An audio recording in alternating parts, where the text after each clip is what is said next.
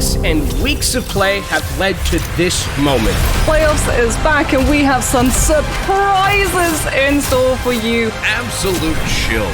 Everybody's so low for SR peak check. Cookie! There's a reason that Cookie was touted as the best soldier in EMEA. Saints play this beautifully. The bomb sticks mid-air.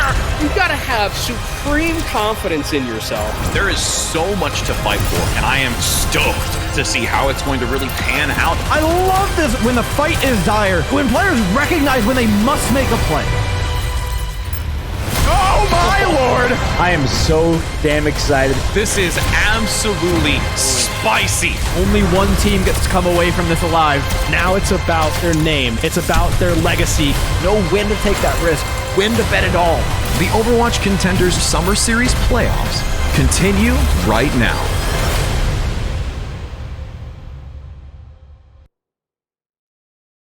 Welcome back, everybody, to Overwatch Contenders in Europe and obviously Moxie. Today, we're back for the playoffs. It's exciting to be back. It's been a bit of a layover. It's always these small layovers between the round robin and the playoffs, Moxie, that feel like an eternity. But we're finally here. We're at the very beginning of the playoffs, and I'm sure you're equally as excited. Equally excited. Oh, you know it, Dustin. Not only are we back, pop the confetti, pop all of the party poppers, we're also playing on a new patch, and that's not all that we have that's going to be new. We've got the new support hero enabled. It's going to be the first time that we get to see her in pro play, and since we're on EU, we get her first! We get her official debut into competitive pro play as well, Dustin. So I'm super happy. I can't wait to see what these teams have cooked up in terms of strategies and how to use her. Speaking of these teams, well, we're going to have a look at the schedule to see exactly which teams we get to follow along with first of all, because, oh my goodness, Dustin, meta may have changed, but some of these teams and the comps that they run out with, I don't think they'll have changed all that much. Up first, it's going to be SR Peak Check versus Team Peps, and you know that SR Peak Check, they're still going to be trying to run that Reinhardt. Of course, yeah. I mean, that's definitely their staple. And meanwhile, later on, same team, kind of different mentality with that same format is right. Obviously, rocking more towards that wrecking ball, and at times with the Jay Raddington the thirds. Meanwhile, Triple Esports kind of mixing things up as well with their new lineup as of this season. Continually improving throughout it as well. And then, obviously we have to wait and see what happens in the other matches for that. But if we go back and take a look at the standings for the overall series, obviously Twisted Minds were just an absolute dominant force leading into this playoffs. I think, Moxie, they're probably still the favorites leading into this, right? Yeah, definitely. Even though we've got Iliari now enabled coming through, potentially being, another Bane, as well as things like the Baptiste and Sojourn to that Pharah to the Echo, Twisted Minds have moved away from only relying on the Echo strategy, and as a result have found a lot of success. Another team I think is actually going to have a lot of success at the moment on this current patch is actually our current 7th seed, Ataraxia. They're not going to be shown on broadcast. They're going up against Exoblivione, but Ataraxia have Helve as their tank, and Helve is the OG Orisa player in this region, right? They were playing Orisa even before it was cool, even before the patch fully buffed her out with those fortify changes. So I think they're actually going to do particularly well if they really can play around the anchor of that tank composition. But whether or not they will do, we've yet to see. We're going to actually be getting to follow on the third match, I believe, the lower bracket, and one of those teams is going to be the team that loses that matchup. So it might be EXO, it might be Ataraxia. Either way, my question's going to be answered super quickly on that front, but we also have to ask ourselves, what is this going to look like? Because, oh my goodness, Sombra got changed, we've got Ramatra nerfs coming through, Orisa got back-to-back buffs off of the 2 patches that the Contender cycle had previously missed out on. Everything is up in the air in terms of how the support lineup is going to look, in terms of what DPS these players get locked in with.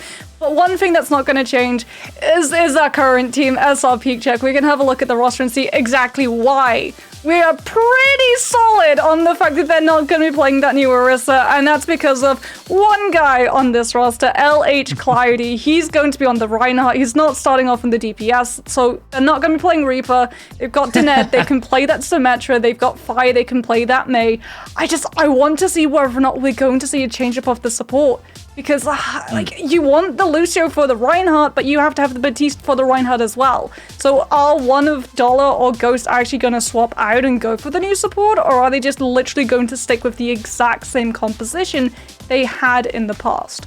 Yeah, only time will tell with that specific support lineup in SRP check. Meanwhile, for Team Peps' side, I think things were a bit more straightforward for them, Moxie, would you say, with maybe running that new support, or, you know, the fact they have FD God, one of the best Lucios in Europe, and then also Kronos, a fantastic flex support in his own right.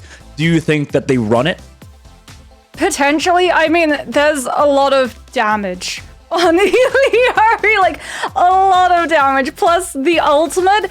It's really punishing for these teams that like to cluster up. It's going to be really strong against teams like the Static Orisa composition, but also for the Reinhardt composition, right? Because everyone's going to be behind LH Cloudy. If they get hit by the Captive Sun, if one of them gets hit by Captive Sun, every single one of them is going to get hit by Captive Sun. And here's the problem too.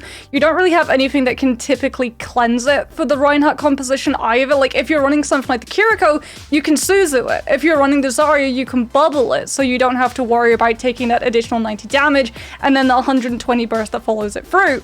But this is a Reinhardt, and Reinhardt's cleanse button, unfortunately, is hitting sub-zero health and going back to respawn. So I think we could potentially be getting to see her immediately out of the gates, but whether or not it is going to be with an Orisa composition, that's still up in the air, because the last time these two teams met, Morph was actually running a lot of the Ramatra to try to punish and directly counter that Reinhardt.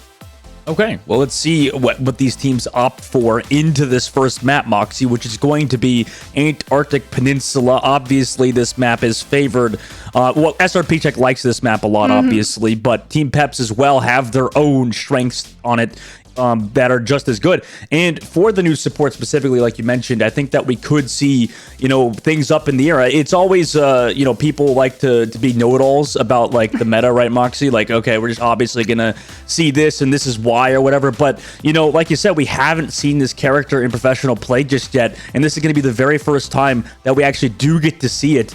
But on a map like Antarctic Peninsula that is going to be Control, maybe teams opt for that Lucio. What do you think? Again, like, it's really tough to call, right? Because, like, Lucio on Control is really good if you lose the first fight, but Iliari, her strength, especially those pylons, is when you have defensive positions, because it has such a huge range, such a huge amount of healing outburst, and also if you're running up against something that doesn't really dive, these compositions who are running into them don't have an easy access point to be able to take the pylon out. So you are constantly fighting up against that healing burst, just pushing everyone's health bars right back to full if they're in charge of choke, and if the pylon is behind that choke, situated on a wall, you have no way of being able to damage it before the fight properly kicks off and you're fully invested. And at that point, if you do need to disengage, that's the Reinhardt composition's one of their biggest composition's weaknesses, right? If you don't have something like a Lucio or a Sim TP, the entire reason why we see the Sim come into this composition is to be able to use things like the TP to get the Rein into those access points faster. Everything falls apart.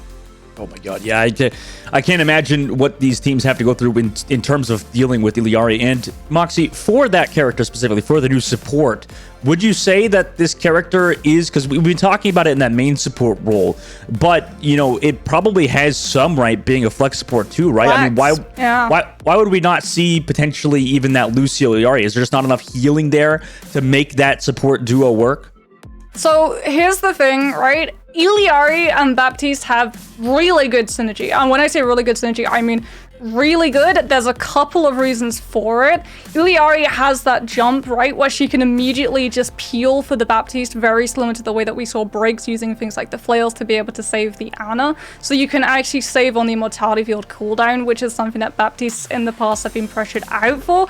But another is the interaction with the pylon and amplification matrix. Because somehow, I don't know what happened in the coding, but something is listing pylon as a projectile. D.Va can defense matrix it, brilliant, But that goes two ways because Amplification Matrix from Baptiste also amplifies the healing output and speed from the pylon. It's ridiculous. So to have those two supports, not only do you have so much healing potential, but you also have so much damage output and survivability. And remember, if we're playing into these static compositions, Lucio isn't really needed. You're not going to be rotating to get the full value from that pylon. You're going to want to stick in one spot and not constantly have to break the pylon, set it on the 8-second cooldown, and move. Yeah, I mean, it's such a strong ability as well. So we'll have to see leading into this first map what, or if we see it at all, in fact, leading into this one. I mean, you obviously leaning towards yes rather than no, Mox, but, you know, for the likes of SR Peak Check, we know what they like to do, right? Just play with that Lucio, play quick, play fast, you know, set up LH Cloudy. And, you know, you mentioned him on Reaper earlier, potentially playing that DPS role. We have seen that throughout the round robin, but in terms of the playoffs, they're locking towards him on the run. Yeah, I mean, in terms of the playoffs, in terms of every single match, when Cloudy is on this team, if he's not on that DPS, they're going to be running that Reinhardt. A lot of other heroes did receive a whole bunch of other changes. Bastion got incredibly buffed in terms of versatility all around the board, and that is going to be a problem for this Reinhardt if you are not able to instantly get that TP if you take too long in those rotations. Hybrid is just going to chunk through your shield before it's even available, and no surprises, it's not going to be any Iliari. What is surprising, however, is Molf is mirroring the Reinhardt. Yeah, Molf mirroring the Reinhardt is interesting, and also with the Bastion in Torbjorn on the side of Team Peps, they go Coastal, and Molf actually finds that Fire Strike opening onto Danit early on. No Symmetra now for SR Peak Check. They try to just rotate around the point, maybe get some of this healing on the back, but unfortunately, they lose that Immortality Field of Ghost, and then LH Cloudy soon to follow, and Peps just a clean first tank. So I actually love this composition that Peps are coming out with, because like you saw, the target for Team Peps, it's not the support lineup, it's Danit on this Symmetra, because if you take the Symmetra off the board, there goes the Reinhardt's engagement tool. Without that TP, they can't get into these fights, and Hybrid and Naga just get to spam. Now they're going to get that TP off and try to collapse in on, but there's the sustainability, and there's the burst damage of the Bastion entirely uncontested. I like that a lot. I mean, both these characters have a lot of HP and armor too, so it's going to be hard for the Symmetra to really get a lot of value. And meanwhile, Naga, like you said, off that left side, I mean, perfect off angle. Yeah, and that's the thing. Team Peps get to play the off angle. Naga already 73% of the way to that first Molten Core. SR Peak Check going to still be sticking on this composition. Ghost is pretty close to the Amplification Matrix. Has to make sure, however, that they don't lose a squishy to an off angle again. They break that turret. A little bit of damage removed for Naga for now, but Curly can put down another one. Meanwhile, Amplification Matrix here on the point. Immortality Field to keep them healthy. Counter and Matrix on the side of Cronus. Team Peps still alive, but the charge comes through from LH Cloudy. Takes Hybrid off of the map and plays around the mini health pack and able to find Cronus. Unfortunately, the boop is there from FD God, but the damage is already done, and Danit is finding the rest of Team Peps as the point already flipped back in their favor. 57% picked up for Team Peps, but now we should see SR Peak Check really getting into their own on this composition. Danit can put those Symmetra turrets up to make it really hard for Team Peps to be able to rotate onto the backside of that point. Fi is going to have the Blizzard for stall potential, and it's going to come down to the Rhine mind games in terms of whose shatter is more effective. And I mean, LH Cloudy has been Rhine maining for years. Surely he has to have the advantage in that. For sure. I mean, SRP check. Still holding out this choke point with that Blizzard. Now they toss it in. Fi is onto the back, but Naga already found Danit. However, he went so deep that LH Cloudy came back for him. Took him out with the Fire Strike at the very end, but it is just a 1-for-1. Meanwhile, Bastion Ultimate coming through from Hybrid. The zone on the point. LH Cloudy, meanwhile, still trying to take that fight with Molf. However, has to go up some space. Will die to Hybrid, but does get the shatter off. Meanwhile, a sound barrier here is to overlay to counter the damage from SR Peak Check to give Peps that recontest on the point, and they take it, they flip it back. I love the fact that Hybrid tried to use that artillery strike to bait LH Cloudy and using the Rhine shield like an umbrella, but he knows that Morph has the shatter. He holds the shield, goes for the shatter past Morph, but unfortunately, there's still just too much damage output. Even in the lull that Team Peps are able to score onto the side of SR Peachek, and the second that Hybrid recovers, out comes that Bastion burst, and away goes this Rhine composition, as yet again they have to look to engage, this time without anything other than the amp. Yep, they'll use it. Ghost there, as well as Cronus on his side. Immortality Field also utilized by him. Hybrid is trying to play around the corners, make sure he gets through it. Morph goes for the shatter. Unfortunately, doesn't connect with anybody and is incredibly low, but still has that double pocket from the Lucio and the Baptiste. However, Phi still there with the damage, able to find him. Naga as well, trying to find a counter potentially here with the Bastion as well of Hybrid. So SR Peachek can't go too far forward because they need to get back up in terms of those heals. So Naga will commit the Molten Core here, but Phi, nice shot from him to take out Naga after dropping the Molten Core. SR Peachek flip it back, and with 90%, Team Pep still have to respawn, and this last fight is going to be dicey. Yeah, this is really risky. The reason that Morph went for that forward shatter is to try and stop the flip from coming through, but he wasn't able to prevent it, and SR Peachek, because they're in control of that point all the way through the fight, they're hitting overtime. Another Ant Matrix built by Ghost with the beat drop to go aggressive. However, Hybrid counters with an ultimate. Cloudy will fall even with that ultimate out of Ghost. Naga doing a great job there. Blizzard here to slow down Morph, potentially find him. The beat, oh my god, does not connect on the Morph, sadly. Dala will find him, but Hybrid did trade back Ghost and is on the point. Naga also finds Phi. Dala goes down, and in overtime, Peps will flip it back.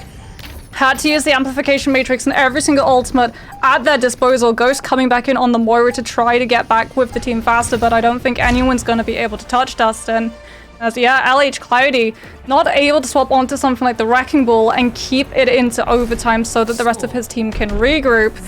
It was close. We're probably going to get a Rhine mirror matchup again as Antarctic Peninsula continues, and we get to see some more of these maps where the spaces are incredibly closed off. This is one of the ones where the Reinhardt doesn't really have as much strength as it would traditionally, but again, tradition is very much broken by the Symmetra coming in for this composition and allowing you to take what is normally a huge disadvantage for the Rhine to deal with, inability to access low ground to high ground, entirely removed with that Symmetra teleporter. So as a result, yet again, it's going to be the mirror matchup, this time with the addition of Hybrid's Hanzo. So same game plan for Peps, take an off angle, find a squishy, take the Symmetra down, and hamper LH Cloudy's movement. Yeah, it's interesting they'll make that swap. I mean, the Bastion did look good on that previous round. SR Peachek, though, is taking this space momentarily. Hybrid still launching in those arrows from the back, scouting out the supports as well, making sure he could potentially find that one-shot TP in from Cloudy, just to look at him for a second, then drop back down towards that point where SR Peachek will be taking that objective first. Meanwhile, Peps try to rotate back around the high ground onto Phi, maybe push them into a bit of a more central location. They've already gotten the cooldowns out of Phi, so now they want to press the go key onto Phi there on the back. Nobody there to save him. Great job from Naga and the rest of Team Peps to find that kill. Immortality Field also found out of there already. LH Cloudy then gets removed by Naga, and it's very, very good recontest there from Team Peps as they rotate through this point, and surely we'll get the flip.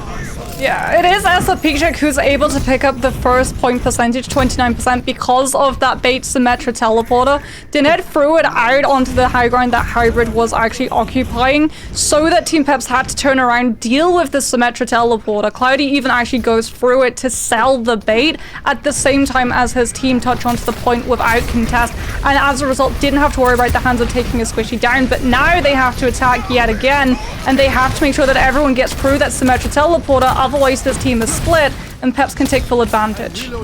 Doing a great job focusing that teleport. Cronus will already drop his amplification matrix over the top. Counter ultimate by Ghost. Meanwhile, Morph goes for the shatter. Unfortunately, doesn't find the kill, but Hybrid does over this top side. Also finds the charge onto Cloudy. Cronus also removed Dandit, and that's another hold for Peps. Yeah, Team Peps just have so much more mobility, even though they're not running this Reinhardt alongside this Symmetra. Because they're running Hybrid on the Hanzo rather than the Bastion, he has the ability to be able to wall climb and put himself on these off angles. So when SR peak check, try and mirror Team Peps in terms of the amplification matrix and use it to bunker up onto the point. Hybrid literally just goes onto the high ground and shoots everyone below him without any contest. As SR peak check want a fast recontest and unfortunately go right into the Dragon Strike. I mean, yeah, it was perfectly timed. Cronus is there as well. Molf takes a little pressure, so has to get that beat drop, but counter beat on SRP check's side. Allow Ghosty to find Molf, or Ghost to find Molf early on. FD God, though, will trade back Dandid. And Hybrid will also find Ghost, so SRP check claimed this point, but it's only temporary. Cloudy will be found by Naga as well. A little bit of delay from Dala, but surely he will fall, and he does. May hear just a delay from Fi's side. But eventually we'll have to come out of the ice block, and Naga takes out the Torb Hammer too. Peps will flip the point back. He would have actually gotten that hammer kill, but he's denied it by his own turret. Feels bad for the Torbjorn. As I mean, you have to feel bad for LH Cloudy. He's got the Reinhardt ultimate. He has the Shadow. Fi's got the Blizzard if they really want to again just teleport onto the point, throw it down, and guarantee that flip. But Team Peps are just so split in terms of how they're playing, always with an off angle. It's never going to catch all of them. Window there, Hybrid finds Dala through it, does cost him his life though, but Molf has already found Ghost. Fine, will get FD gone, so he's putting a lot of work on the May, but Cronus still alive, pumping in that damage and heals from the back line, and now just with double DPS here on the point, SR peak check in a very dicey situation. They do get that point flip. Molf not able to find that kill just yet either, as he's kind of waiting for his team to kind of re-enter back into this fight after losing Hybrid earlier on. Some extra wall here from Dandit as well. Charge comes through from LH Cloudy, allows them to find Molf, and Dandit will go aggressive with that TP play. SR peak check last second actually will claim this objective, or keep the objective in their time. 80% now on the board. We're entering last fight territory for Peps. Yeah, it cost them 2 ultimates. Again, took the engagement from Peps on that high ground, using both the Blizzard and the Shadow to be able to put themselves onto that point and find the fast flip uncontested. And then using the fact that they had the symbol to block off the off angles that Team Peps have been taking advantage of in these neutral fights, and the mate to be able to stall through. Now Amplification Matrix is there. They're all forced in the corner because of the Dragon Strike, however, and Team Peps starts to try and control the space. Yeah, Molten Core popped as well on the top, but Ghost almost gets out with his life. However, FD God is there. Dandid trying to find some kills desperately, but will fall to Hybrid. And now it's just a man Lucy on the objective. What can they really do? A beat drop is available. Dala will have to use it to keep them sustained. Overtime is still ticking down, but the beat drop is removed from just damage output of Peps. The Hanzo and the Torbjorn combined for both Dala and Fi. Cloudy is back, but doesn't have a lot of support, so they'll give up that objective and give up this first map. Peps will take the first map on Antarctica. Those pushes were just too expensive for SR Peak Check, right? Every single time they had to go for the Symmetra teleporter first, that's costing them significant time and point percentage for the other side, as well as the fact that Cloudy is only safe to really drop that shield and not have to worry about the off angles when the Symmetra wall is up, and that's an ultimate. You're never going to have it every single fight, every single push, so every single time that SR Peak Check want to go for that point flip, they have to invest ultimates, as opposed to Team Peps, who have the mobility, don't have to rely on a cooldown of a Symmetra teleporter either that is shootable. You can break it early, you can immediately stop SR Peak Check from being able to use it to rotate, as opposed to Hybrid, who just literally gets to hit wall climb whenever he feels like it, because there's no one to contest him on the long range either.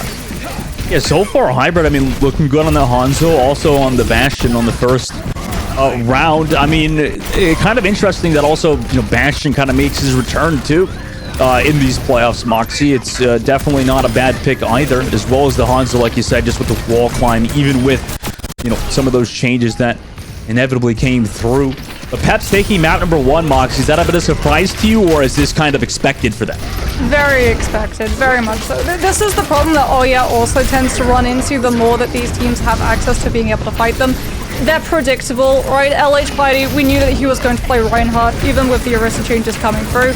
Team Peps knew that he was going to play Reinhardt, and as a result, they have this composition, this strategy. I guarantee you that we do not see this Morph Reinhardt pick come through against any other team if they know that it's not going to work into something like the Orisa, the Diva, or the Winston that some of these other teams might potentially want to turn to. Yeah, interesting coming back into Overwatch casting because it's been so long, you know, obviously coming into these playoffs, immediately start with the Bastion tour, but the Reinhardt comp, Moxie, I mean, what a way to start it off, huh? I mean, well, pretty both funny. Got buffed. Here's the thing. Yep. Both got buffed, and you have to think about it as well. Like, a strategy that SR Peak Check would do in the past would be that they would throw that Symmetra teleporter out to bait the way that we saw them do on that second map of Antarctic Peninsula, right? Sub-level, where they throw the teleporter out to deny Hybrid's off angle on the Hanzo that high ground. He has to turn around, shoot it, stops them from shooting the squishies when they walk forward, claim that point. It's going to take a lot longer over time for something like a Hanzo to shoot it down as opposed to the Bastion, who has that amazing burst damage when you're in wheels up form, as well as the fact that it really disintegrates the Maywall incredibly quickly too. And something else that they would do other than the Symmetra teleporter play would be to throw the Maywall up to be able to disguise their rotations because they'd use the teleporter to bait. They needed something to guarantee that Cloudy got into the fight safely and with shield still having at least a percentage of health intact, and it would be the Maywall. But here's the thing, the Bastion just goes wheels up, moves around it, or shoots it down, and suddenly those are two platforms for your Reinhardt to feel safer behind, entirely removed in the blink of an eye, and you have no way of being able to reposition in time before the Bastion chunks through that shield and takes a squishy down. And we saw it time and time and time again. Yeah, excellent game planning from Peps, like you mentioned. And, you know, it still was somewhat close, even though that was a 2-0 in terms of the round differential.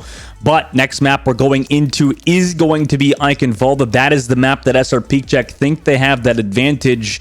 And leading into this one, Moxie, you know, maybe do you think we'll see a little bit of that Iliari to come through? Potentially on the defense.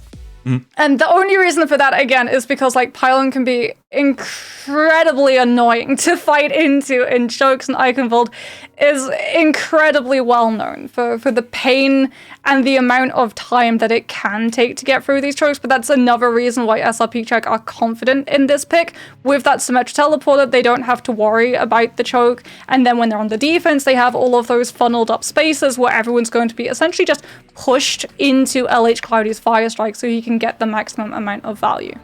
Okay, well, let's see how things pan out on this map specifically. You know, a lot of these teams, you know, specifically SR Peak Check like to run that Ryan like you mentioned, but, you know, the fact that Molf is just the one to play it too, just to kind of counter it, speaks to, you know, his own capability to play Ryan to a high level.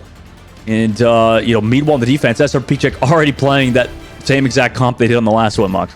Well, they can't play anything else. We've already talked about it, right? The Reinhardt needs the Symmetra, needs the Mei as well to properly be able to play off of targets that have been isolated by that wall. You've got this first choke that we're just sliding through on bridge. Perfectly shaped for a Maywall to be able to catch someone out, and then the Rein can use it as a backboard to charge. The Lucio is necessary because you need the speed to be able to engage and disengage the Reinhardt, and the Baptiste, the amplification matrix with the Fire Strike, the synergy is just too good. And Immortality Field, when your Rein gets pressured onto, he doesn't have something like the fortified form of the Arista to be able to survive those 1v. As Team Paps, no surprises, Hybrid on that Bastion looking to chunk through every single defense SR Peak Check has. This is actually was a good map previously too for Bastion, even leading into or before the buffs, rather necessarily on the left side. SRP had to deal with that grenade from him. Nice damage. Dandit though still just fine, and Pep still kind of stuck at this choke point. Already 30 seconds off the clock. Naga ready to go for this right angle, and they just go aggressive with this Bastion. Now Wolf already gets taken out by Dandit, and Cloudy with the Fire Strike will find that 2K as well. Nobody lost either, so perfect from SR Peak Check. 3 kills with Fire Strike, by the way, for LH Cloudy. Really good placement of Immortality Field from Ghost. You can see that Hybrid actually acknowledges that Immortality Field comes out, and instead of trying to break the Reinhardt shield, tries to break the lamp, but the damage has been done. Team Pep's trying to go for that engagement with Naga using the E to close up the distance. Feeds himself straight into an entirely unkillable team. This time around, though, Pep's going to expect it. Just wants to go side room. Ooh, Cloudy goes for that shatter, but does get nothing besides Molf's shield. Meanwhile, Hybrid already walked into this left room in the mini, and he's finding max value. Gets LH Cloudy and fine. Naga is there to find Ghost. Ghost did find Cronus, but it might be too late. I mean, Team Peps have walked into this objective. SR Peak Check, though, looks like they're going to regroup and try to get a recontest. They do have that Symmetra wall, and they're going to throw it out immediately to try to mitigate some of the damage coming through from Choke, but unfortunately, Dustin, it's too late. They can't contest. Molten Core and Artillery Strike comes through from Team Pep's side, and SR Peak Check used Sound Barrier to try and engage on that one, Dustin. That's 2 ultimates that they're now going to be lacking. That's just perfect from Peps' side to just counter with their DPS ultimates to deal with Dala and Danids. I mean, that was amazing work from them. Meanwhile, Peps have rotated already towards that castle, have Hybrid in a great spot to utilize this amplification matrix, and all of Cloudy's health pool just got deleted. SR Peak Jack tried to play around this payload, but no beat drop, like you mentioned. They can't take a good fight versus Team Peps, and Peps will continue this cart presence. Team Peps dozy-doed their positioning as well. They took castle control away from SR Peak Check. They tried to take the engagement around Portcullis, and unfortunately, as a result, they got off-angled again. Castle was in full control of Hybrid, who'd fortified it to the point of Fort Knox with that Bastion behind Amplification Matrix, and Naga with the turret just controlled the off-angles as well, as we see the Amplification Matrix from SRP Check, and Team Peps, they just disengaged. They dropped down, and that amplification is abandoned. Yeah, I mean, this is SRP Check's entire game plan, just to play around the objective. So as long as they're stopping at the choke, that's somewhat okay. But like you said, that ultimate, the Amplification Matrix now gone, not in this fight. Dana, though, able to find FD God over that top side, kind of fought for that against the Lucio, and is able to come out on top. Now the Symmetra turrets are in a great position at the choke point as Peps have to walk through to try to reclaim this objective. Shatter comes through from Cloudy, allows Dana to find Cronus as he is deep on the back line of Team Peps. It will cost him his life, but the damage is already done for SR Peak Check. 3 minutes now off or on the clock for Peps' side. They're going to have to reset. Yeah, Team Peps unfortunately had to take that fight. They lost FD God. They lost the opportunity to be able to reposition, and actually they're going to get staggered as well, losing the Lucio even later on the second engagement that FD God tried to take. And LH Cloudy, he just waits for his opportunity. Again, walks past Morph, gets every single squishy behind the Reinhardt, and then Dana drops into the backline and gets to work. As SRP Check off of that Shatter, they've still got high ground control now with the Symmetra, but they've also recovered in terms of ultimates.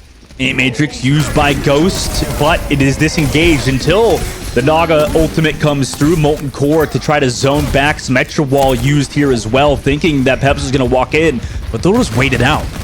Artillery Strike still available for Hybrid, but Fire's Blizzard is something that Team Peps have to be concerned about.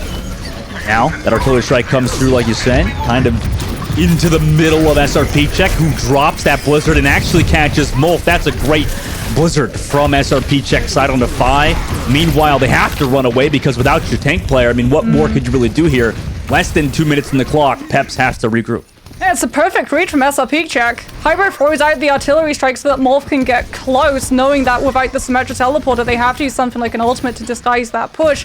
And Fi zones the entirety of Team Peps outside of him with that Blizzard. Now we're going to see Fi trying to just wait for Team Peps to walk in front, find that wall, but actually gets red and potentially knocked off the map. Wait, but it's Hybrid to find Danit with that Storm Arrow. Shatter comes through from Wolf here too, and 2 Cloudy will get the charge as well. A minute now on the clock. Hybrid will find 5. Great re-engage from Peps. Ghost is going to go down late as well. Hybrid swapping onto that Hanzo off of the Bastion. Now just gets so much more mobility to be able to do just this. Has the high ground, is going to be able to use that bolt to be able to figure out the angle that SRP Check tried to take this next fight from, and can just spam the damage down as SRP Check have to rotate all the way around. Yeah, they do so. Will drop the Ant Matrix on Ghost side, but has to use the Immortality Field for himself because he took so much poke, but he is able to find Wolf, who is running away from Cloudy, who I'm pretty sure dropped the Shatter in that fight too. So with those 2 ultimates, 30 seconds left now, they'll find the delay on Naga. Yeah, Kronos just throwing himself off of the map to be able to regroup with the team a little bit faster. Unfortunately for Team Peps, however, we're right into overtime, and Fi has the one ultimate that they don't have any means of being able to disengage, the Blizzard. If they can just throw it on the payload, they have nothing, but they're going to use it early to try to keep Team Peps from walking through a gate. Yeah, you might as well. Naga's able to get found by Ghost, and now on the payload, FD God just looking to do some maneuvering here, but unfortunately gets booped away temporarily. Some extra wall here too. Beat drop is coming out from FD God, doing a great job playing his life on the objective, and Molf's able to find Ghost. FD God is being such a nuisance right now, but Dated finds Cronus. The boop comes through from FD God onto Fi. I mean, perfect from the French Lucio of Team Peps. Gives them this chance, this opportunity, and Naga will find Cloudy as well. This is why I was not a fan of that early Blizzard, because FTCOT was able to kite out of it and establish himself on the payload, and now Team Peps have the ultimate advantage. Fires onto the Genji to try to just touch in time, go through the window, will be able to hit in, but here's the Dragon Strike to stop him from touching. Dragon Strike, and also a lot of the support from his team. Dala trying to pull similar maneuvers off that Cloud, or that FD God did earlier. Finds able to find Hybrid, but FD God will remove Cloudy. 5 finds Naga. The overtime is still ticking down. Ghost pops the Ant Matrix, so they have a lot of the damage output. But what can Molf and FD God do to delay the objective? It doesn't look like much more. And with 0.45 meters left, SR Peak Check will stop Peps in the Streets phase. That could have been absolutely horrific for SR Peak Check. I mean, as it is, that payload gets so much more free distance. It is, however, stopped before I can pick up that second checkpoint, as we can have a look at some of these replays. Look at how obstructive this Torbjorn turret was in terms of them being able to properly move through those chokes. Really good just changes coming through from SRP Check in terms of how they use the amplification matrix as well. Love the fact that they saw that, okay, we had to abandon it the first time because the fight got kited away from us. We're just going to use it solely for Ghost to be able to keep pumping out the heals and the pressure so that Cloudy gets to go as aggressive as he wants. Yeah, I mean, that was just overall great work for them. I mean, Peps was so close to finishing. That might have been like one of the most impactful Lucio stall plays we've ever seen, I think, Moxie. Yeah. Is that fair to say? I mean, that was so clean from FD God just to, you know, wall climb up the tower and go into the bridge and then come back with the beat drop. I mean, that was beautiful. Unfortunately, I came back on the Genji and was just like, yeah, I'm actually good at this hero. So, you know, not as good for them, sadly. But now Peps on the defensive side, maybe they could pull off something similar to SRP Check. Team Peps not really going for early choke control at the moment. They're still running this composition, which is all about just monopolizing the space and stopping SR Peak Check from being able to use the Symmetra teleporter to be able to enable a composition that, without the mobility, is incredibly weak in terms of that poke phase. As SR Peak Check just wanting to get a read on what they're running into. Cloudy underneath the bridge, yeah, just getting that read like you mentioned. Peps now, you know, kind of cat's out of the bag here. Walking with the Bastion and the Torbjorn, but Hybrid. Oh my god, what a sticky onto Dandit. And Dala will find those two early. Now tries to zone out SRP Check, who are stuck in a very awkward position. Probably looking to just die here or maybe find some sort of cheese kill, but after Immortality Field is used, can't really get anything more done. Peps wipe the rest of SRP Check back to the spawn. Yep, that's always going to be the problem when you're running into that Bastion with that concussive. If you commit to the Symmetra teleporter and Cloudy drops his shield even for a single second, so many people are going to be hit by it. As they are pretty close to building up their shatter, but Danad going to be taking a little bit of a different angle at the moment now for the Symmetra TP. They tried the right side, now they're going to go the left and use the natural cover to be able to open up with an amp. They use it very quickly. I mean, this has been the trend for SRP Check, just try to surprise Peps, but they will get 2 ticks as the Immortality Field, or the Amplification Matrix, is being waited out. Counter Ant Matrix from Peps' side. Cronus with Naga able to find Cloudy. Fi, though, does trade it back. Lucio removed, so no speed now for Peps' side, so they just have to stay around this payload, secure it until their Lucio comes back, but Cloudy building towards the Shatter will have to deal with a Molten Core on this right side. Dandit also gets ran at by Naga, able to find that kill as him. Ghost as well gets pressured back, but the Blizzard is here on the objective. FD God surely so close to being frozen, but Fi's able to find him with that Icicle. Wolf goes for that Shatter very late, but unfortunately he's missing his team, so SRP Check will take this point A. Really good kiting coming through from Daned's TP. So first of all, SLP check, they understand that, okay, Hybrid's going to be a problem. We're going to use natural cover. That blocks all of the Bastion damage when the teleporter is actually used. So everyone's still alive. It allows Ghost to be able to hit into the Amp Matrix. Once their Amp Matrix runs out, they actually use a second Symmetra teleporter for everyone to disengage Kronos' Amplification Matrix so that they can all survive, wait it out, and then collapse onto the point with Ice Blizzard as the figurehead for the push. Now, however, Team Peps have the high ground and are just waiting for Hybrid, waiting for that Maywall to be able to drop in with this Bastion ultimate and again deny an amp. A nice late ultimate actually there onto Ghost, but unfortunately won't find him. Ghost nearly playing that perfectly, but both support ultimates had to be used there. Now Pep sitting with that support advantage. However, SRP Check still have some ultimates to work with and the payload. I mean, this objective just keeps getting pushed forward. Now FD God tries to come through, still holding onto that beat.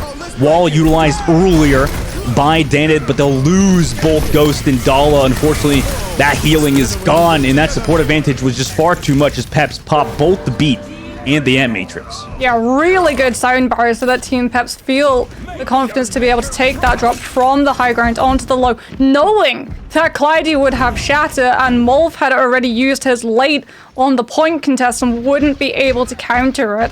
Fi, however, getting pretty close to this Blizzard. Naga does have that Molten Core available to be able to peel its after effects, as we're going to see SRP Check try to bait Team Peps into thinking of fights on the high ground so they can get back onto the payload and push it through.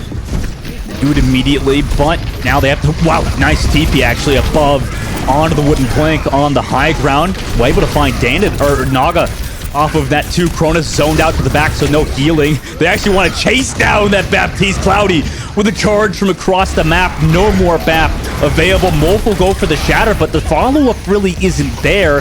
Hybrid trying to find something at the bridge, but unfortunately just has to jump down, try to get away, but Cloudy will find him with the Fire Strike. Naga as well, trying to run out here, will actually make it through. Drops the turret. Can anybody even touch with 2 meters left? It doesn't look like it. No. SRP Check. Great win on this map will equalize the series 1-1. Yeah, Molf tries to come back on the Doomfist the way that we saw Fi with the Genji going through the window and tapping onto the payload, but isn't actually able to make it in time, as Cloudy is going to walk away with play of the game. Sure, yeah, it's going to be the triple Fire Strike. Look at this. Has all of the confidence in the world, knowing that he's got those supports, knowing that all of that burst damage from the Bastion has already been baited out when Immortality Field was up, so he literally just gets to swing, charge, and Fire Strike away.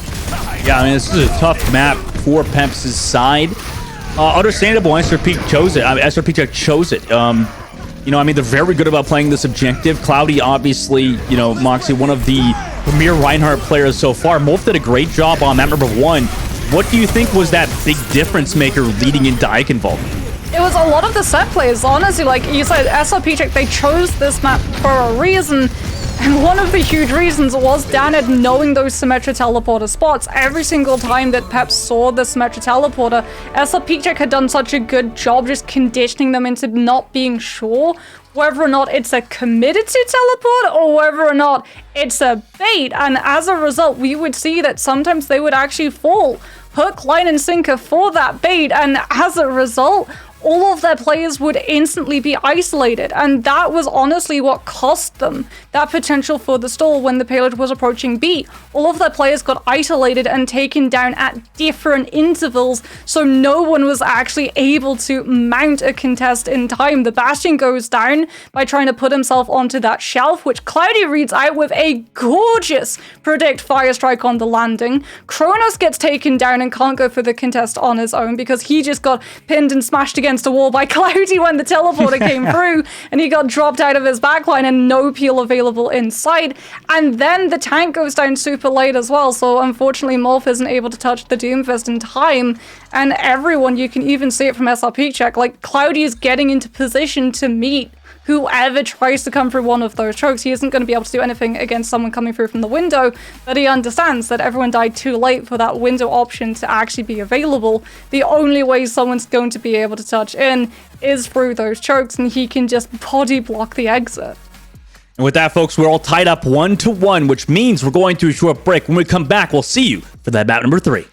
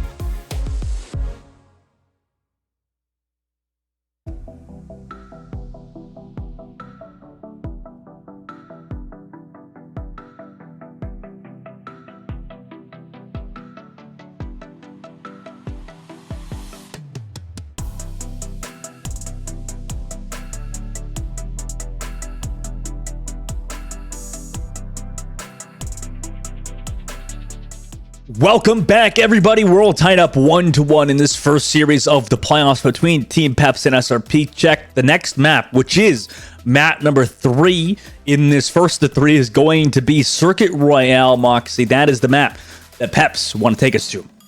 Yeah, Peps want to take us to a different map. They're not going to force SRP check off of a different composition, though.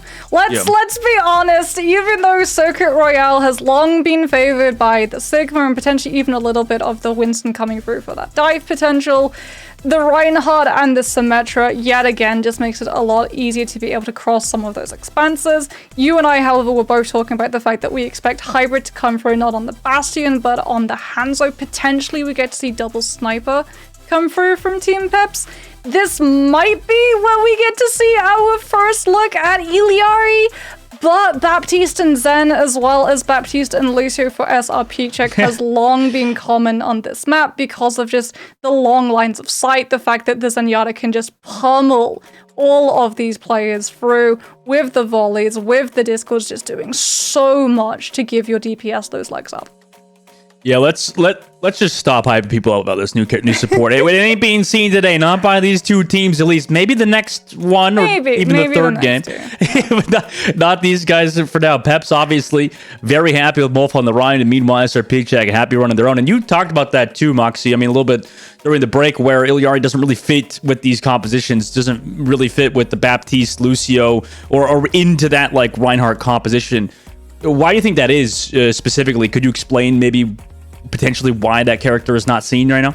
Okay, so look at the amount of times that SRP check used the Symmetra teleporter to move their position around Eichenwalde. Because every single push had at least 2 different iterations of a Symmetra teleporter actually being invested. Yes, you can actually teleport the pylon, but it requires the pylon to be on the ground, which just is going to make it way too easily targetable, as well as the fact that who would you drop? Again, we've talked about it, right? You need that Baptiste, you need that burst of continuous healing for the Reinhardt to have the confidence to be able to stay as aggressive as he wants to play.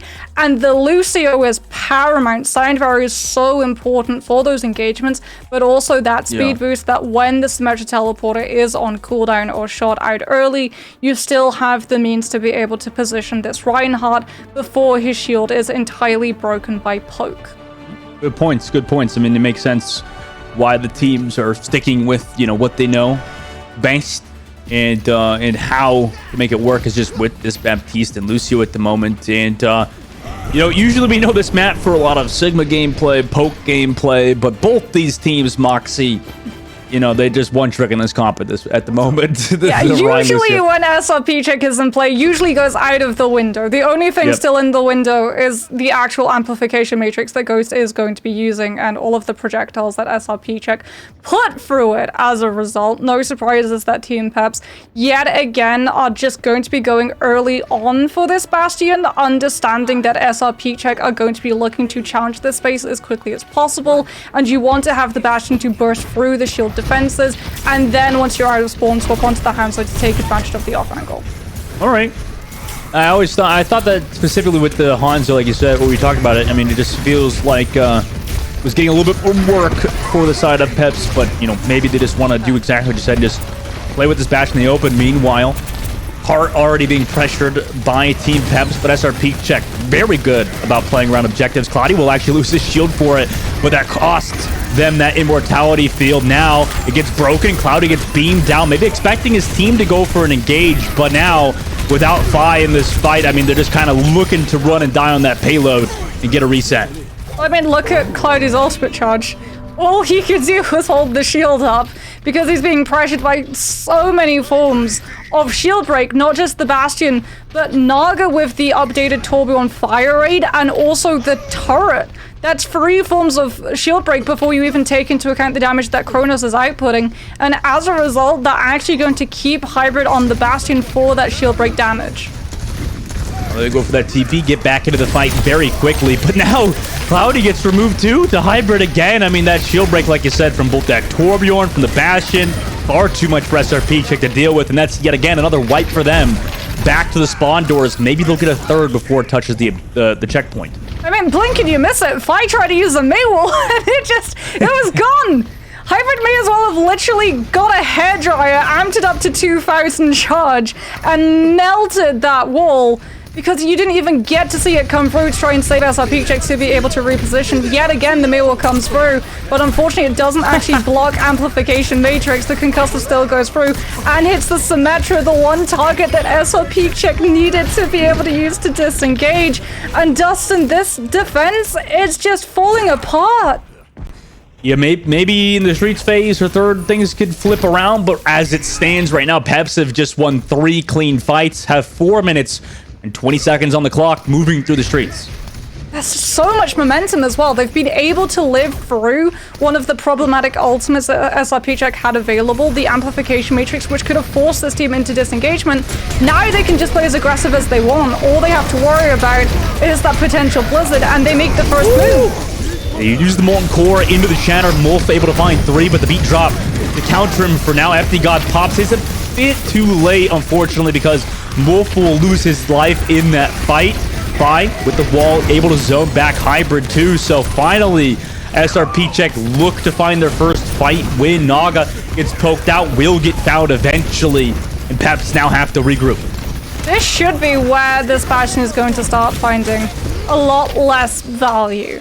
Right in those rotations, Netted SRP check are going to have the advantage of that high ground and start to poke away. Team Peps aren't running that teleporter. They only have this Reinhardt shield and Lucio speed boost to be able to rotate and rely on these squishies staying safe until they can take a fight. And SRP check can literally just pick up all of the time that they waste on A.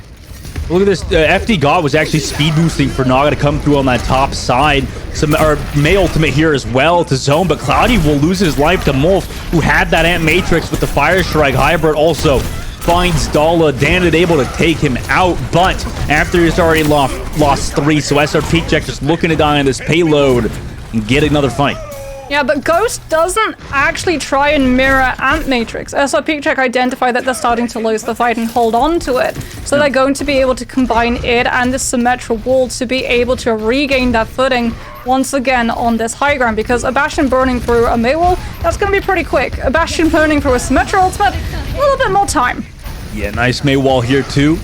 Zone back out, Symmetra wall is well there like you said, but Peps kind of walk away. They just disengage from that pillar side. SRP check trying to maybe find a kill or something, but Peps have regrouped, waited for Cronus to come back, and now they're off the Bastion. Regrouped. They're right they're off the Bastion. Fires onto the mate to be able to wall up the Amplification Matrix if he has it, but I don't think it's actually on cooldown, or at least he's not ready to push with them.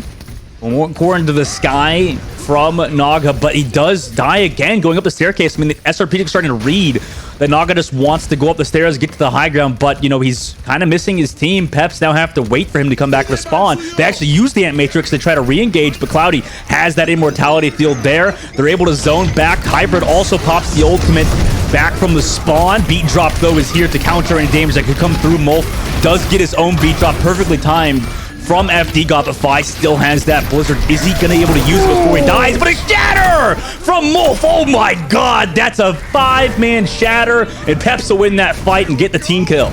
Well, that's an ace. We're going to get to see it in replay immediately. Oh my goodness, such a gorgeous shatter. And then the speed boost coming through as well from FD God to be able to let Morph move up and start to swing the hammer on everyone on the ground. Fi's now onto the Bastion to try and counter with the shield break. And they are actually potentially going to be able to contest with the Rhine charge touching in time. But unfortunately, everyone's split away from the Rhine dust and there's no protection, no absorption of the damage from their tank. And as a result, Team Peps just body through the squishies and then turn and deal with Cloudy after. They're just so discombobulated at the moment. I mean, Fi swaps over to that May now again. I mean, just swapping back and forth, it feels like. And Peps, 2 minutes left now in the third. They're kind of looking clean right now. Yeah, they're going to be able to play from the high ground as well, so they have even less to worry about in terms of how this shatter from SRP check can be used. In fact, it's the Symmetra TP into shatter, but Molf turns around and blocks it! Hey, look, he's already close to another shatter. I mean, perfect play from Molf. I mean, the Rhine player of Peps has been playing so damn good. They do pop the Ant Matrix from Cronus here just to secure things, but what plays so far from him? Hybrid's going to have artillery strike too, so that's going to be another potential denial of amplification matrix. Typically, we say that point C favors the defense, but when Team Peps just have so much damage on their side, SR Peak Check just don't get the opportunity to be able to use these channels to put damage onto these squishies early. They have to hide around and play reactively. I mean, they're getting a little bit too predictable with their TP plays, huh? Wolf, now at the choke point, just looks to try to keep pressuring LH Cloudy into that Bastion ultimate as well. Artillery strike, using that third one late from Hybrid side to maybe catch somebody off guard, but they do force that Symmetra wall back up for now, take that 1-for-1 ultimate trade. Ghost still holding on to the amplification matrix, but Naga is going to be able to have that Molten Core. The one thing that Team Peps don't have is time at the moment, less than a minute, so they have to make this pushing quick. They use the Molten Core towards that objective and also towards the backside of the point where any supports would potentially be. FD God able to find Dandit. Naga as well combines for 5 bolt DPS remove. Ant Matrix for Ghost trying to be something for the side of SRP, but gets booped off the high ground from FD God. Beat drop from Dala is here to try to sustain, but Cloudy's inside the room alone. No supports there in this situation. Dandit as well onto that Reaper, but Team Peps have just snowballed through this third phase and probably will cap out with time. It looks like they do 16 seconds, fully capping out Circuit Royale.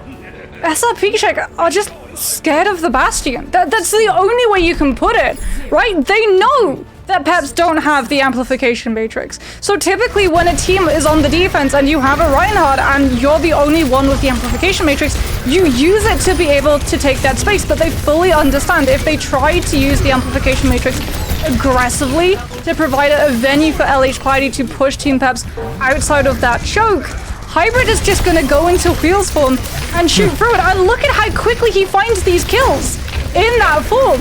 1, 2, Immortality Field gone, and even before it's thrown out in time to activate, Cloudy's gone. It's just so clean from them so far. Apparently, Fraud's telling us that the rest of the Pep supports, both Cronus and FD God, did not die at all. I mean, that's beautiful from them so far. I mean, FD God really is, it feels like, Moxie, he's kind of smurfing Contenders on the Lucio. I mean, he's just such a fantastic Lucio player and has really been a difference maker for Peps in a lot of these fights. Well, again, you get to play off of all of the space that this Bastion has spooked SR Peak Check into giving, and this is going to be really problematic on attack because SRP Check can't afford to just backing off these fights. They have to push onto this payload, and as a result, if they take too long in these rotations with these Symmetra teleporters to play havoc with rotations for Team Peps trying to figure out where they're running to, they're gonna run out of time by their own hand. You know, they just set up that turret towards the spawn, you know, kind of play this first objective very, very close, not giving SRP Check any space for Danid to kind of get online. It feels like he just keeps getting poked so low so early on. They go for that TP onto Naga. Naga's expecting it though, already has ran away. However, he will go down. Immortality Field tried to get there to save him, but seems like Hybrid and Crush just combined for 2. FD God also finds 5, so they do lose Naga, but SRP Check needed to commit everything to remove him. Yeah, but they did manage to take out that Torbjorn. Unfortunately, they didn't manage to take out the Bastion, and that's what they're really scared about. So as a result, Team Peps, they're not even playing like they have one person down. They're not backing off and round that first corner. They're just using this Bastion to enable the aggression. Hybrid getting some good damage and already built towards that artillery strike nearly at 80%. Do want to get some space though. Team Peps just want to regroup with Naga, take a good next team fight, and regroup at this bridge. You really didn't think like that Torbjorn change would make the difference, but look at how fast Naga is shooting. Amplification Matrix comes up from SRP Check, but Team Peps just disengage, and they've still got one of their own for when SRP Check want to actually walk around this corner. Ready to go. Sitting it still back towards the choke point. SRP Check just taking a little bit of positional advantage. Use that May wall, force the Immortality Field from Peps and that Amplification Matrix, but with that, they opt to back out instead of going for a bit more, just taking that ultimate and having that advantage for the next one. Yeah, they couldn't push through, and what they've done, Dustin, by waiting, is that when they're ready to make a move, Team Peps have the ultimates to be able to counter. Bolt beats out from either side. Blizzard, though, is there from the side of Fi, able to find 2 off of the Hybrid. Now will run in, try to find maybe a kill or two, or at least some damage output. SRP check, perfect Blizzard and Shatter from Flying Cloudy. Yeah, but look at what it's done in terms of the long term, right? They had to commit 3 ultimates to be able to regain control of that fight after Team Peps had only used 2. Now they don't have the Blizzard, now they don't have the Shatter, now they don't even have a Sound Barrier, so what they have to do is push aggressively, and I'm so happy that we are seeing them push aggressively on these players of Team Peps, stagger the kills out, so even though they don't have ultimate advantage, Team Peps don't have space. Right. All is sitting back, Xing from the payload, as we call it these days. Peps now will try to walk in through that choke point, but it's against that May wall and Symmetra wall. Torbjorn ultimate, Molten Core committed from Naga here as well, just to force them off the choke point. SRP check just takes that walk back counter with an Ant Matrix and Ghost, perfectly timed. We'll find Cronus and Hybrid. Cronus jumping in the sky, Hybrid on the low ground, also onto FD God. I mean, that's perfect from the Baptiste from SRP check just to continue on their dominance in the streets. They look like a different team entirely. When they were defending, they were essentially scared of their own shadow, to the point that they would back out if they thought that the Bastion had that form available to be able to move into. But now they're pushing aggressively. They're denying the Bastion. They're baiting out the form switch so they can push onto him after they know that it's on cooldown. As Team Peps have to use this amplification matrix to try and play defensively, and they do actually lose one of their Reinhardts to the wall, and Cloudy, as a result, just gets to keep this position on corner. It's Shatter, but nice immortality field there from Ghost. Cloudy drops the Shatter into that May wall. The Blizzard is also there, but Hybrid's able to find one. However, the Blizzard freezes everybody else. And also, they got 3 on that payload. Perfect Blizzard from Fine to give them that team wipe. No Shatter, no amplification matrix. FD God is pretty close to the Sound Barrier, but again, Team Peps have to rely on Hybrid. Being that with the Bastion pretty close to the artillery strike, they're going to try and push once again onto this high ground to play around the disadvantage of the Rhine shield that it isn't entirely top covering, and as a result, Morph drops down while everyone else stays on the up. Top down, but yeah, there's that TP already on the high ground. They just keep going so aggressive, able to find Hybrid. However, it does cost Fine in that fight, so Ghost just gonna try to back up, get some of those support passive heals off. Cloudy tries to go back in, but has no shield anymore, and also not a lot of healing, so unfortunately will be poked down from Team Peps. Dana, though, with the high charge, is trying to play back, maybe find a kill, just zone it back, keep high charge, have his Symmetra wall for next fight, go again. I mean, he's going to have that symbol, like you said, to be able to block out all of this poke damage coming through to force LH Cloudy into playing a lot slower than he would like. Sim TP used again to try and take this high ground away so they can push onto Hybrid before he's able to use the ultimate. Yeah, Hybrid just sits back at the spawn knowing that Cloudy and the rest of SRP should come to the high ground, so that they take that 1-for-1 trade. Dana finds FD God, but it's not without him losing his life and also the rest of his team into that Bastion artillery strike. 2 minutes and 47 seconds left. Now a bit of delay from Ghost, but will eventually die. SRP check go back to the spawn doors once more. They do have the Sound Barrier, but so too does Team Peps, and Cronus' amplification matrix is going to be more than enough time for Morph to be able to build up the Shatter before LH Cloudy. Hybrid, you still have to worry about him. Even though he doesn't have the ultimate, through that amplification matrix, he's going to be an absolute monster, and this time they're not playing the Bastion defensively, they're playing him super aggressively in that space so that he can use this BAP reactively. You'll have to see if SRP check want to go for the TP play. It looks like they do it again. This is maybe the 4th time's the charm, going for a bit of an aggressive play on the top. Beat drop committed by Dala because they didn't find any initial value, and also the Ant Matrix is there from Cronus. Meanwhile, on the coastal side, Ghost trying to heal. Play back, avoid that damage to the Ant Matrix of Cronus, but now it is worn off. He comes through with his own Ant Matrix onto that high ground. Both drops towards that payload, drops the Shatter, but does not find the kill. Beat drop from FD God is there. SRP check do not have a beat of their own, but they're still able to find Wolf. Cronus does trade it back, though. Ghost is gone, so you're missing a lot of those heals now. Cloudy desperately needs them. Falls incredibly low, about half HP. Only has Lucio heals, but gets the Fire Strike kill onto Naga, who dropped down. He's all the way below 80 HP, will eventually get poked down by Hybrid, and Cronus and SRP check have to be forced off the cart once more back to the spawn. That card is so close to the finish line though, and Fi does have the Blizzard to try and zone Team Peps away, punish the fact that they've been taking these defenses incredibly split from each other, right? One person will go onto the low ground and contest, everyone else will sit on the high ground, understanding that Cloudy, unless they have the Symmetra TP, which is always using these rotations initially onto the high ground, doesn't have the means of collapsing onto the Bastion.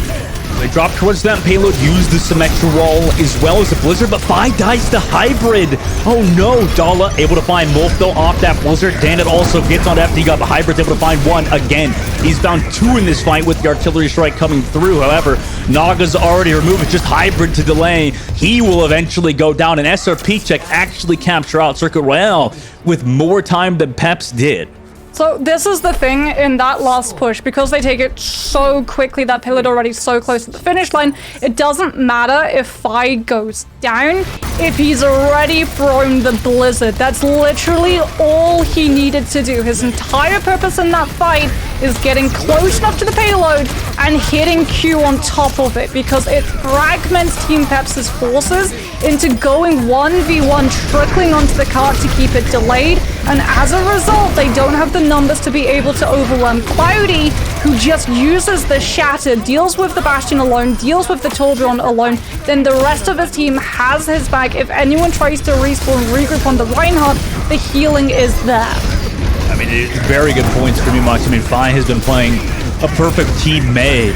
And, you know, it seemed like SRP check was getting a bit too predictable, but maybe, Moxie, was it just that unrelenting pressure with these Symmetra TPs that just wore Peps down? Yeah, it sort of is. Again, it comes down to just building those ultimates. There's a really good thing for using that Symmetra TP to get everyone close enough. It means that everyone is building up the ultimate charge continuously, and also forcing Team Peps into really rough positions where they immediately have to invest things like Immortality Field. So SRP get even more opportunity to be able to cleave through these players, because they don't die, but they still take damage.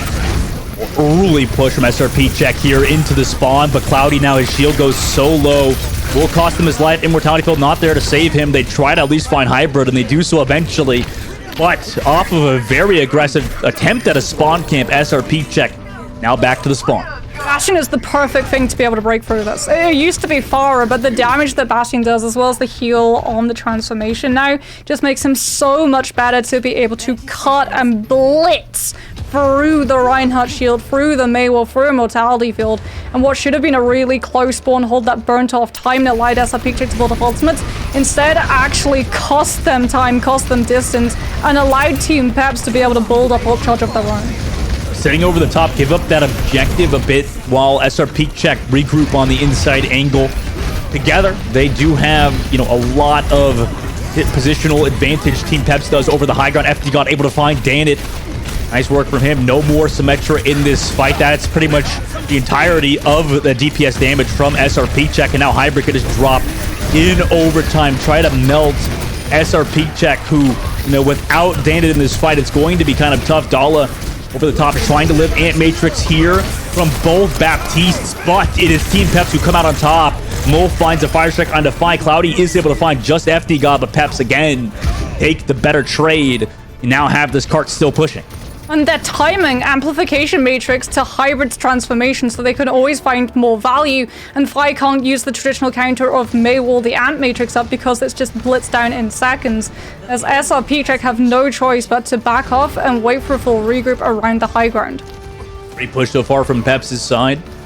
Both DPS ultimates online and the beat drop from FD God. We'll have to see how these supports play it. That's going to be the biggest difference maker in the fight, but the cart is still pushing. Molten Chorus here, SRP check, just trying to get the fight win.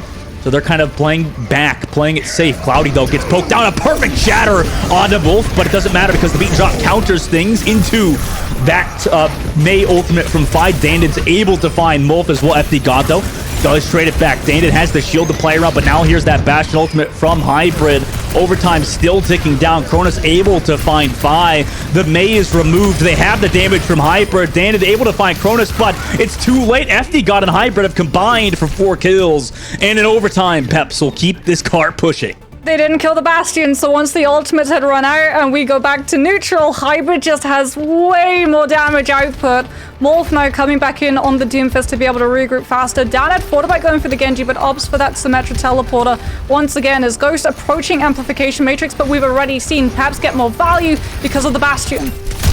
Morph already going aggressive on the Doomfist, force the power block down to 80 HP. Will be removed by Dala, unfortunately. That's the lengths of playing Doomfist in Contenders thus far. LH Claudio will find Naga. Cronus gets removed, but the damage was already done. Peps made it all the way through halfway of the map with only a minute in the time bank. That is impressive. Really smart for SRP Check to actually take that fight the second that they're able to.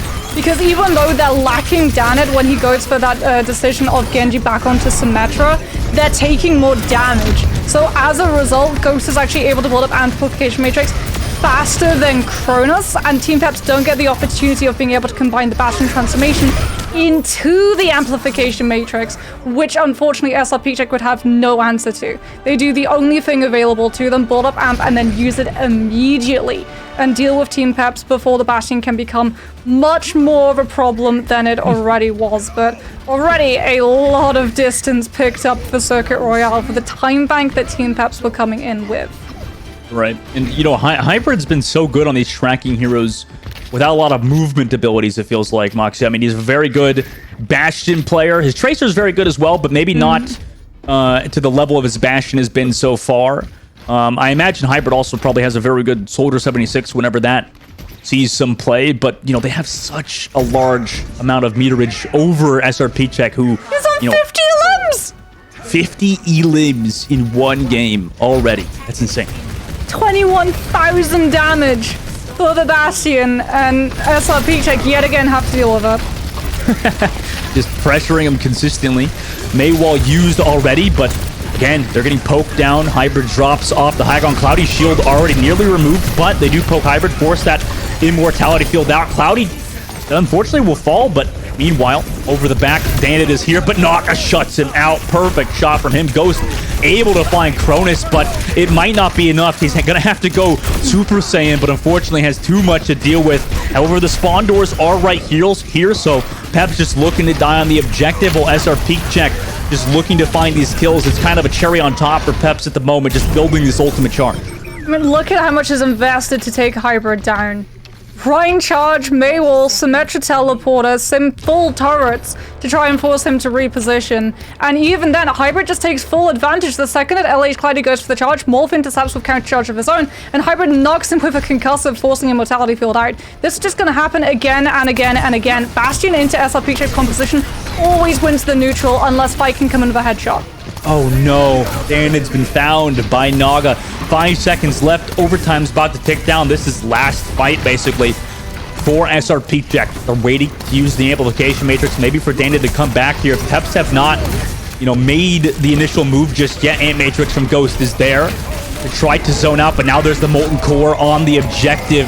It's so hard to play around an Ant Matrix here as well. LH Cloud is going to have to touch, but he does get burned down. Does get the charge on the move at the very least, but as long as Hybrid is here on this objective, I mean, there's not much more you could do. Here's that Symmetra wall and that Blizzard, but Dandit is all alone with it, and unfortunately, he'll lose his life. Peps will maintain that defensive position and will win on Circuit Royale, and now up in the series 2-1. We talked about it, right? Hybrid's damage output.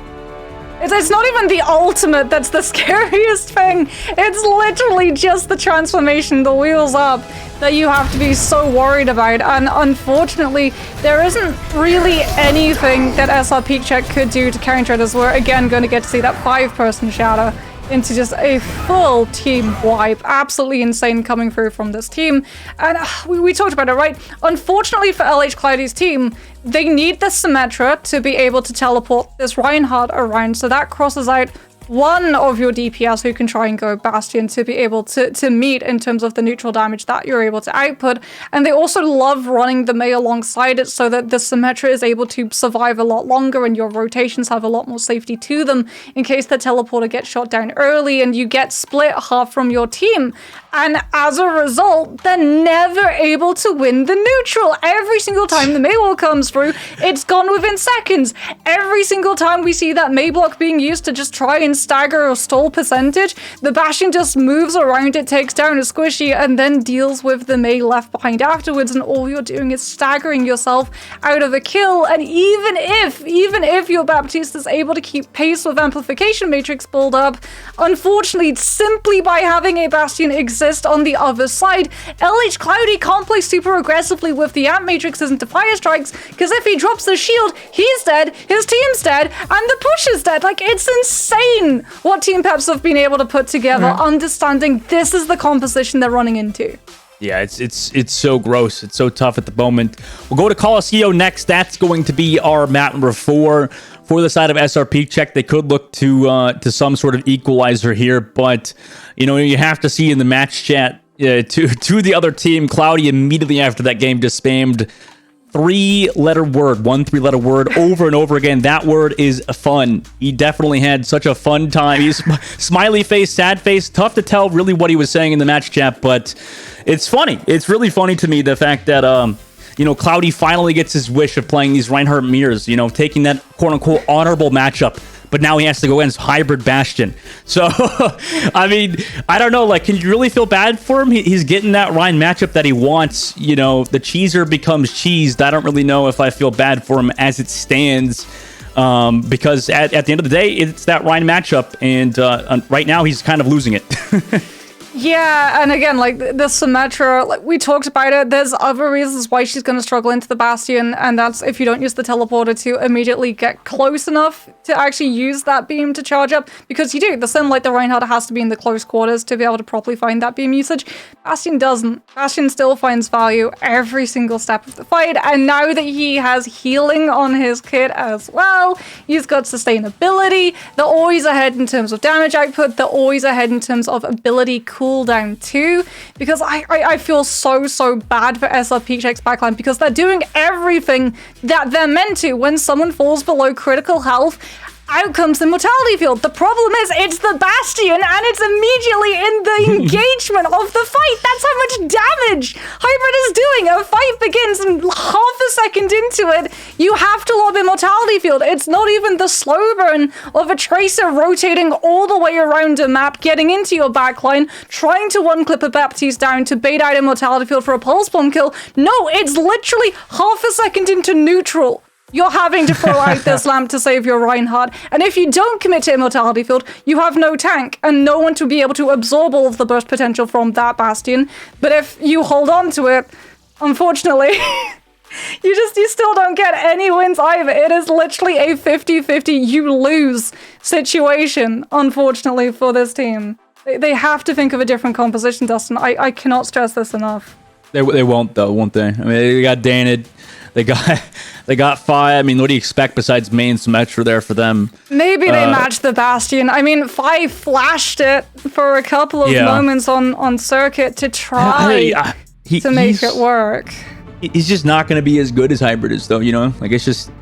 Hybrid at the Bastion at the moment is just kind of on another level. With the chat, people are saying, like, oh my god, Bastion, Torbjorn, Omega Lol meta, funny meta. But, at least we're not saying Sombra, guys. Take your wins where we can get them, right? I mean, people don't like a lot of Sombra play. Maybe Bastion plays the counter in the fun department. We could even see Bastion in compositions that aren't just this, Dustin. Yeah, you're right. Yeah. So, get strapped in. We're probably going to get to see a whole lot more Bastion. I'm a little bit sad we haven't got to see Iliari just yet, but it is what it is for these teams. They're not really running compositions which favor her running alongside them. As SRP check, yet again, same composition, same attempt. They're going to take a really long rotation to try and get all the way into the backline and pounce on Hybrid, but they expect it, and they play from the high ground already. Using Immortality Field early. Cloudy gets deleted again. Immortality Field's on both sides. Danid tried to find some value, but Hybrid will find him at the end of the day. Eps will be taking this first fight win, and a 3K ends up for Hybrid's kills.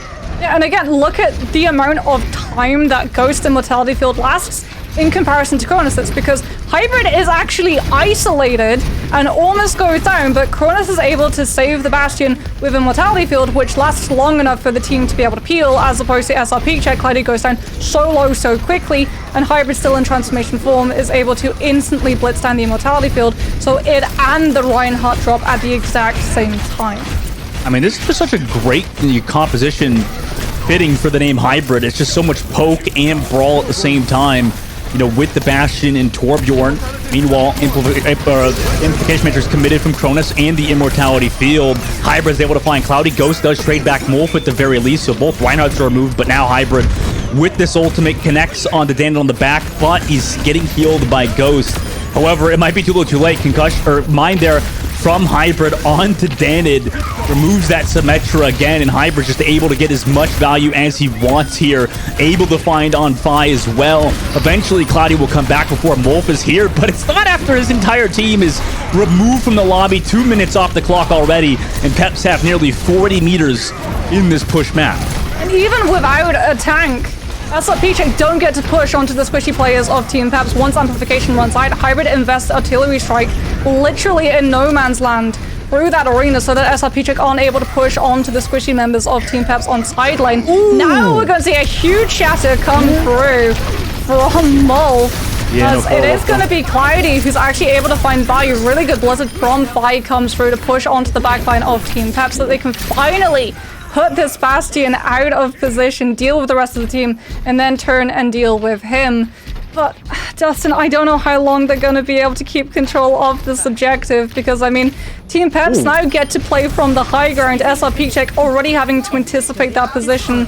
Symmetra teleport on top of it to take the angle off.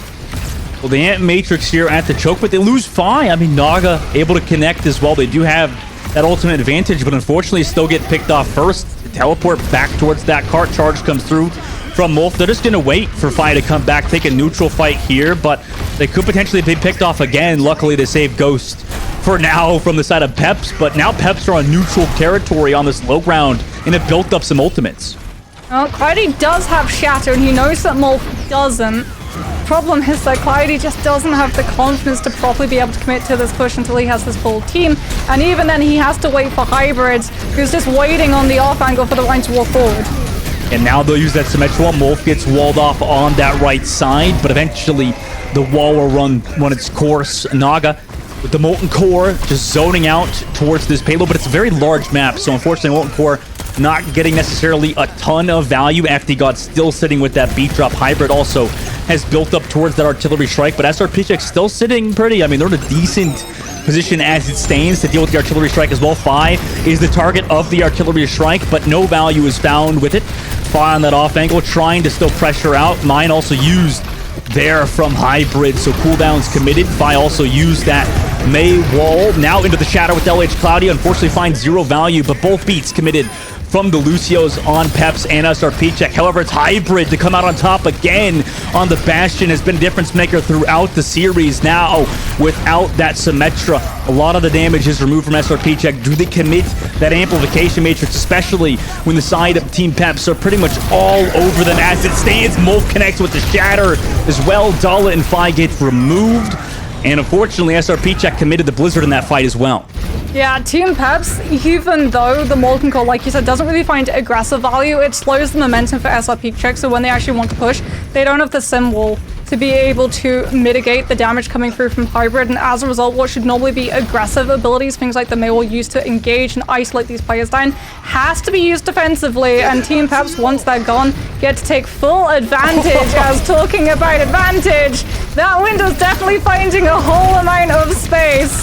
Cloudy has to drop down and try and contest. He's taking so much damage, however, from FD God, who's absolutely fearless. And all the while, the payload's still moving. Yeah, it's still getting that presence. I mean, Molf's still alive here. They do get walled off temporarily, but without the Reinhardt of SRP check, Molf's just able to walk out with his life, regroup again. 61 meters. I mean, SRP check, they still have some time here. 4 minutes and 30 seconds, regrouping around that robot. Yeah, but they're going to have the exact same issue trying to actually move into this wider space. Molten Core is going to be available for Naga. Hybrid is going to be absolutely untouchable with Immortality Field still on cooldown. SRP Check have to go for a super aggressive fast teleporter into Amplification Matrix, and Molten Core immediately mitigates it. Yeah, it's nice work from SRP though to zone out for now until they lose Danid, but, you know, Dahl is able to trade out Molf, so that's one. Fi also connects on to Naga, and, you know, with that beat drop, they're able to get more value than Team Pepsi' side. Hybrid does find Ghost, and eventually will get found. The Hybrid's able to find two in the death screen, basically. 33 meters now. Molf will come back against Fi and just Cloudy. Yeah, Molf alone at the moment on that high ground, but SRP Check not really able to try and commit to contesting this. Have to back off, understanding that Team Pep's regroup is going to be a lot faster with the objective being closer to spawn. Using that Smelter teleporter to be able to push back into this area. It's going to be a little bit harder for Hybrid to find the confidence, right, that Rhine Shield's protection to be able to try and take these fights. Yeah, Blizzard used by Fi here, but Molf able to charge out of it. I mean, that's the problem with a lot of these more open maps. Pretty much everybody getting not a lot of value out of their DPS ultimates besides maybe Danit, who TPs over to that high ground, knowing that Molf tries to aggress for the Ant Matrix. And Hybrid able to find Danit again, who went for that off angle. Now Molf's able to get the Shatter, and the rest of SRP Check get wiped here. They did get it nearly up to 40 meters, but that's a team wipe, and SRP Check have to regroup. It's a sandwich! Team Peps, like, they literally leave Hybrid on the back line, on the disengagement angle that SRP Check could try and take alongside the Amplification Matrix from Kronos, as Molf takes the engagement on the front line with the Shatter, and SRP Check have no place to be able to teleport out of, even if they don't get hit by the Rhine ultimate. As now they do have the Amplification Matrix, but they have to deal with this Tourbillon turret, and that actually allows Hybrid the opportunity to be able to build towards this artillery strike. Is 2 minutes and 20 seconds, and this objective from SRP Check is still struggling to move past mid. Tough call there. Molten Core finds maximum value from Naga, who will go inside and find Ghost. So maybe Team Peps can get a little more meters on the clock, but with the Symmetra, I mean, they're just so unrelenting. It feels like they just stop this robot always before it can push that little payload. I mean, there's not really a great win condition for SRP Check unless they can find that early first kill, and Team Peps are just playing positions perfectly. As now we see the artillery strike come through. Amplification Matrix from SRP Check used to try and keep control of this high ground. Hybrid's literally just going to walk up the ramp and go around it. He goes around to the top, and Matrix gets pretty much avoided. However, Ghost able to find Naga, and that value not exactly found necessarily out of the Bastion just yet until Cronus finds Cloudy off the charge from Molf again. Ant Matrix over the top just to heal everybody up. The robot is being stolen meanwhile and going the opposite direction. So even though Molf finds Danid, the robot's pushing all the way back around. And actually, yeah, it's going to get stopped now, but, you know, nothing really gained there for Team Pep's side. But they do actually get a little bit of meters, and we'll try to regroup here. If they get staggered, that could be big, but unfortunately, they're not. SRP Check regroup back around. That was a perfect stealing of the cart there. Yeah, Molf's still going to have Shatter, however. Cloudy will be able to try and counter it with one of his own. The main thing that Peps have to worry about is Blizzard. They have to kite this fight away from in these closed-up quarters and back towards more open space, the way that they dealt with Blizzard last time. Use that Symmetra wall to get some space. And oh my god, what a charge from Cloudy. Empty God not expecting that into the Shatter as well. Both Bastion and Baptiste laying on the floor. Hybrid will be found, but Cronus will be able to jump out of there. And it's that, man, they just keep coming back into these fights with the Symmetra. We're now basically even. It feels like SRP Check has maybe lost more team fights, but it kind of hasn't mattered. We're within 10 meters now, Moxie. And SRP Check, we're about to get the advantage. Yeah, Team Peps aren't going to be able, well, they will be able to mount a contest, but they lose Hybrid. In the meantime, Amplification Matrix now from SRP Check just to guarantee that no one else can contest, and they take the lead in distance. Are you kidding? Are you kidding? Molten Core here maybe tries to find somebody. Oh my god, what a charge from LH Cloudy, and Dollar with the boot. No!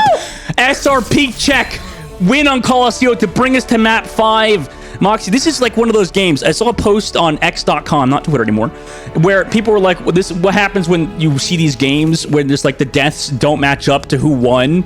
That was like this matchup. It just felt like so many fights were won by Team Peps. It did not matter because Symmetra was in the lobby, and it just SRP Check just got so many freaking fights and stopped that payload from pushing, or the robot from pushing at all.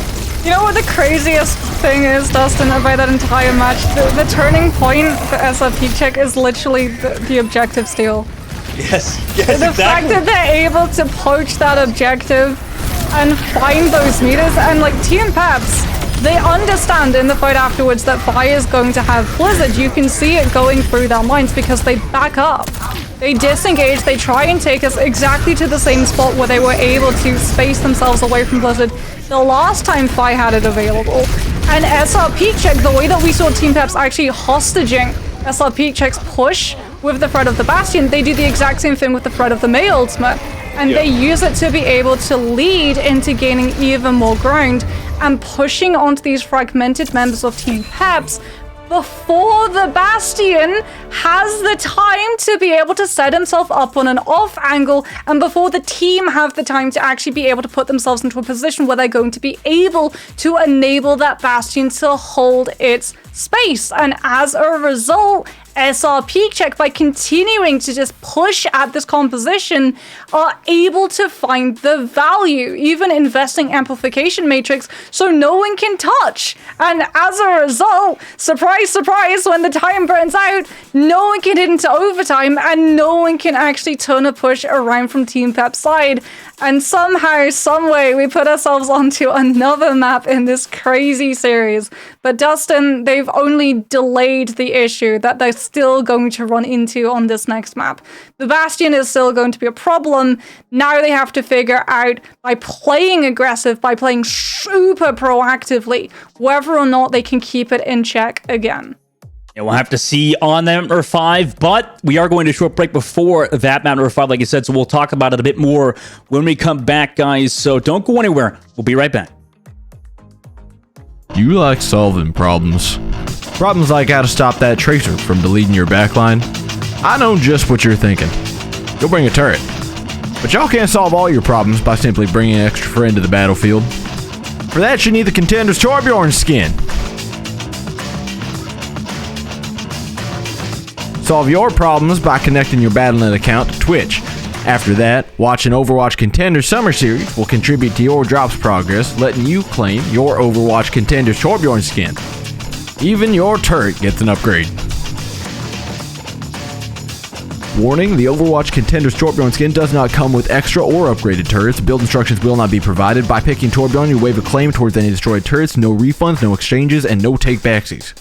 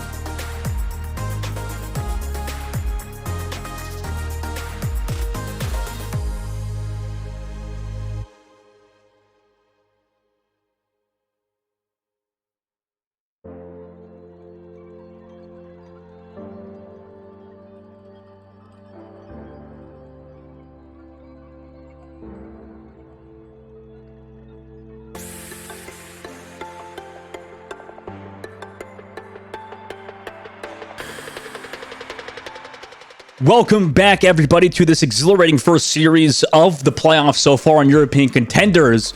We're entering that map number 5 between Team Peps and SRP Check, which has been back and forth since map number 1. So we're going to Lijiang Tower, which will be our map number 5. I mean, this series is, like I said, it's been so back and forth, Moxie. What are you expecting coming to Lijiang Tower, or is, everything just reset? We're back to ground zero? I mean, we're not going to be back to ground zero. We're going to be back to the exact same compositions. But like you and I, we were talking about why the Bastion worked so early on Colosseo as opposed to later on in the matches. And a lot of it is down to when that space opened up. So for who's in control of Lijiang Tower, again, it's going to come down to which specific map we go to.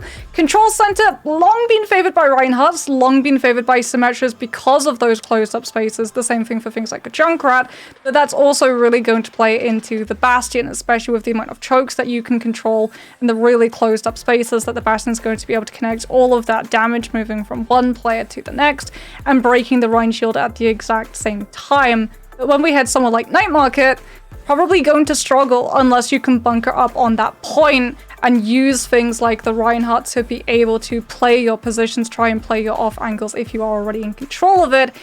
If SRP Check are able to use the Symmetra to instantly teleport onto the point and bunker up using the Mei wall to be able to shield off one of those entrances, the Bastion's probably going to struggle. So I think for them, we're going to see the pendulum swing, depending on which map we get first. In terms of gardens, however, all up in the air, because spaces can be closed off, spaces can be super wide. It really is going to depend on who's able to win that first fight. Yeah, I mean, it really is, like you said, just round dependent. It depends on which sub-level we see. For Peps' side, I mean, do you think this favors them, though? Because, like you said on Colosseo, maybe things were a bit too open. However, when they're forced to the objective, maybe that's where, I mean, so does the Mei, but maybe that's where the Bastion and Torbjorn come online, right? Yeah, I mean, if you think about it, right, Mei super strong on some parts of Control Center. Mostly the chokes, and we were actually seeing even last season when teams were running into the Mei, they would actually take the fights onto the point as quickly as possible because that space instantly widened up, and the Mei wall didn't actually have that same level of value of being able to isolate a target out. It wasn't able to fully reach the space, blocking off any form of peel. Okay, well, let's see if on this map, things kind of work out how we think they do. But, in Overwatch, everything is still up in the air until the players are in the lobby. They could even switch up compositions entirely, which would be very funny if it did, huh, Moxie? I mean, imagine map number 5 is when things start getting dicey and everybody's like, okay, let's play the Pharah, let's play the Yari, let's just switch it up. I mean, that would be quite the change-up considering, both teams have pretty much one trick to their compositions throughout. Well, I mean, we could see the Pharah come through. Like, yep. Naga has flexed onto things like the Echo and the Pharah in the past, and very much Pharah problematic for the Reinhardt composition. In fact, Cloudy, he's had a really rough run of contenders because he likes to play the Rhine. Whenever he played against a team last season and the team started struggling against the Reinhardt composition, the gut reflex would be to go for something like an Echo because of how hard the Rhine finds in fighting into the aerial heroes. But it looks like Team Peps still going to be running hybrid on the Bastion. Naga potentially committing to the Symmetra, but maybe just using it to be able to escape out of spawn faster, as Danet's going to be sticking with the Sim the entire time. They're not going to be using that teleport to move out of spawn. They're going to be going straight for that window drop down. Oh, yeah, Naga's sticking with it. I mean, this is a great map for Symmetras. Both actually go through that window, so it's even back and forth. Cronus already uses Immortality Field, though. Naga got removed by Cloudy, but Hybrid finds 2. Mulf as well onto that one, and immediate value found by the Bastion of Pep. So get that team wipe and have full control of the point before it even unlocks. Yeah, so Cronus doesn't throw Immortality Field to save Hybrid. He throws Immortality Field to allow Hybrid to move into a forward aggressive position and take Ghost down. And the Baptiste goes down. There goes the healing. There goes the Immortality Field. And unfortunately, because the Symmetra TP was on cooldown, SRP Check weren't able to disengage, as now Hybrid gets the full setup he was looking for. 3 turrets, though, set up onto the back of Team Peps. Boop comes off onto Dala. onto Naga rather. Finds 2 in that fight. Great work from Lucio, player of SRP Check, to open things from them. And they get that point flip with 2 members still alive and being staggered. So perfect situation for SRP Check and recontest. Yeah, really good Maywall coming through from Fi to stop Hybrid from walking forward and contesting that point flip and stalling it out even more. The Team Peps. Naga still sticking on this Symmetra. However, if they do want to still go for that contest through the window to be able to negate all of this poke damage coming through, does look like, yeah, they're going to go for that teleporter play, but actually throws it out as a bait to try to push SRP Check into turning around to deal with it, so that Hybrid gets even more angle to deal with. Team Peps walk towards this choke point, will commit that amplification matrix, but it is met by the Symmetra wall, and they want to give it up considering Dalla also used the beat drop, so it's an amp matrix for 2 ultimates of SRP Check. They'll take that trade-off. However, Shatters coming online for both Reinhardts. That could be a difference maker into this fight as well, as FD got only 80% towards that beat drop on the engage. Hybrid will commit his artillery strike into the middle of the point to try to zone, but it's that May ultimate from that left side. Molf comes through off the back, but Cloudy's already find Naga, and he's got the heals, but Hybrid eventually will find him, and also onto Danid, so they're able to find the 2. Will drop the mine in onto Fi, who has to back up. Turrets get removed as they walk in as well. May looking just to delay. Cloudy will come back. Potentially we'll have a shatter for here in the fight, but Fi gets delayed. If Cloudy comes back through the main side, they know he's got the shatter, so they're looking for it, and Hybrid finds Ghost as well. Cloudy will walk in just to delay it a little bit further, get up that percentage, but eventually Peps will flip that point.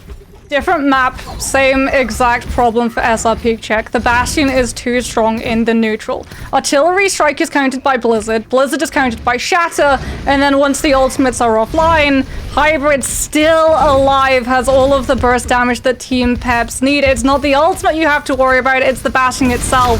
And the Shatter peeled the Bastion to be able to survive. Now, Cloudy does have the ultimate, but unfortunately, it's the symbol for Peps' side. And as a result, so much healing gets blocked. Immortality Field not able to save the Rhine.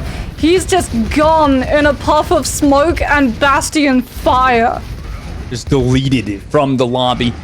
Both, at least they got 2 ultimates out in that fight where they didn't use any, so they're coming back into this 160% of the board as well, walking through this garden side, this yard side, into the point, removing the turrets as well. Cloudy prioritizing a fire strike towards those as well.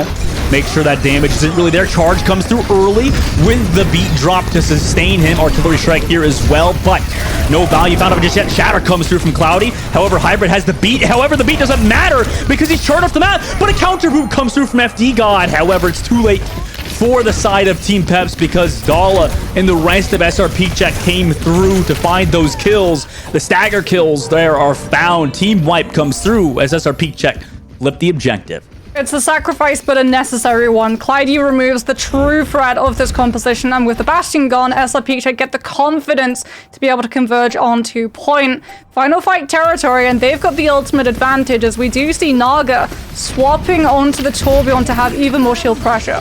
FD God touches through the top, but against that Symmetra wall, I mean, some miracle play is going to have to happen for the side of Team Peps. The Symmetra wall is running out, but into that Ant Matrix from Ghost. Ghost finds FD God. Molf will get found by Danid. I mean, it's just far too much damage here. Ant Matrix is there from Kronos, so maybe they could find a kill, but unfortunately, no. Nobody dies on SRP Check's side, and they take round number 1. And this is why Cloudy getting the kill onto Hybrid in that last fight was so instrumental. Because he gets to Shatter, that stops the Bastion bursting down one of these players from SRP Check on entrance to the fight. And it means that Danid gets to hold on to the Symmetra ultimate for the fight that comes afterwards. So Team Peps can't use the transformation from Hybrid to zone SRP Check from taking a hold of those choke points and stopping the full team from getting past the Symmetra turrets and walking onto the point for a contest. And you can see, right, Hybrid every single time Peps try and push in, always trying to burst that shield down as quickly as possible and force Ghost into using Immortality Field. None of that happens. The map gets to use the ability like he wants to, and we head into Gardens with SRP Check a map ahead. Yeah, that should favor Peps, though, on this one. Charge comes through onto Cloudy, down to 30 HP. Molf is the one that dies. Cloudy trying to use that pillar 4, a little bit of healing on the backside as his shield was removed, but Naga finds those kills. Hybrid also connects onto Danid.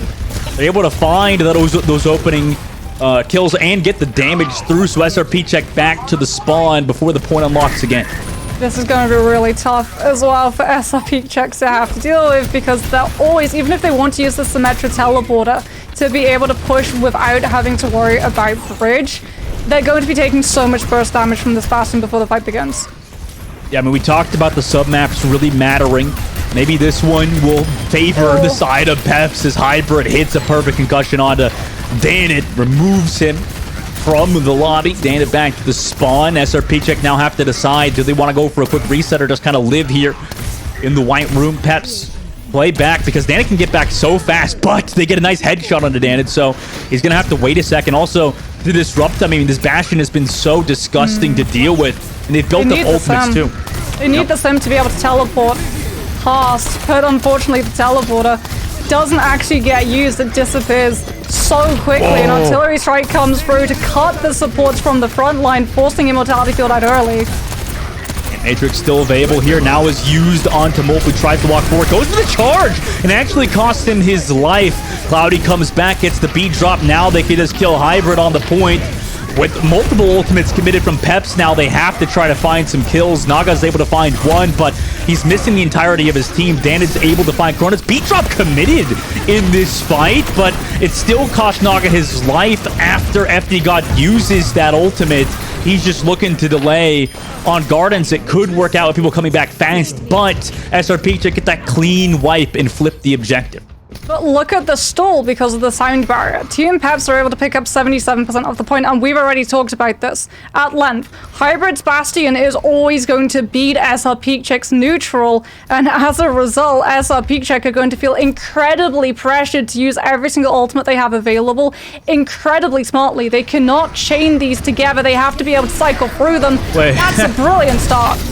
A shatter comes through from Cloudy to stop that TP, but they also use that Symmetra wall, and Peps did not commit anything, so trying to squeeze a little bit more value out of there as SRP check come back 30% of the board. And the Symmetra wall is the main counter to Hybrid's Bastion. The only thing that SRP check are going to be able to use is either Fi's Maywall to be able to buy themselves split seconds at most of being able to reposition, or just throwing out that May Blizzard in the hopes that they can catch Team Peps before they're able to rotate on point. EP comes through from Naga. Come through on the backside. Mole still sitting with that Shatter shield from Cloudy, knowing that Shatter's coming through. He's at that disadvantage, so he's not going to go for a charge here in this fight, but FD God finds Ghost because they were committed towards that coast side. Blizzard is now here. Mole still has a healthy shield to commit towards that Bastion to keep him alive as well. Just the zone for Hybrid as he now comes back in. Flank Pachinko just drops that wall or that ball off on the right side. They find the stagger kill, 80% of the board now for Peps. And if I use the Blizzard, Ghost is going to have the amplification matrix, but Team Peps can just use things like the Shadow or Amp matrix of their own to set Hybrid up, and SRP check are probably going to have to abandon that Baptiste ultimate yet again, or just use Sign Barrier on engagement, but they need to hold on to it for stall potential, because this is final fight. Again. Yeah, nice artillery strike. Cloudy's low coming into this. Beat drop tries to save him with the Amp matrix. I mean, they're committing everything to keep him alive, but allows Fi to find Mulf, but Cronus does trade back. Dulla Hybrid's able to get Cloudy in an overtime. I mean, they got the Symmetra wall to play around. Naga can now come in with full charge, just find these stagger kills onto both Fi and Ghost. I mean, these team fights end just as fast as they start. Now we're going to that map round number 3, tied up 1-1. Yeah, unfortunately, SRP check having to use both Immortality Field, Amplification Matrix, and Sound Barrier incredibly early yet again because of Team Peps controlling a choke with a Bastion fully set up, and that Symmetra of Naga just set right next to the choke to be able to build up as much charge as possible. And it's really unfortunate for Clyde because every single time they try and engage on that point, when that Symmetra teleporter isn't up, if he drops his shield for a single second and they don't go bridge, they go for that really long background rotation, Hybrid just puts in a concussive and it bounces off a wall and hits someone on the team, and they lose a player and have to wait even longer. And that's the exact same thing that can happen right here on this last map that's going to divide the winner of the series. I mean, Colosseo has been so damn impactful from Hybrid. Now he tries to walk in, keeps that immortality field. Both Baptiste committed, as well as the regenerative burst to keep everybody healthy. But now Hybrid has that off angle, drops in the concussive. Naga finds Cloudy as well. Wolf on the Dandit. I mean, they're just outplaying SRP Check as it stands. SRP Check just have to go back to spawn again before the point even unlocks. It's happened 3 times in a row now.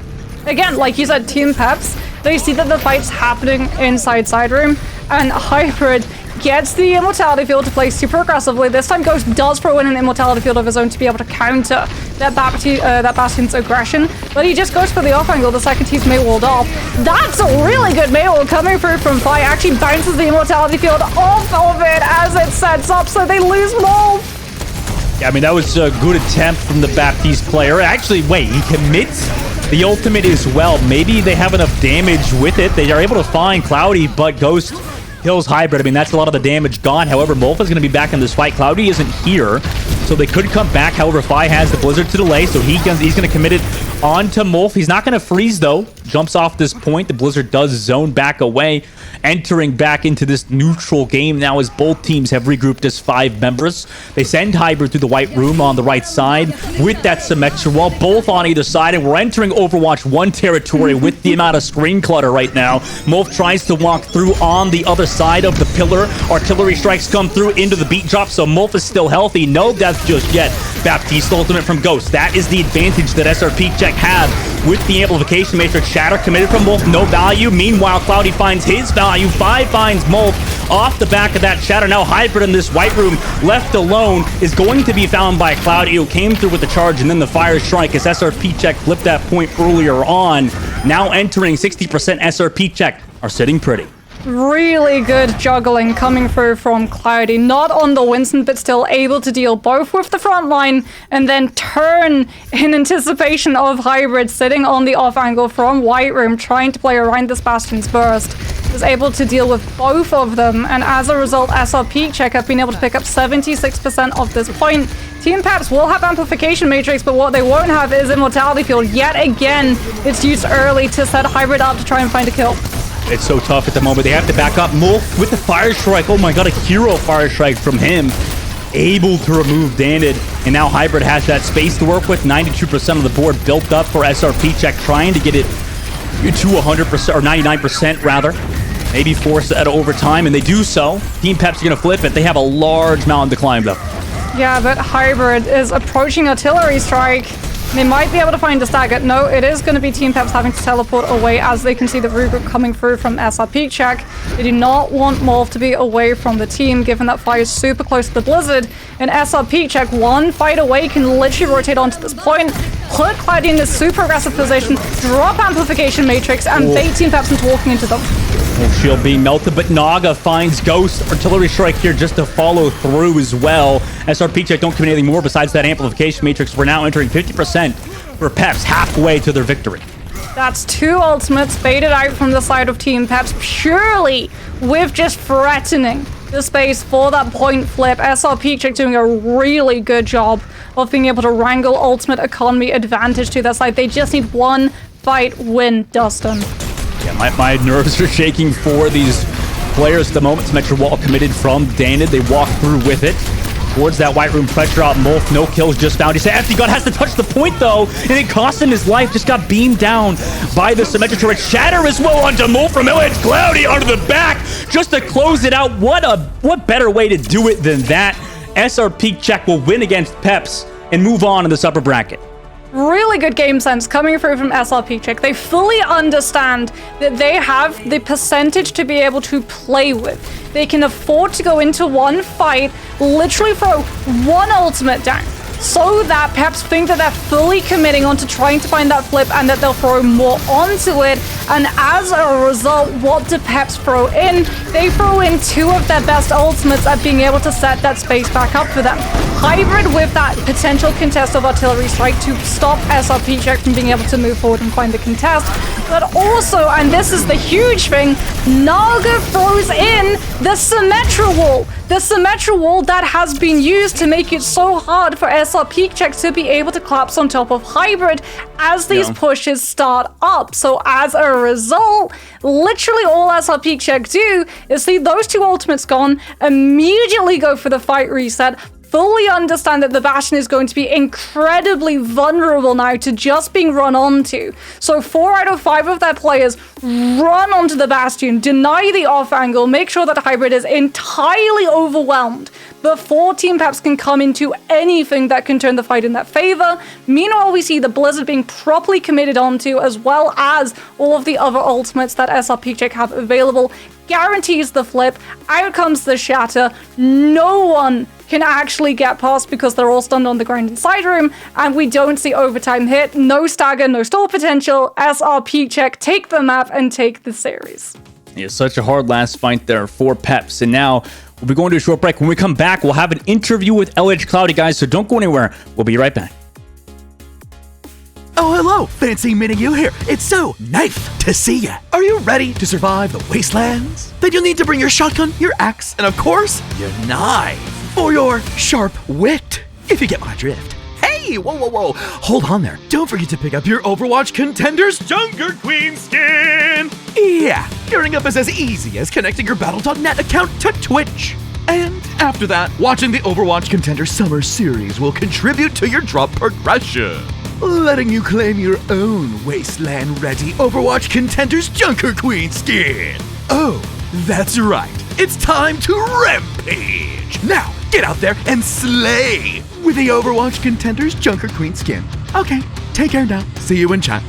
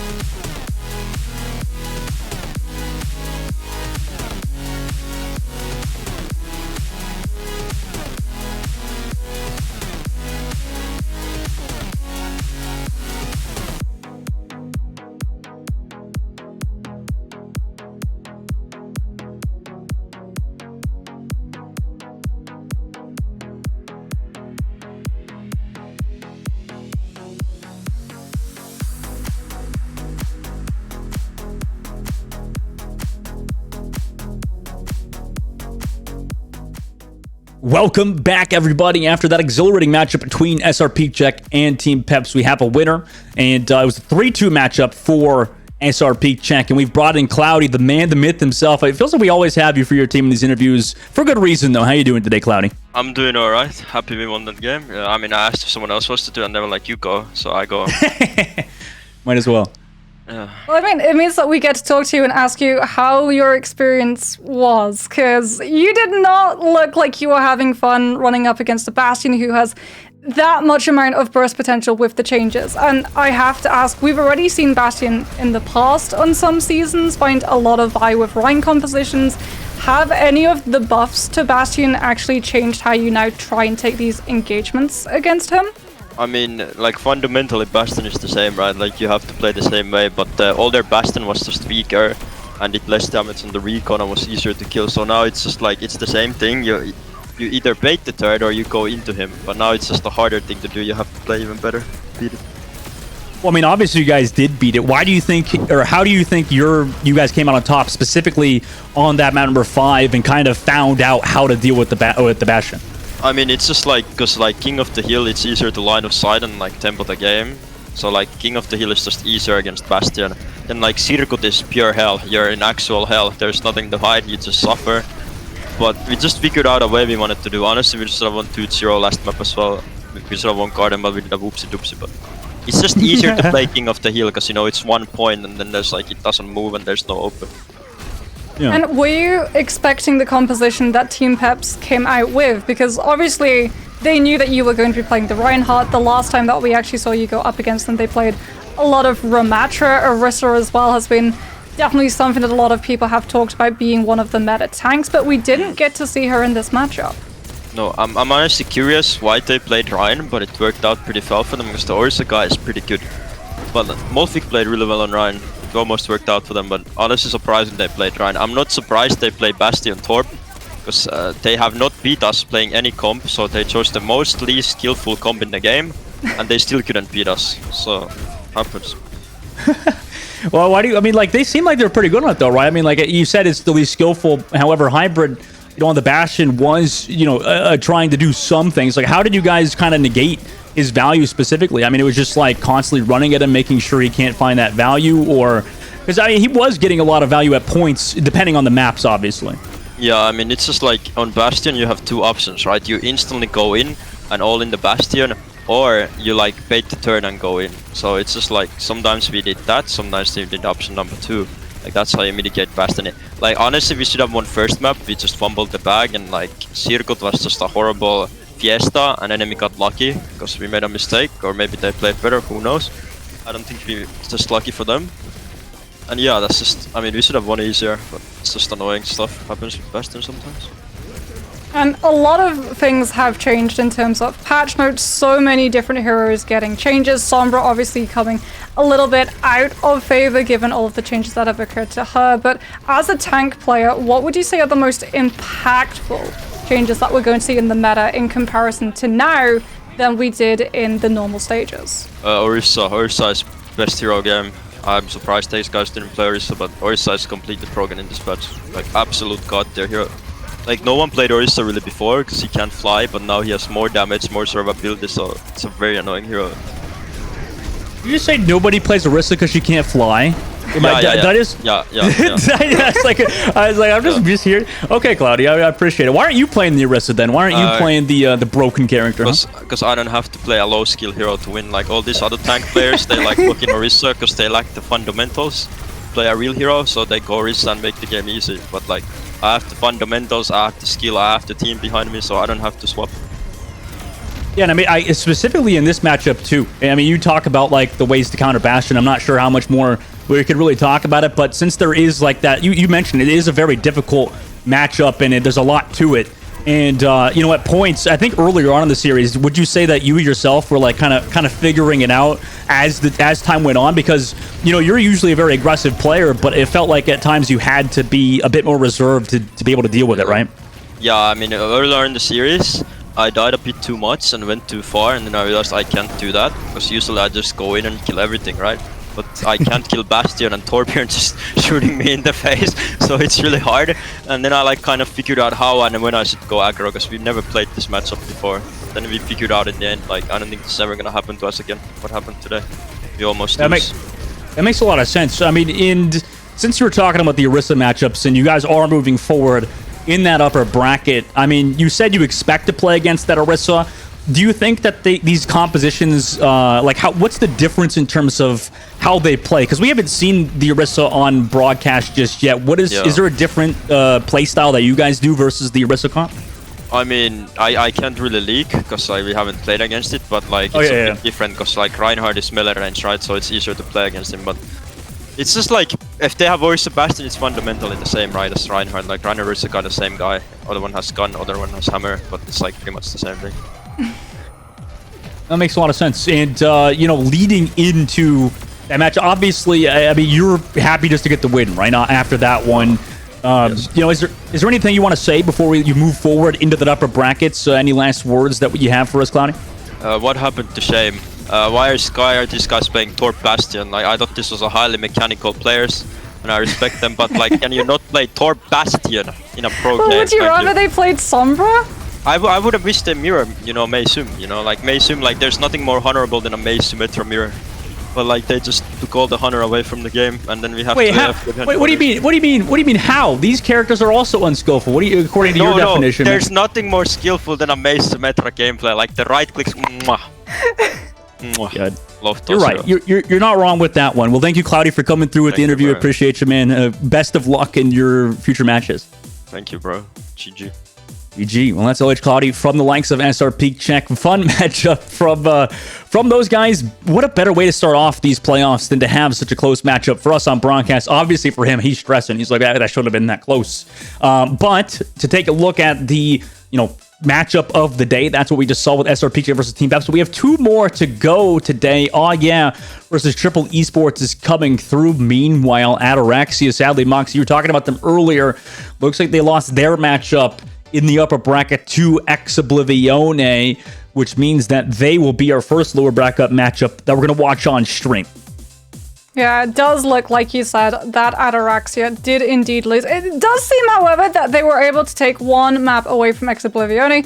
One team that still have such a dominant hold on this series, however, is Twisted Minds. They were able to beat Raspberry Races 3-0 and will be going head-to-head against SR Peak Check.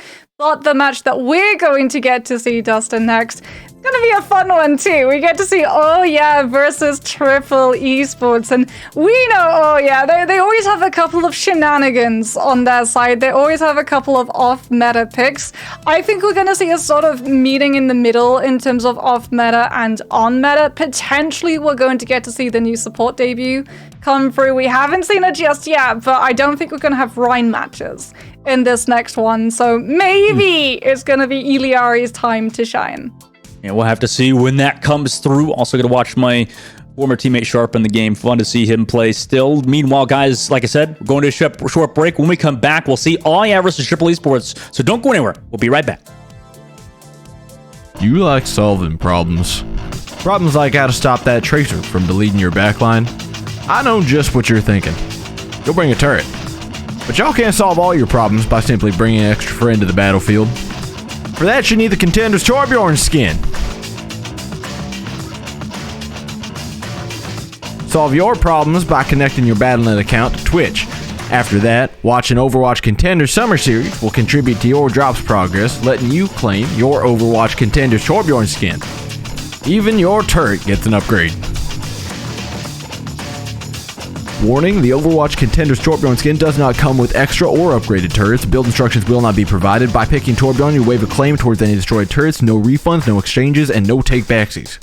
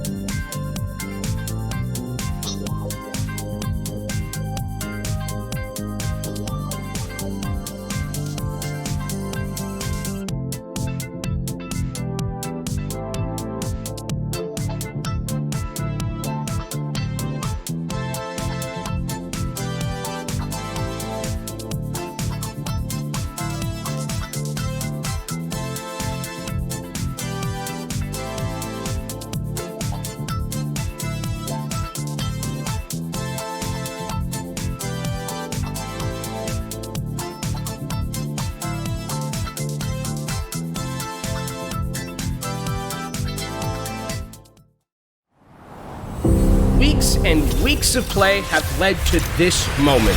Playoffs is back and we have some surprises in store for you. Absolute chills. Everybody's so low for SRP check. Cookie! There's a reason that Cookie was touted as the best soldier in EMEA. Saints play this beautifully. Bomb sticks mid-air! You gotta have supreme confidence in yourself. There is so much to fight for, and I am stoked to see how it's going to really pan out. I love this when the fight is dire, when players recognize when they must make a play.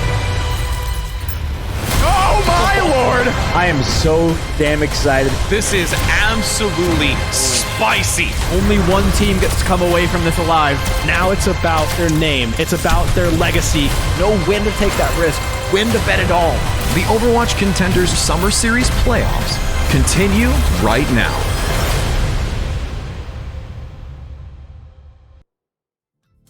Welcome back, everybody, to the Overwatch Contenders Summer Series Playoffs. I'm here with Moxie. My name is Dustin. We have the second matchup of the day, which is Aw Yeah versus Triple Esports.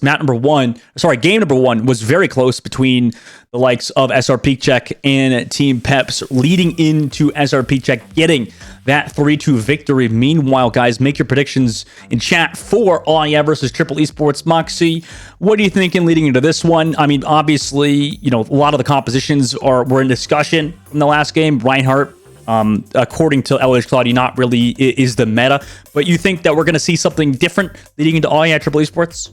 Yeah, well, we're definitely going to be seeing something different, potentially still off meta. However, Aw Yeah have made a staple for themselves of curveballing into these different picks. In fact, describing themselves very much as a knowledge check team, testing not just your meta reliance, but also your ability to be able to adapt onto the fly, not just with things that you've learned in scrims, but also things that you've learned unqueued on ranked ladders. So it's going to be really interesting to see what exactly they're going to be bringing to the table, because instantly my eye is drawn to the fact that we're missing one of their DPSs. Kaya is not going to be starting off for the team. It's going to be Necros, and Necros plays Genji. So potentially we're going to be seeing a little bit of dive come through from them this time around. Potentially. That'd be interesting if they decide to rock towards any of those competitions revolving around the Genji, like you said. Meanwhile, for the side of Triple Esports, they're going to be rocking the very similar similar players that they've played with previously, with one obviously being their flex support, kind of like Anna God, also plays a good Baptiste Ange there as well. And I mean, you pointed it out off broadcast, Moxie, but Turkey will be in to pair with Sharp this time around. Yeah, Turkey coming through has been known to play both the Pharah and the Echo for the team, but is also a lot more flexible than some other players like Labda and Yazan, who are very much just restricted to the aerial heroes. He can flex onto things like the Cassidy, the Hanzo, a little bit of the Soldier as well. So Triple Esports going to be having a lot of different options to them available compositional wise. Dawn can play both the Winston, but also incredibly gifted at the Orisa, who we heard from Cloudy is just the best hero in the game at the moment. The changes that came through onto Orisa, back-to-back buffs, make her nigh unkillable at the moment in terms of this meta. So a lot of stall potential on control point is going to really enable Orisa compositions to play for time. And what better map to see that? Busan is going to be our map number one between Aw Yeah and Triple Esports. For this one, Moxie, like I said, we expect to see that Orisa comp. And were we talking about a broadcast with Cloudy where, you know, like maybe you'd see Winston in the likes of Overwatch League, but not necessarily here in Contenders? I mean, do you think Winston actually has a place in a meta where, like Cloudy said, that Torbjorn and Bastion are just so damn strong? I mean, he's going to be taking a lot of entrance damage, right? If you do try and run, the Winston Diva is probably going to be more of an option considering defense matrix and its interactions as well with things like that healing pylon. I think everyone is still going to try and make Winston somewhat viable, however, mostly because Primal is still just far more valuable than self-destruct in terms of being able to stall and disrupt compositions entirely. Plus, pairing into something like the dive, the fact that the Winston can do so much damage, and with the jump, track down a lot of those low health targets for your DPS to be able to clean up off. It's going to be interesting to see. I think a lot of people who've favored Winston over the years are still going to make Winston work, but D.Va definitely with the boosters now coming off cooldown a lot faster, does start to creep up in terms of viability to be able to enable dive a little bit better. Okay. We'll see if either of these teams lock towards those comps. Like you said, I mean, we see it always at the highest level just because that character is just so high skill cap. I mean, they freaking added a sniper to him too. I mean, just basically with the Tesla cannon alternative fire in Overwatch 2, you know, really gives Winston so much viability for a bunch of different comps. But you know, like we were talking about earlier, you know, Orisa has been changed with so many different things, Moxie, to just be kind of a character that is not necessarily over-kitted, but just has so many, you know, indirect buffs or buffs that have happened throughout the past couple of patches. I mean, like, why do you think that is? Why is Orisa such a strong character at the moment? Well, I mean, Fortify now has a bonus of 125 health, which used to be 75. And you pair that with the fact that the previous damage reduction percentage, which was 40%, still is going to be 50%.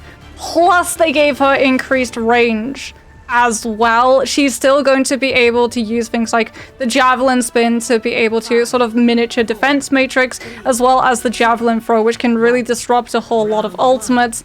And the ammo just never really running out as well if you time the spin correctly. Really good for spy checking, but it seems like, oh yeah, we're going to have something that they're going to have to worry about being spy checked with. Love is actually going to be locking the Sombra in anticipation of Dawn on the Wrecking Ball, as Turkey does indeed lock towards the Farah. And we have it, her official debut. We have our first ever Iliari in competitive pro play. Turkey, though, able to find love, and it's going to be interesting to see how this character matches up with that heal beam, and then also the proton, or that can really connect to heal everybody up to full HP consistently. Oh, yeah. Now sitting at the back of the point, trying to maybe absolve some of the damage coming through. But Triple Esports, I mean, they've surrounded the likes of, oh yeah, at the moment. Sharp and Turkey just taking up positions towards that point, able to find Isaac's mech. And then the baby D.Va. Necros also has to get out of there, but Triple Esports setting up well at the moment. Yeah, so unfortunately, Iliari doesn't really pair that great with D.Va because the secondary beam only has a maximum range of 15 meters.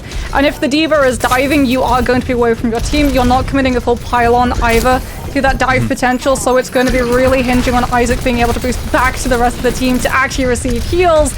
And with the anti in effect, they're not going to be able to keep the mech in time to get back. Isaac loses mech and then immediately dies as well. Unfortunately, right now, I mean, Iliari is able to just like play on its own little island, but you know, these pylons keep getting deleted instantaneously by Triple Esports. And unfortunately, because you're just being overwhelmed in terms of the Tracer and the Wrecking Ball, you're not really able to deal with the pharmacy. Iliari does so much damage. Now you're going to see him try to go for Turkey, who gets the nano boost and is now going to be looking for a barrage opportunity.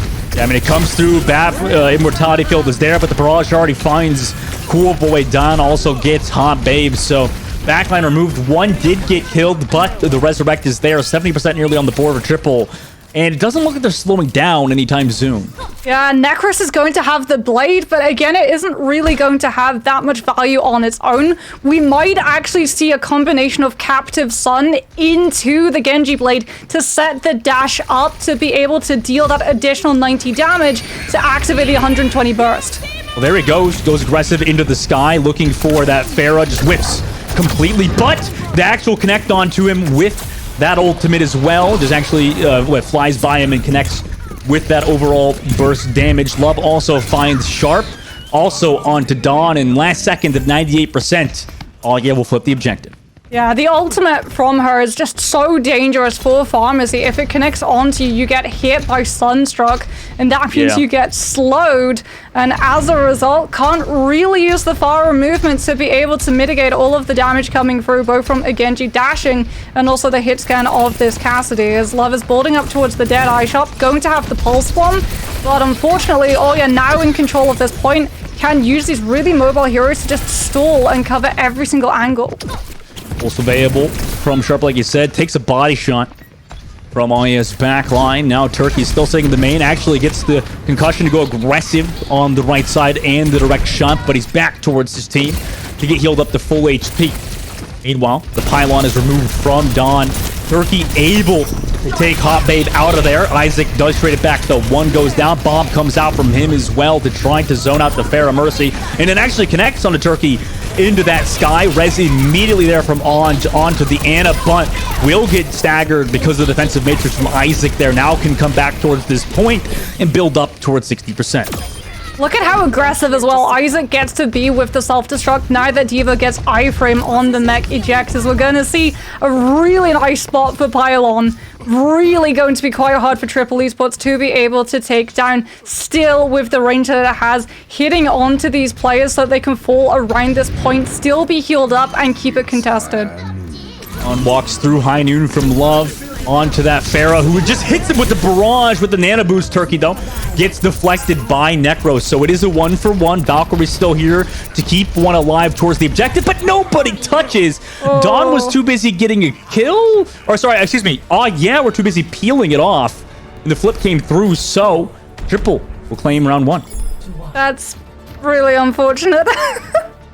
Unfortunately, like you said, everyone was just so occupied with Turkey having that nano, understanding the chain of ultimate usage from Triple Esports. It's always nano into barrage or nano onto echo into full engagement, and as a result, like you said, everyone from Oya very much scatters and tries to keep Love alive. As we head now over to Mecha Base, this is actually playing really perfectly into Oya's composition because it means that the Pharmacy is going to be forced to swap. But again, like we've talked about, this is Turkey's strength. He can't just play the Pharah and the Echo, he very much can switch onto all of these different DPS heroes. And no surprises, now that we see the Rista swap come through for Dawn, one is actually going to be mirroring onto that Iliari as well. And I have to give the benefit to Triple because she plays better with a static composition as opposed to dive. To see it pans out. They do take that space over the right side. Op-Abe able to go for a aggressive pylon position if they want.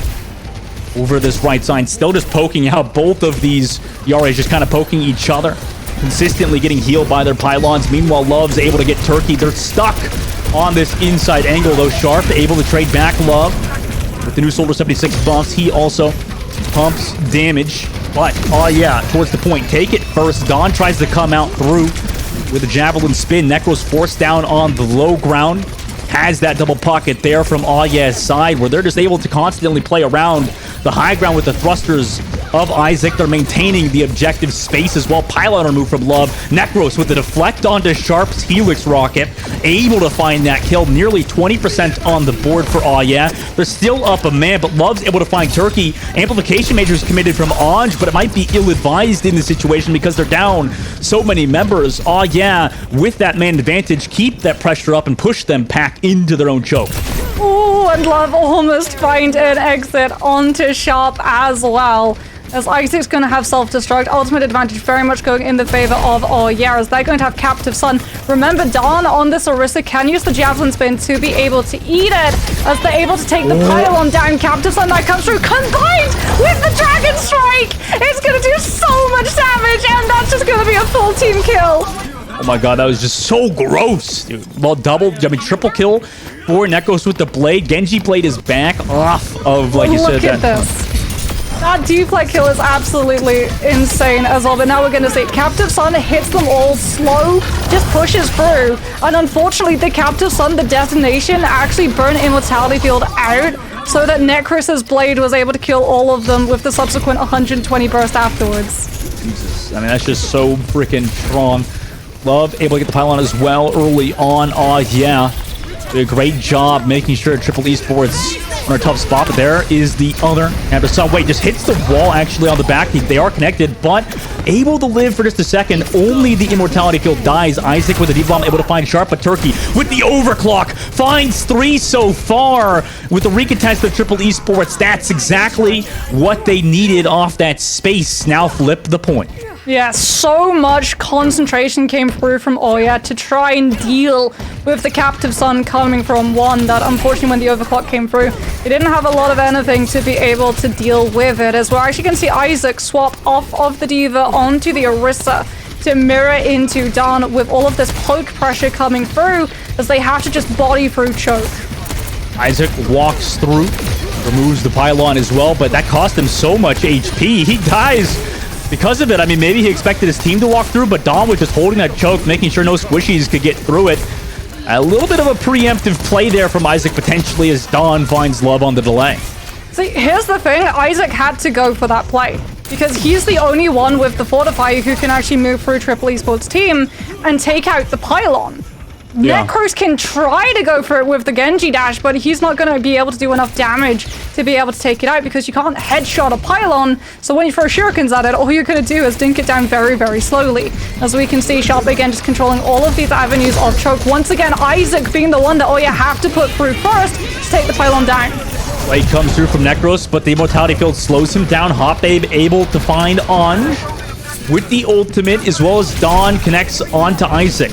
Meanwhile, towards the low ground, Dawn has to fall back down here. Necros finds Turkey. Hot Babe rotates all the way around as Sharp and one have combined for 2. No pylon to keep them healthy. So, because of it, the heals were just not there. Triple Esports rotate around this point. It's just Hot Babe who is just trying to clutch up on the inside angle, but Sharp will eventually find him. And now we enter last fight territory for Triple. Triple Esports have such a good combination as well. Captive Sun into Terror Surge is even more terrifying than into Blade. Isaac going to be there with the Orisa, but like you said, Hot Babe actually swapping to the Kiriko to be able to cleanse both effects. Yeah, I mean, that's a good swap so far from them. But Captive Sun comes to the play. Oh my god, was that deflected, I think? Deflected, yeah. Oh my god, what a deflection. I mean, the radius that the deflection has on the Captive Sun is quite large, as a lot of content creators have pointed out. Dawn's able to find Necros, though, even with that Turkey now with the overclock finds too. So even though the Captive Sun did not result in favorably for them off of the overclock in the rest of Triple Esports' damage, they win map number 1. Yeah, Triple Esports doing exactly what I'm sure we're going to be seeing a lot of teams do. Using Captive Sun very much in the same vein of a Tracer Pulse Bomb, knowing that even if they're stuck in somewhere like a choke, with that additional movement that the Iliari is able to pick up with the flight path, she can instantly put herself into a position for a fight and instantly bait out so many really crucial cooldowns for these teams to have. And here's the thing, unlike Pulse Bomb, Captive Sun has different timings of damage, so you're forced to layer all of these different abilities as opposed to just simply investing in Immortality Field and calling it a day. Yeah, people probably watching this and like, damn, that ultimate's pretty good. Yeah, pretty gross to deal with. And you called it before. I mean, Terra Surge finding that value on the front line. You know, Triple Esports look good so far. Turkey as well, Moxie, on the Sojourn seemingly has been a difference maker too. Yeah, and this is the thing. Triple Esports now have a player who can flex. You're not forced to keep playing the pharmacy on control maps where it can really, like the weather, be incredibly affected by different maps that you go on to, different compositions, having to swap up in terms of the terrain and architecture that they're playing up against.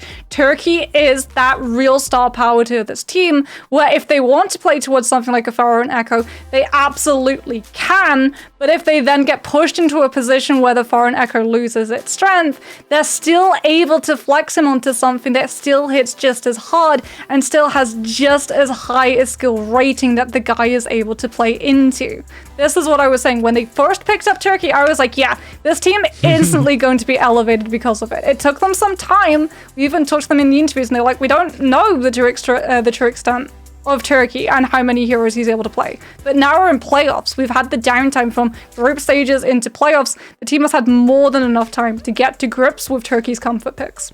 Yeah, it's so far so good for the likes of Triple Esports on that map number 1. But obviously, we're going to that second map, which is going to be Eichenwalde. Oh, yeah, want to play on this map. Moxie, why do you think that is? What is the difference that this map, this hybrid map, should give them over the likes of Triple Esports? Well, potentially we could see the Torbjorn come through for them, like, if they really want to.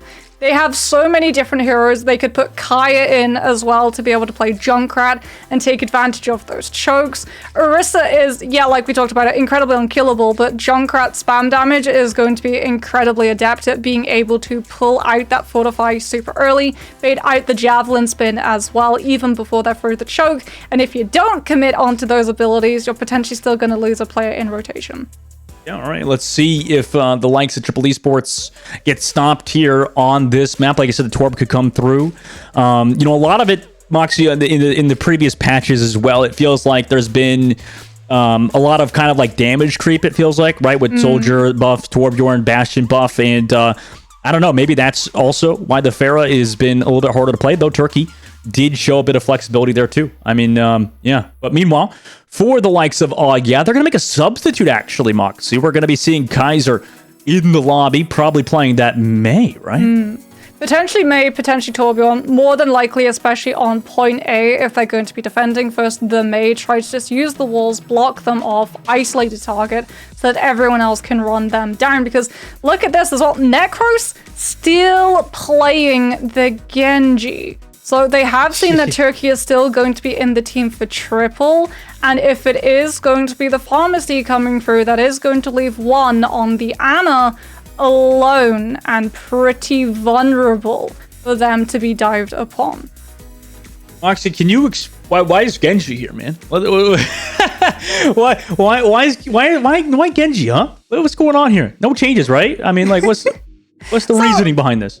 You saw it like a little bit in on Mecha Base. You can deflect Captive Sun. Like, you find so much value in terms of being able to pair Dragon Blade with Captive Sun for your own ultimate usage, but also denying it for the other side. And as a result, like, having all of these different game plans, because you deflect the initial burst, you don't have to worry about all of the different stages, like being hit by the slow, and then having to worry about not taking 90 additional damage on top of that, and being hit by an even larger burst. So basically, you're just saying you play Genji for deflect onto Captive Sun. That's it? That's it? Also Blade. Moxie, yeah, I guess. The dash, and I mean, again, like I said, I think we're really only going to be seeing the Genji because of just the ease of being able to collapse onto this Ana alone. All of the things like deflect, the Blade usage with things like Captive Sun, those are just additional bonuses on top. I guess you're right. It's just, it's interesting to talk about it because, yeah, like you said, a lot of the value that Necros brings on the Genji is involved in terms of ultimates, and it is that neutral game that they rely upon. But One and Anj, right, on the previous map have done a great job zoning it off. Meanwhile, Turkey as well, gonna be playing the Echo sharp on the Sombra. Yeah, so we are going to be seeing both Hot Babe and Cool Boy, Iliari and Baptiste, both trying to deal very much with this Echo, who is going to be able to avoid that Mei wall, as Dan actually thought about going for the Winston dive, decides to go for the Orisa, but already takes a huge amount of damage. That was a big chunk of damage that came through. Isaac also on the Hog. Haven't seen that just yet in the playoffs. Necros now over to the top, just trying to pressure out Turkey, but once the deflect is gone, he has to dash away. Down to 1 HP, barely lives, grabs the mini health back. Immortality field utilized. Isaac finds Dawn on the right side. Turkey in the sky also being shot by the support of Hot Babe. Also the rest of the team zoning around them. Turkey able to find Necros though, so slowly they're working themselves back into this, but down some members of their team that have to wait. Have to be careful though. Sharp actually committing onto this Sombra is going to make this Iliari's life absolutely nightmarish, because you can hack and EMP cancel Captive Sun and also hack the pylon to try and take the 1v1, as Kaiser has been isolated. Is on the Mei, will be able to recover and stall for the rest of the team to come through, and as a result, all of the attention on the Mei left one entirely undefended, and Isaac took the Ana out. Yeah, I mean, Isaac on the Hog has really been a difference maker on this map. Already a minute and 30 seconds off of the clock. Triple Esports now have to start thinking about things and how to deal with Aya's composition. This is when he's able to find that flank, find the hook, and instantly get the kill onto one on the Ana. However, Triple Esports have built up into their main tool of engagement. Nano Boost is available. Turkey's on the Echo. This is go time. Yeah, perfect intuition there from Isaac in that fight. Go time, like I said. There's the Nano Boost on to Turkey. It was aggressive. EMP is there from Sharp. Now, meanwhile, ultimate committed from Hot Babe. But that pocket is there from the Valkyrie. They are able to eventually find the kill with Cool Boy over the top to get that damage through. But Turkey trades back Hot Babe. Anj gets the Resurrect onto one. Into the Terra Surge now is a lot of damage from Dawn and Sharp. I mean, what do you do to deal with that? Now, Triple Esports just going to walk through on this point, ignore that pylon, and already take 2 ticks. I don't think, oh yeah, get a recontest. No, unfortunately, they're not going to be able to, and they now have to worry about controlling this high ground because you can see that Turkey is already getting into a position to try and poke. As we are going to see, it's not a tourbillon turret, it is the pylon, where that turret looks like to be on the roof. As Sharp is finding the hack, knows that Necros has the blade, and wants to deny any opportunity of the Genji dropping from the high to the low of the ultimate. And that was tough. I mean, he dashed away, but immediately Turkey was there with the damage. 2K for Turkey so far on this Echo has been awesome. Dawn also finds Isaac too, so the delays are now coming through. I mean, this could be absolutely terrible for all, yeah. Yeah, and again, no, Necros, he gets hacked and has to fall back to the rest of his team. I hate to say it, Dustin, but we really need to see this Echo shut down. They need to go for something like a tourbillon swap because Turkey has just been absolutely free at the moment, and Isaac on the Roadhog, every time he shows up, he's just being javelin thrown into to stop any heal or ability coming through.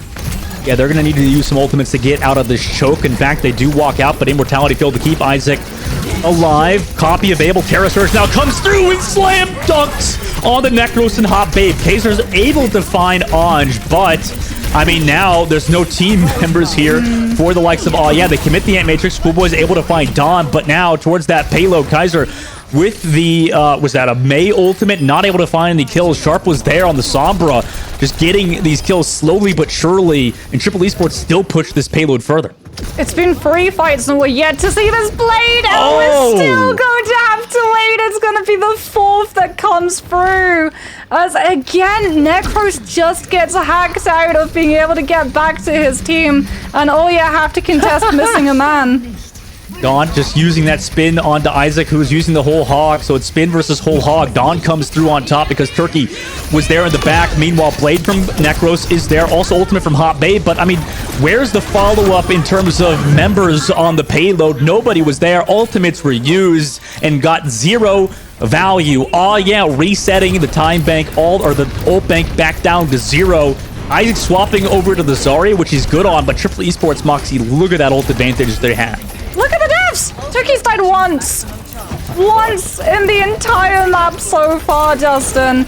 Isaac now, like you said, on the Zarya, trying to just beam down Dawn, who's not going to be able to javelin spin the primary, but unfortunately, that just leaves even more opening for Turkey, who suddenly doesn't have to worry about closing up the distance and using the focusing beam without getting hooked.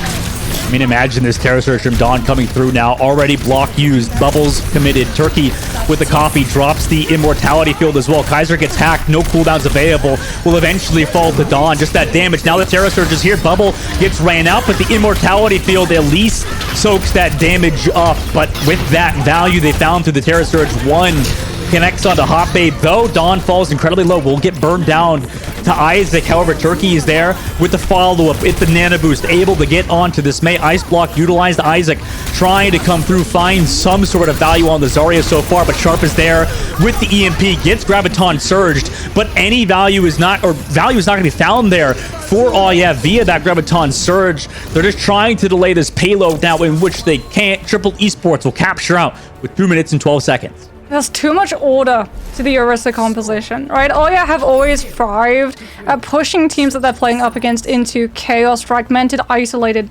pockets where they're able to find these 1v1s. But unfortunately, because the Orisa can just sustain so much damage, they're not really finding that disruption that they've been able to take advantage of in the past, because Dawn can literally just go in, soak up all of the attention, and as a result diverts it away from his backline. And we saw, right, every single time that Necros tried to find an entrance into a single fight, Sharp is just waiting with the Sombra basic hack, not even the EMP, to shut him down entirely.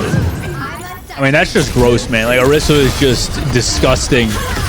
As it stands, Mox, I mean, you talking about it. Just feels like, I kind of feel for these players right now, having the Dawn just like constantly pressuring out, just making sure you have zero space. And, you know, one and on, just able to take full advantage of it, just consistently sitting back of the map. Necros, I mean, has no follow-up, but it's like, what do you do at this point for, oh, yeah. I mean, they just didn't have the damage burst. By running the Genji and the Mei is only going to have the damage potential if you're able to close up the distance and use the primary. But you were never able to close up the distance because you're never fighting with a full team. Necros alone on the Genji is also just not really putting out the damage unless he's able to find the Shuriken into dash, into melee to be able to take down the squishy targets. And as a result, the Orisa is never pressured. Fortify is always going to be able to save her for something like that Ananate to be able to come through unless Isaac is fully charged up. Now on the attack, we want to see this Arya play aggressive, use the bubbles, build the charge, and push this Orisa. But unfortunately, you're not going to be able to take the Orisa down until you deal with the Ana, who's hidden behind a pharmacy.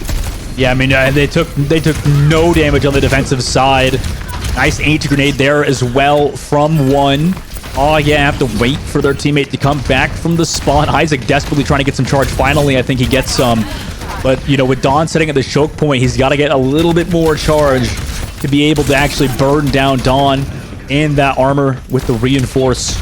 They're still stuck here at the choke. Now a minute off the clock. I mean, Turkey's just sitting around the pillar, able to spam out. Kaiser walks through into the mini side, but still with this Pharaoh over the top, hitting some nice shots. Turkey, one of the best Pharah players in Contenders. They built the nano boost for him as well in this fight, looking for that Pharaoh. Now goes for the nano, able to dive onto Hoppe, able to get him before the immortality field is there. The sky shot from Turkey now comes back on the Necros, who got one kill, but what's one compared to three? Turkey now towards that point, able to find them before they can even get a single tick.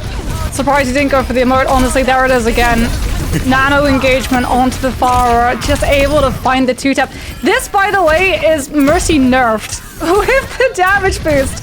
30% has now been reduced to 25%, but the pharmacy still as oppressive as ever. As Hot Babe is going to have the nano boost. Coolboy also has the amplification matrix, but Necros, unfortunately, because he hasn't been able to get past any of this frontline spam damage, is yet to have the blade to go alongside it. Terra Surge comes through. Isaac tries to run away, does get the nano boost, and then immediate javelin in Turkey. So that was great game planning for them to deal with that blizzard. And now with that, they're able to find more kills, spinning to win onto one. Anj gets the resurrect onto Turkey, but it did cost him his life. To Kaiser now 2 ticks on the board. Dawn able to find Isaac. They could potentially recontest. No supports here though. The Mei wall perfectly placed from Kaiser results in Oya taking point A. Okay, we're going to have Terror Surge. We've still got a Genji Blade available for but the spam damage coming through from Triple Esports. The fact that Sharp's on the Torbjorn now as well is going to make it even harder for this Genji on attack to go unnoticed into that backline and find the kill. Necros with the blade though. Able to find one on that left side. Then goes for the Mercy in the sky. Perfectly placed Genji Blade from Necros. Amazing timing to find that Mercy kind of floating down below for that Pharaoh. Necros looking for some heals now, but have won that team fight. Yeah, really good window of opportunity given the fact that Sharp had unfortunately misplaced that Torbjorn turret throw. So as a result, Necros was able to use that downtime to be able to find that hit onto one and then use the dash reset off of the kill to go for the Mercy. As Sharp sees, okay, Torbjorn turret's not going to work out now that he's going to be able to have that space. Gotta go for the Sombra to just go for the Hackers. Nano onto Turkey. Not even using the Winston bubble, so the Echo gets to play aggressive into the full team. Oh my god, that's disgusting. Yeah, I mean, perfect re-engage there. Turkey here, he's going for a little bit of baggage onto that Orisa. I mean, fair play to him. People do not like Orisa as it stands. 4K for Turkey in that fight.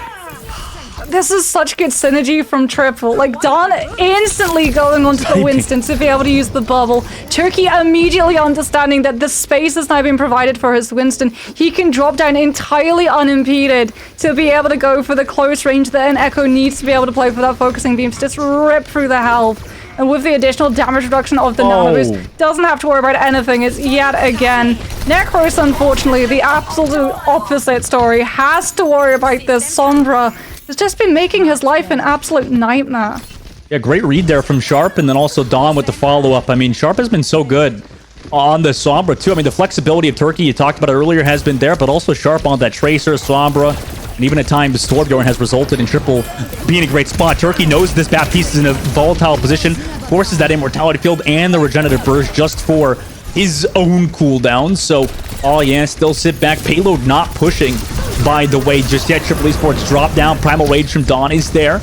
Just jumps back towards the payload. Blizzard was committed from Kaiser to try to find that Winston, but Turkey with a copy onto the Aristo. Javelins off Isaac from the map, so Dawn just able to connect onto Necros out of the copy. Now Turkey says, I'm the better Orisa. Surely he's typing in chat. Bro's just AFK typing this entire game, I feel like. But Triple Esports stopping all so far. I mean, Kaiser was able to push the payload a little bit further with the Maze. Now we're actually going to see Isaac try to use the Terra Surge, wasn't able to find a whole lot of value with it. Sees Dawn now on the Winston, decides to go for the Roadhog. This is one huge counter to this hero, so you can see that Dawn is actually taking a huge amount of damage. But unfortunately, the anti-nade, the Sombra hack, the Mercy damage boost all together just combined to take the Roadhog out of the mix. And now the Winston is just free to go for the back line. They're just tilted. You know, we talked about Sombra potentially being dead. You know, obviously seems well and alive as it stands. Turkey wants to go aggressive with the copy onto Coolboy. Might as well. Oh my god! Baptiste differential. Turkey with the copy finds Coolboy. Also, Necros is gone. I mean, is the mentals boomed now for I mean, this is going to be so tough with 30 seconds left. I mean, they're going to Blade, and I'm telling you right now, Sharp's just going to EMP up. Oh, okay. That was a nice hack, though. But yeah, you're right. This EMP could come through from Sharp. He's waiting. Look, he's literally just keeping an eye on where the Genji is. They're down a man, though. Do they want to commit? Even though they're down, they're Genji just looking for these supports. I mean, they're taking so long to get through. They're so hesitant. The nano. Yeah, I mean, they're so hesitant to come through, sitting with the EMP. Now, 3, 2, 1, gonna go for it. Oh my god, what a sleep from one. Nano Blade gets shut down, but Necros does get woken up eventually, and will take one out, though. Anj is there with the Resurrect. Turkey with the Nano Boost comes through on a Coolboy, who's still in this choke point. Even the cart is all the way on the bridge. Turkey was waiting for this exact moment. The poor supports of not able to find anything. Now Necros comes through. Suzu slows him down. Cart still pushing, like I said, in overtime, but Turkey's able to find that Kariko with the Mercy pocket. He's still nice and healthy. Necros gets melted down by Turkey, but he's not there to touch the payload. A minute and 30 seconds. Move on to third. Look at Isaac. He's typing. He's typing. Yeah, this is funny. Just back and forth between Isaac and Turkey, huh? Oh, and he gets the hook onto Turkey. He's copying him. To dodge death. Oh my goodness. Bro, Turkey that's not the most tilting thing. This match, Dustin. What is it descending into? I don't know. Turkey's just doing a little bit of trolling. It feels like. It's always Icon Vault. Every single C9 is always Icon Vault. Really does feel that way. Oh yeah. Looks to walk through now onto that Kariko for the Suzus. Dawn gets pressured out, but does have that primal for this fight. Isaac still sitting with that whole hog, surely to blast Dawn away, but the anti connects onto Necros. Looking for that kill. Dawn it is, and eventually Turkey's able to find it. So Dawn gets blasted to freaking Narnia, has to jump back into this fight, but Isaac gets antied and jumped on as well. Turkey's still looking to find it. Immortality Field committed. Can't really find the damage. It's just too much healing for at this choke point. Isaac gets the hook onto one, but with the heals from the Mercy and a nade, it's to stay alive. 18 seconds left, Moxie. We're going to enter overtime in just a second. Isaac finds that kill onto Sharp on the coast side. Dawn goes for the dive in towards the back with the Valkyrie. Turkey gets the copy, but Dawn is dead. 3v5 in this fight. Kaiser also finds Turkey there. So nice disengage from One is so close to that nano boost as Dawn goes for the Orisa to be able to stall and sustain long enough for it to come online. Turkey now onto the Widowmaker to play unimpeded from the sidelines and look for one-shot potentials, but Oya does have the ultimate advantage, Dustin, and Necro sees the Widowmaker swap and cuts it off at spawn. Okay, he gets shut down by Necros. Kaiser with the May ultimate towards the payload and the whole hog. So much zoning potential. And in overtime, oh yeah, capture out. I feel like, Moxie, the Turkey, you know, on the Echo a little bit there with the copy, with the duplicate, then swapping to the Widow. I mean, that's kind of rough for the side of Triple. Obviously, you know, they'll have a chance again in Listen, you know, look at the stats. Where are they?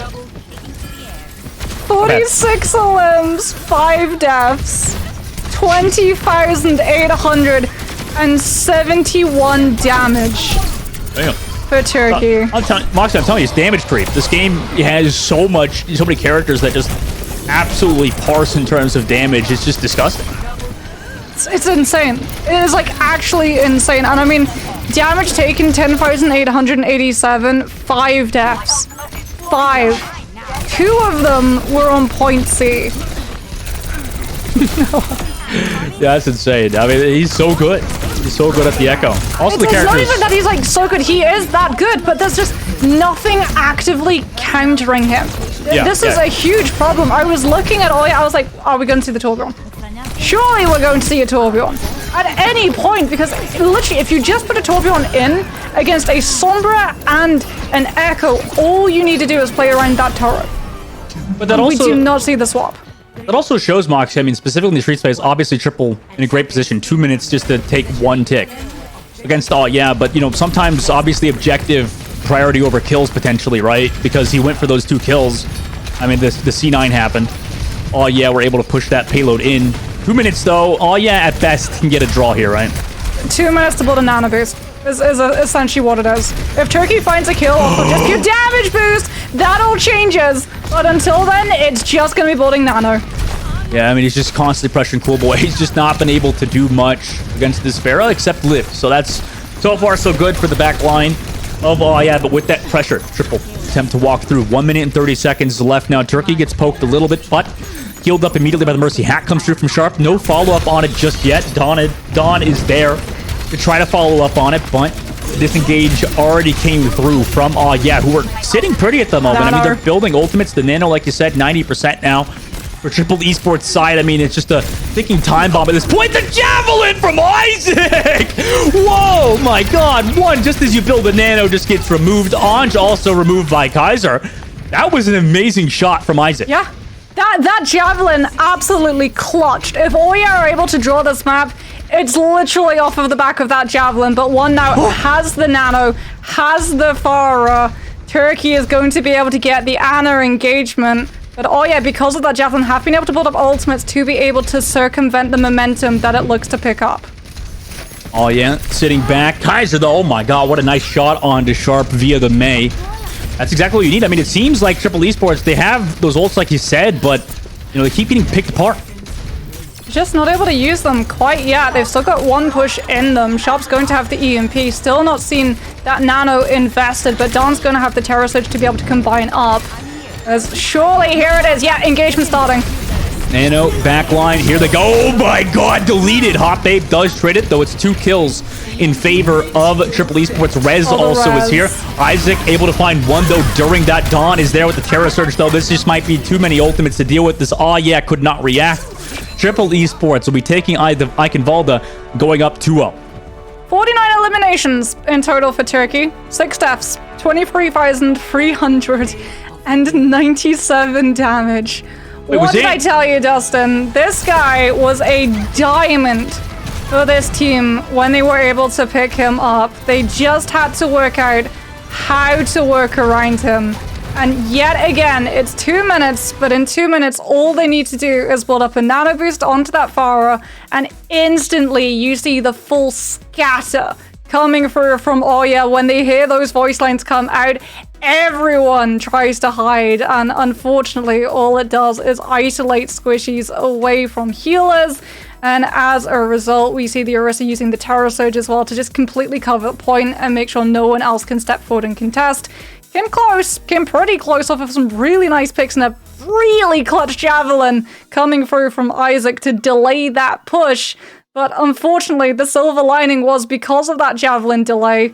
Unfortunately, they had so many more ultimates to pair up alongside the Nano Barrage when it actually came out. Now Triple Esports going up 2-0 in the series. We'll have to see what happens on the next map, which is coming up after this short break. So don't go nowhere, guys. We'll be right back. Oh, hello! Fancy meeting you here. It's so nice to see ya. Are you ready to survive the wastelands? Then you'll need to bring your shotgun, your axe, and of course, your knife. For your sharp wit, if you get my drift. Hey, whoa. Hold on there. Don't forget to pick up your Overwatch Contenders Junker Queen skin. Yeah, gearing up is as easy as connecting your Battle.net account to Twitch. And after that, watching the Overwatch Contender Summer Series will contribute to your drop progression, letting you claim your own wasteland-ready Overwatch Contenders Junker Queen skin. Oh, that's right. It's time to rampage. Now, get out there and slay with the Overwatch Contenders Junker Queen skin. Okay, take care now. See you in chat.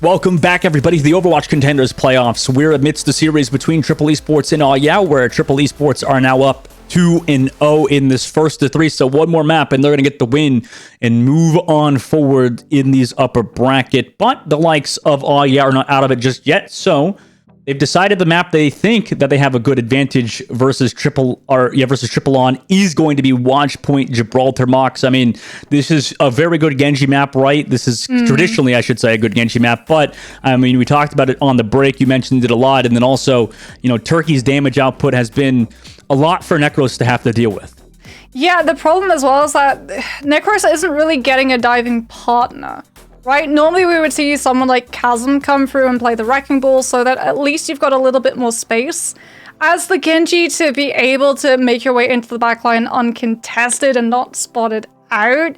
But because Isaac is playing much more towards the front line as opposed to going for the dive, not only is Necros supposed to win the 1v1s on Genji ever since the nerfs have come through, but also try and find his way into the backline through Sharp, and that means that one of your DPS is not looking at the Echo or the Far, whatever Turkey was trying to commit onto. And we saw what happens when left uncontested with a Mercy Pocket. Even on this patch, even with damage boost being reduced from 30% to 25%, it's more than capable of allowing your Pharah or your Echo to be able to take down the backline.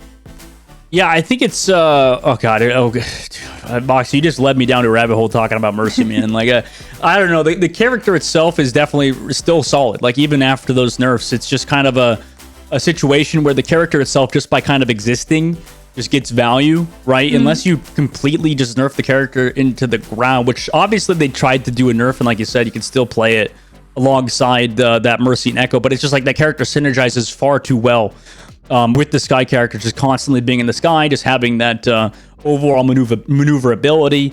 It doesn't seem like the amount of healing really matters, just the fact that it's there has kind of been a big hindrance for the side of and like you said, I mean, what does do here? They're still sticking with Necros leading into this next map, so it's looking like they're going to be that Genji Mei. Do you think this is the right choice? If you were the coach of would you keep Necros in or potentially do some substitutions? I have to admit, the Genji pick, it's not working. It's really not working. Like, trying to build up Blade, even when we see the Nano Boost come through, it wins you maybe one fight, but you're still not winning the neutral. And unfortunately, you're going to be fighting far more fights in neutral than you are with ultimate advantage. And unfortunately as well, having not really getting the damage nor the kills that Necros is looking for, it domino affects into ultimate charge and how fast that builds up. So as a result, Nano a lot of the time was going on to Isaac just to try and keep the tank alive in that frontline forward position. He died 16 times, Dustin. 16 times on Eichenwalde. That's 10 more than an Echo who's out in the open and is sitting duck, but unfortunately no one from Oya had any space to work with. And we've seen in the past, like Cool Boy and Hot Babe, more than capable on their own of being able to deal with Pharahs, deal with Echoes, and they will opt into those DPS duels.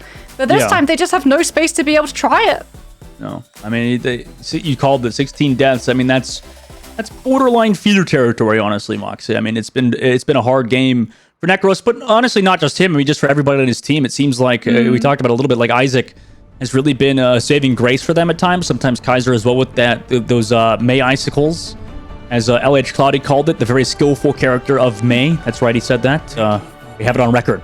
Meanwhile, on the defensive side, they were playing that diva before on Busan. Maybe they locked towards it as well as the Life Weaver.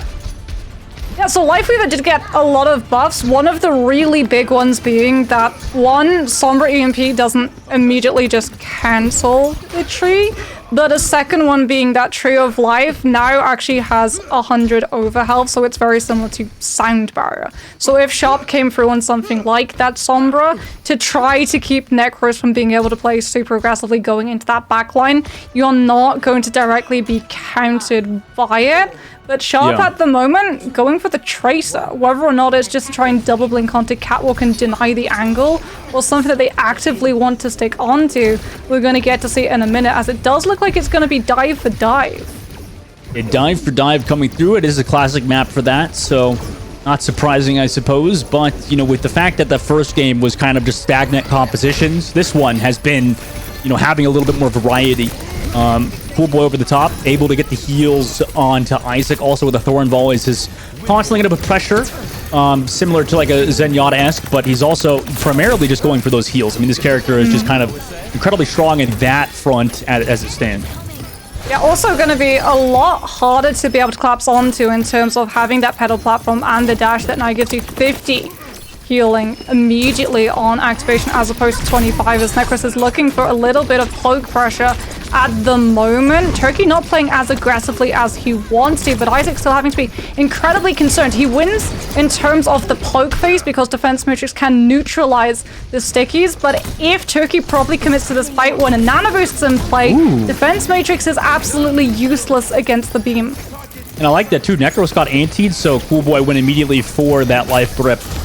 Make sure he was invulnerable temporarily there. Necros gets poked so low, but still has that double pocket. Also, that Baptiste window is available. Dawn not able to build towards that primal just yet, but the Valkyrie is there. Turkey went aggressive. Now goes for the copy and just smashes Hot Babe into the wall with those rockets. Eventually will be forced out of the copy, but the damage might already be done. One got rid of Necros, so now you don't have that Genji in this fight. Dawn also has that pocket over the top side. This is a great position for Ana players to kind of sit in, but the Blizzard is there. Dawn gets frozen and killed. The payload is still stopped. Anti comes through, but they're going to rely heavily on Turkey's damage with the defensive matrix here. It might be hard, and the life tree as well. It's going to be very, very difficult to get this payload in. Necros pops the blade, will die for it after he got the kill already, so they got the value out of Necros as it stands. Isaac making sure the res doesn't come through. On's trying to go for it last second, but eventually will fade. And now, Dawn with the Primal Rage trying to find Cool Boy, but he just dashes away. Pedal platforms, eventually, one will find them over the high ground. So, they're still in this fight. Triple Esports trying to close out. Sharp finds Kaiser in that May as well. Necros will get found, and slowly but surely, Triple Esports have worked themselves back in. Isaac has the Diva Bomb, but won't even opt to use it. Dies on the payload. Triple Esports moving on a second. I mean, in that entire fight as well, Triple Esports pulled halfway up to a nano boost, and Turkey nearly another duplicate. As they're going to have control of plane, they can just push so much spam damage into Oya as they try and regroup. There's Diva Mech doing a lot to be able to defense matrix out some of that Echo poke, but you can see having to really back off from being able to commit until they see the Echo away from those squishies. Turkey sees the Diva gone, tries to find a pick onto everyone left behind. Immediately, Isaac forced to use the self-destruct, and now Triple Esports can really apply that pressure. Yeah, that's what it's for. I mean, self-destruct always just used to kind of remech it at times when you're kind of forced to take a lot of that space, so Isaac kind of backs up. Meanwhile, Kaiser on the low ground is kind of stalling this payload. One drops down, gets some healing from the Valkyrie Mercy. Turkey over the top, and the copy finds Hot Babe, already doing more than Necro so far on the Genji with the copy. Sharp able to find Kaiser as well. Baptiste and May removed. Turkey has built up the copied blade, but will get poked out of that form. Eventually, Necros comes back, says, no, I'm actually the better Genji. Forces him out of copy, and then finds that regular Echo cart still being pushed. 3 meters left, 2 meters left. Eventually, somebody touches, but the Pulse Bomb connects into Cool Boy, who pedal platforms up just to kind of celebrate that Pulse Bomb from Sharp. Now Dawn with the Primal Rage and Nano Boost is so much damage for Hot Babe to deal with. Just get juggled into a corner. Not much you could do as the Baptiste player there. One also finds Necros, and Triple Esports are so good at kind of playing this back and forth as Yin and Yang may eventually will move forward onto third down. Necros going to have the Genji blade, but one yet again going to be existing as this Ana with the potential of shutting it down. And even if you don't get slapped, who can the Genji really dive onto? The Mercy is going to be entirely unavailable unless you fully commit the blade just on the Mercy and the Echo. Sharp's going to be untouchable on this Tracer. One, by the way, an Ana against Genji, 0 deaths. Oh my gosh. He's so good as it stands. I mean, one just playing at the back of the map, right? He's so good in terms of positioning, and also Isaac just hasn't really been able to find the space. He's had to play so much more defensively to back out and try and peel for when Turkey shows up, that Necros has never really had the opportunity to be able to do just what he's doing now. Yeah. Finally gets to push forward with the blade, holds the deflect to stop any potential sleep, cutting it short, and will be able to hand one his first death. Imagine one ends the map, or at least this round, with one death. Wouldn't that be poetic, Moxie? Then ends the second with another one death. Meanwhile, Triple Esports now get to walk in, knowing that blade has been removed. However, that was just one ultimate, so... Oh, yes. Sojourn. Sojourn coming through as well from Sharp's side. Meanwhile, Isaac drops down to the Mega Health Pack. Eventually, whoa, a window on the inside. Hot Babe tries to push forward with it, but now he's in an aggressive position. Though via that Ant Matrix, gets the Javelin one shot onto Sharp there in the open. Good shot from Isaac again. Has been a really important backbone of so far in the team fights they've been winning. Yeah, that Sojourn pick is going to make it an absolute nightmare for Isaac to be able to survive. Fortify is going to be pushed out so early in terms of the head hitbox for the Orisa playing into that Sojourn spam. As it is actually Isaac who's able to hand one another death, denying that nano boost at a crucial moment, given the fact that Turkey was posturing up to be able to use that shift and collapse in on the team, since Orisa, brilliant for self-survivability, awful for full team peel. There's the Nano, also a copy available for Turkey on the backside. One now has to back up into that Terra Surge, though, is Isaac, who gets killed immediately after using it. So they came back. Perfect peel from the side of Triple Esports, understanding that Isaac was a bit too aggressive on that ramp side. Now Kaiser is looking to delay, backs up as well, uses the cooldown just to live. Turkey goes for the copy to try to find a kill. If he can get Cool Boy here, that would be huge, but unfortunately with the copy, he's just kind of pressuring out the back. Still has that Ant Matrix as well. Cool Boy trying to live, rejuvenated dash rather to the box on the inside, and he's still able to find those kills. The copy lasting just long enough to find 2 in that copy, then drops down below to find the beam onto Cool Boy, and then on the K, so that's a 4K for him in that fight. In 1 minute left, a team wipe comes through. Can anybody touch? 2 meters left. A blade comes through from Necros, but no, he's not there in time. Triple Esports capture out. Yeah, Turkey unfortunately was right next to Necros, waiting for the Genji to look out of spawn and slow him down ever so slightly enough to be able to prevent that dash from touching the card in time to activate overtime. As we're going to get to, this was a really smart play from Triple Esports.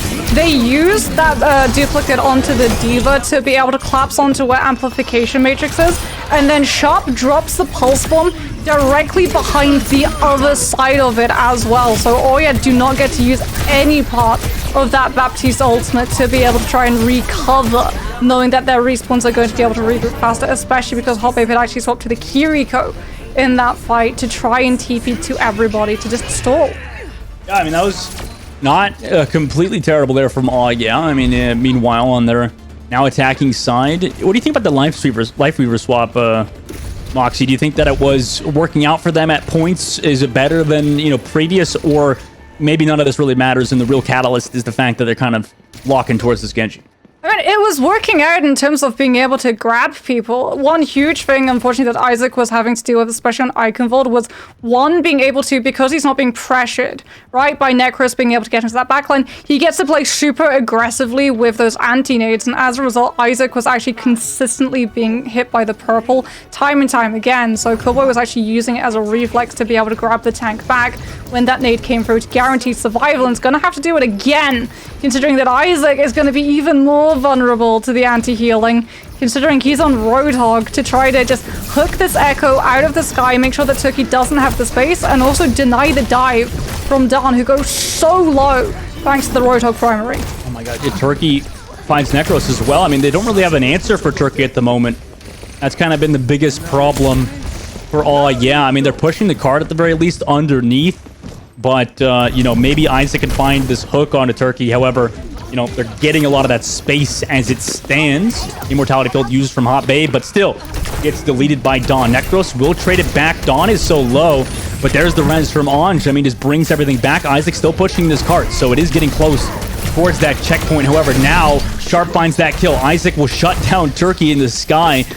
Not very often do you see these Roadhogs just beam down the Echoes in the sky. Meanwhile, Sharp finds Cool Boy, and unfortunately, Isaac's kill kind of is for naught as it stands as he gets staggered. Well, they have pushed the payload, like you said. That was the entire point of that push. Even Necros going in, super aggressive, as we're actually going to get to see the Ana come out on top.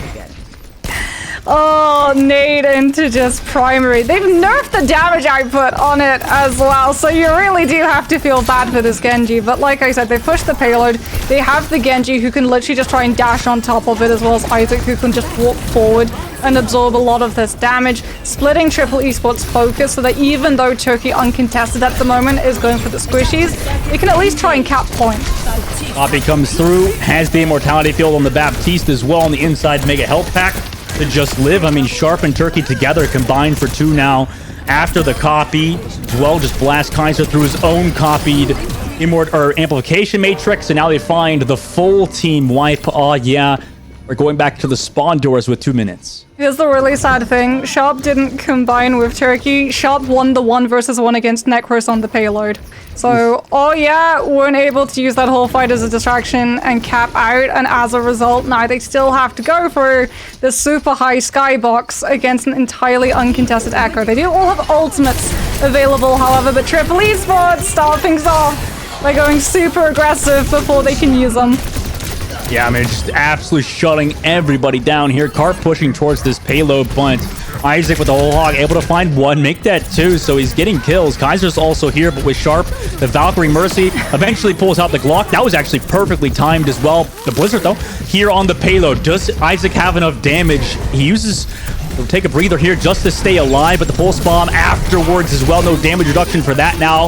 Amplification Matrix committed, so Dawn has to back up, get some healing. Perfectly played by him there to just live as Turkey just does all of the damage on the outside. Now 50 seconds left. Oh, yeah. This is rough for them. Now we're going to see the Tourbillon. Hot Babe going onto the Zen just to try and use the Discord Orb onto both Turkey, Dawn, and Sharp when they look for these dive intrusions. Hot Babe actually even going onto the Moira to try and use the Fate for self-sustain at the moment as one ultimate remaining for the team to try and push onto point B with Isaac slapped out of an engagement as well. Duplicate, oh my goodness, the BM onto the Tourbillon. Ooh. He does get killed, though, because of the tree, right? And also Necros is there with the damage, so they're luckily able to deal with that from Triple Esports, but they'll be able to get a recatast with Turkey in just a second, who swaps to the Soldier. Also, Necros gets antied by one, and now just a few shots. Nice life grip, though. Oh my god, saved him last second. Now Necros knows the Sleep Dart isn't there, so he's going to look for one again. This time he comes out on top around the mini health pack, now dives onto Turkey, but gets chased down by Dawn also being there. Isaac's going to have to go nuclear if they want to win this. He's able to find Ange. You have the pocket here from the Life Weaver. It might just be enough to grip away. Isaac finds two in this fight, as well as that bubble gives them that space to move on to this second phase, though. Isaac, nice 3K from him. Really good healing coming through from Coolboy, as well as utilizing those horns to be able to break the Winston bubble as quickly as possible. Necro's going to have the blade, but Isaac having that whole hog and getting platformed up onto ship to be able to deny even more space onto the back line. I love this play. Yeah, this is a nice swap through. I mean, the play, first of all, like you said, by that blade from Necros, but it feels like to me Lifeweaver is kind of like the new Moira, and now Hot Babe, because of just how much healing he does, and then Hot Babe also swaps to the Moira. So it's to me right now they have like double Moira, just infinite healing for all. Yeah, this might be the swap they needed. Yeah, Coalescence going to be available as well as Molten Core to be able to stop Triple Esports from being able to contest. Nano Tac Visor, however, is going to be pretty terrifying when you don't have a shield, considering Helix is still going to be able to splash AoE damage and take Isaac down. Isaac on the Soldier swap, able to get those two. Also onto Necros as well, make that three. Isaac tried to go for a bit of an aggressive play there, but it cost him his life. Hot Babe also gets slept by one. No kill able to be found, though. Just Nano Visor play. Isaac went a little too far on the ship, and that was that. He wanted to take the fight on ship because he had the whole hog. If he was able to keep Triple Esports up against the ship, they would be taking maximum amount of damage from the ultimate, but unfortunately, it actually worked against him, as Coalescence still available, so too is going to be Tree, as Isaac takes Turkey down first.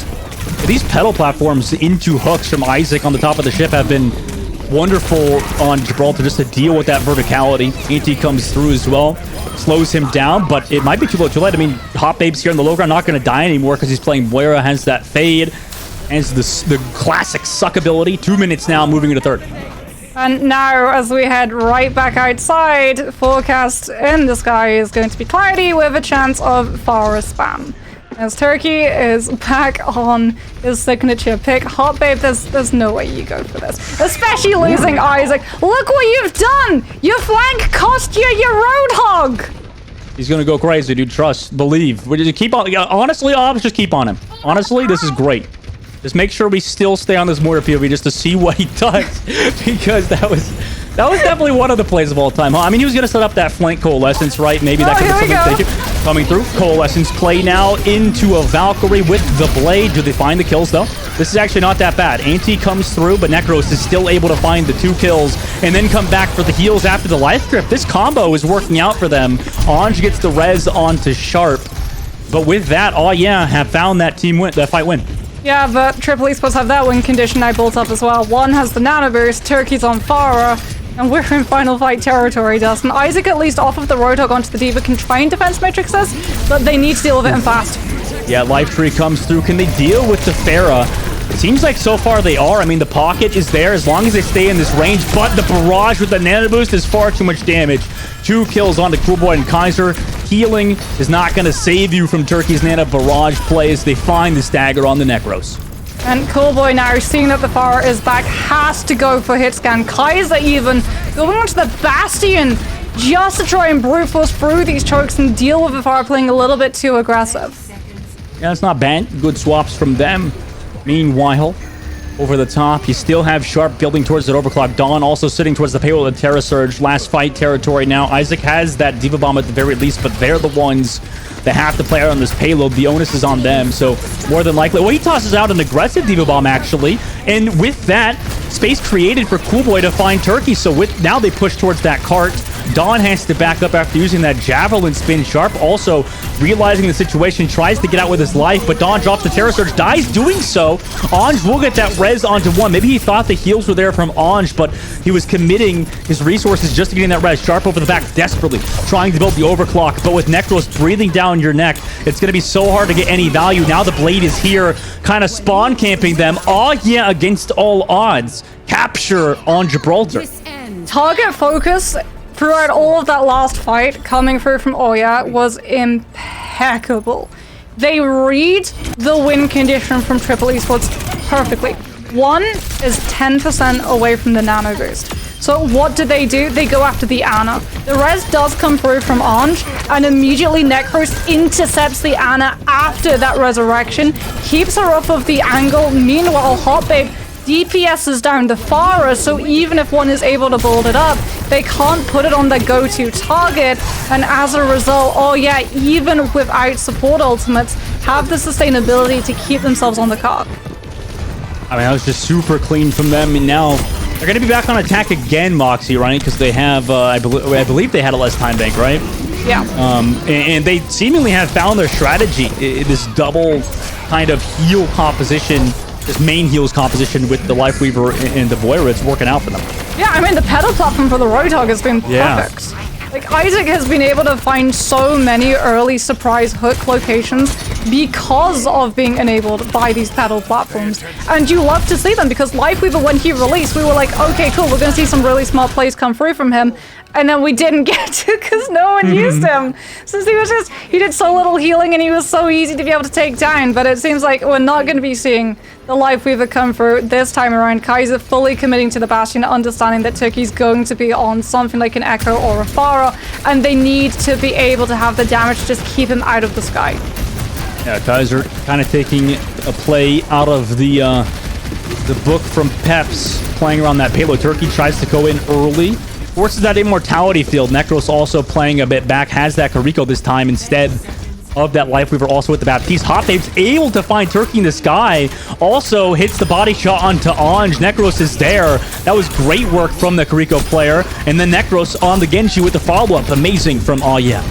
Yeah, and this is really good placements coming through from Oya as well. By going for Isaac on the Diva and playing around payload with Kaiser, they guarantee even if they don't win these fights on the high ground, they're still getting payload distance. And even better for the team, they won the fights on the high ground, so they've been able to pick up point A. Ooh, that's so fast. Now, into the streets phase, Isaac still going to be locking that Diva. Triple Esports staying with their composition as well. I mean, Kez are just playing around this payload during these team fights, continuously around this objective, making Dawn's life living hell. I mean, look at him. He's getting poked down already to 1 HP. Has to back up. He surely is going to die here unless he gets the double pocket, in which he does. Turkey gets that copy, immediately burned out of it though. Pulse bomb available from Sharp, but here's that Kitsune run. Sharp has to back away. Necros gets that kill onto one. Sharp can't even get the pulse off. He's taking far too much damage. Necros goes all the way down, gets burned by Turkey, but Kaiser's already found one kill. There's that pulse bomb, but the healing is too much. Kaiser with that mine finds Sharp as well, trades it, pulse for mine. Meanwhile, with the nano boost, Turkey tries to go in. Kaiser finds one with that artillery strike, but the nano surely is going to run out here for Turkey as he drops back down. Pushed off the payload, tracked down by Isaac, and they move on to third. Dawn drops down below, maybe unexpected. A bit of a push from Dawn, trying to push them off the payload in overtime, but now it's just you and Sharp. What more can you really do? Sharp finds one, but then Dawn immediately falls to Kaiser, who is now back. Sharp gets delayed. We could see a full cap in overtime. No support ultimates available for Triple Esports. That's huge. They've got the duplicate, they've got the Terror Surge for the next fight, but they don't have the nano boost to enable the Echo. And as a result, Necros' Blade, alongside the spacing created from this Diva ultimate, could be absolutely huge. And now, oh yeah, it's looking over the top side. Kaiser still has been a nuisance with that grenade. Incoming blaze from Necros onto Anj. Copy now comes through. Cool Boy will find Dawn. So both the Mercy and the Orisa removed. Turkey gets this copy again, but really not finding a lot of value as it stands. Maybe just going to live with his, get out with his life, get a full recontest here, but one's pushed back into the spawn. Diva Bomb from Isaac. He's just going to shut down the support. With that, Kaiser's able to find Sharp. Overtime ticking down, and it doesn't even matter because Oh Yeah have just claimed the entire map without losing a single team fight. And from point A, Dustin, they were in overtime. That's insane. They played perfectly. They played absolutely perfectly. We got to see Necros on that Genji getting to overwhelm one on the Ana. Isaac on this Diva made it so much harder for Turkey to be able to find value in these lull phases where the Echo stickies would bait out so much utility from Coolboy having to use the Immortality Shield super aggressively. And a huge thing that we have to talk about, which was one of those big changes for this team, was putting Kaiser off of the Mei onto the Bastion. Because you heard it from Clyde, right? Bastion coming through, you have to play around him in two ways. You either try and collapse on top of him, or you play slow. And Triple Esports had to play slow. And when they wanted to collapse with the Nano Boost, Necros was there, making sure that they didn't get to make that play. I mean, overall, fantastic work from the flex player of Yeah Kaiser. Has been doing quite well. Also, Necros on the Genji getting a little bit more value with that space created from it as well. Now, Triple Esports, they have to go to the drawing board maybe. 2 minutes to capture out Gibraltar is quite difficult. Well, Kaiser's still going to be there on the Bastion. Necros definitely going to be looking for those engagements. Hot Babe as well, starting off on this Kiriko to be able to survive if a dive does come through, as Necros goes incredibly low, but the information has been picked up. Sharp on the Tracer, just going to keep the payload pushing. Very similar to the way that Yeah we're using that Bastion alongside Diva. Keep the payload in motion so that eventually Yeah have to give up the high ground. That is gross. I mean, the Bastion just gets so much health after the armor. Also with that regeneration. Now a minute 25 seconds. Triple Esports. Dawn just pushing the payload. Yeah, sitting back. Waiting for the right time over the top. They're just happy taking ult charge, I guess. Turkey just doing a little bit of poke damage. Holding up that duplicate, but this is really crucial. One's not really getting to supercharge up the Nano Boost, as now we're going to see them actually start to make their move. Turkey now walks up, doesn't have the copy to set either. The heals there from the Mercy almost matters with that Mercy change. Actually does. Necros will find Turkey before the copy even comes through.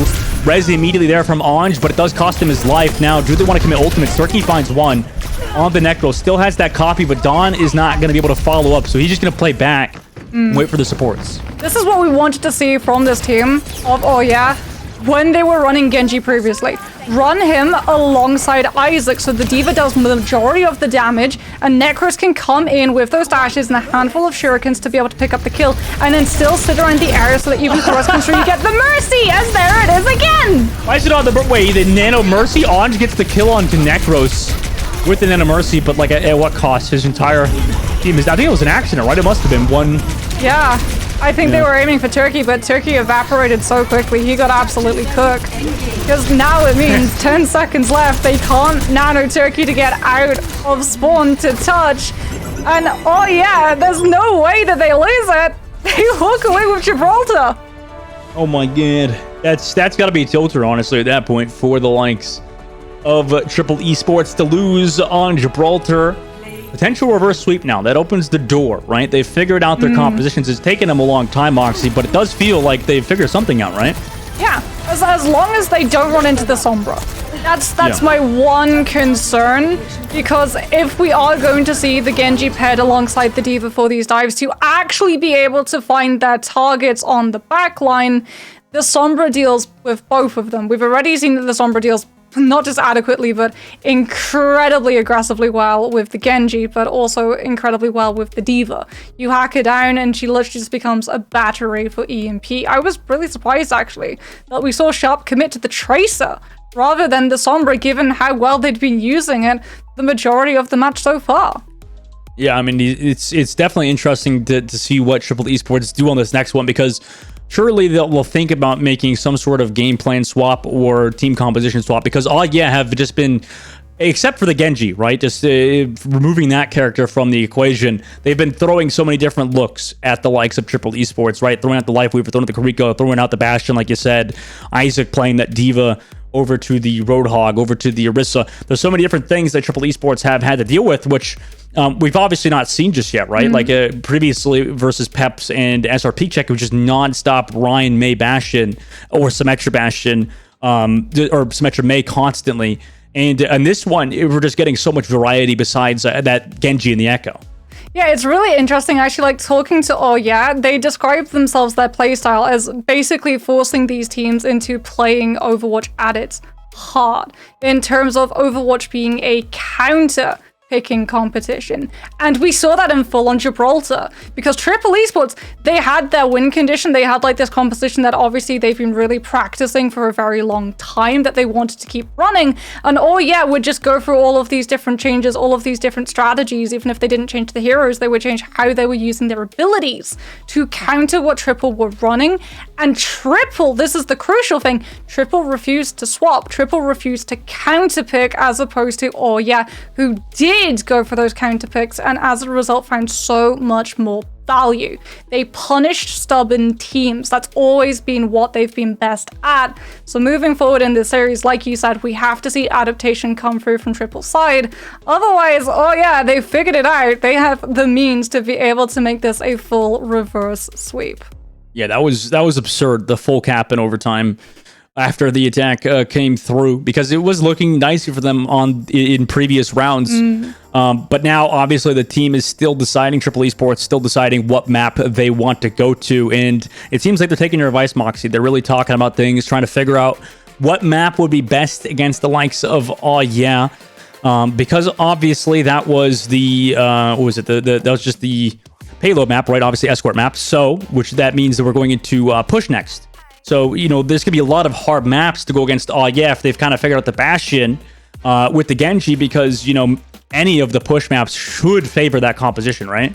Yeah, I mean, you think about someone like Esperança, where there's going to be really good value. The skybox is absolutely ginormous. There's a lot of high ground as well to be able to play an Ana super defensively. We can, however, these games have been going so long on broadcast, actually see that some of our other matches have finished before we finish this one. It does look like we can have a look at our lower bracket run, as Team Peps were able to beat Raspberry Racers 3-0 and will continue in this competition. Ataraxia obviously still having to wait to see the team that they are going to be pitted up against. Going to have to wait a little bit of time to see their match and the outcome of that. But like you said, absolutely insane push coming through from Looks, however, like we do have potentially an answer of what Triple want to do, alongside potential for a substitution. Okay, Colosseo will be our next map. Triple Esports, like I said, have that potential to make some sort of sub or change. 6-3 on Gibraltar is definitely not a scoreline you see very often. But we and you, Moxie, we see a lot of these, like 9-6 or something, some ridiculous scorelines a lot of the time. Colosseo, not a map that's really like that. Obviously, the checkpoints are a big thing, and we saw in that first game of the day between SRP Check and Peps that it was only 1-0. Like, I think that what is it? I don't even know if they got the first checkpoint to win Colosseo. Talking about SRP Check on this map. This is definitely a map that is up in the air for who could win it as it stands. Look better, more improved, but Triple Esports still have that map advantage. So even if they drop this one, they got that cushion to bring us to another control, which they won relatively easy.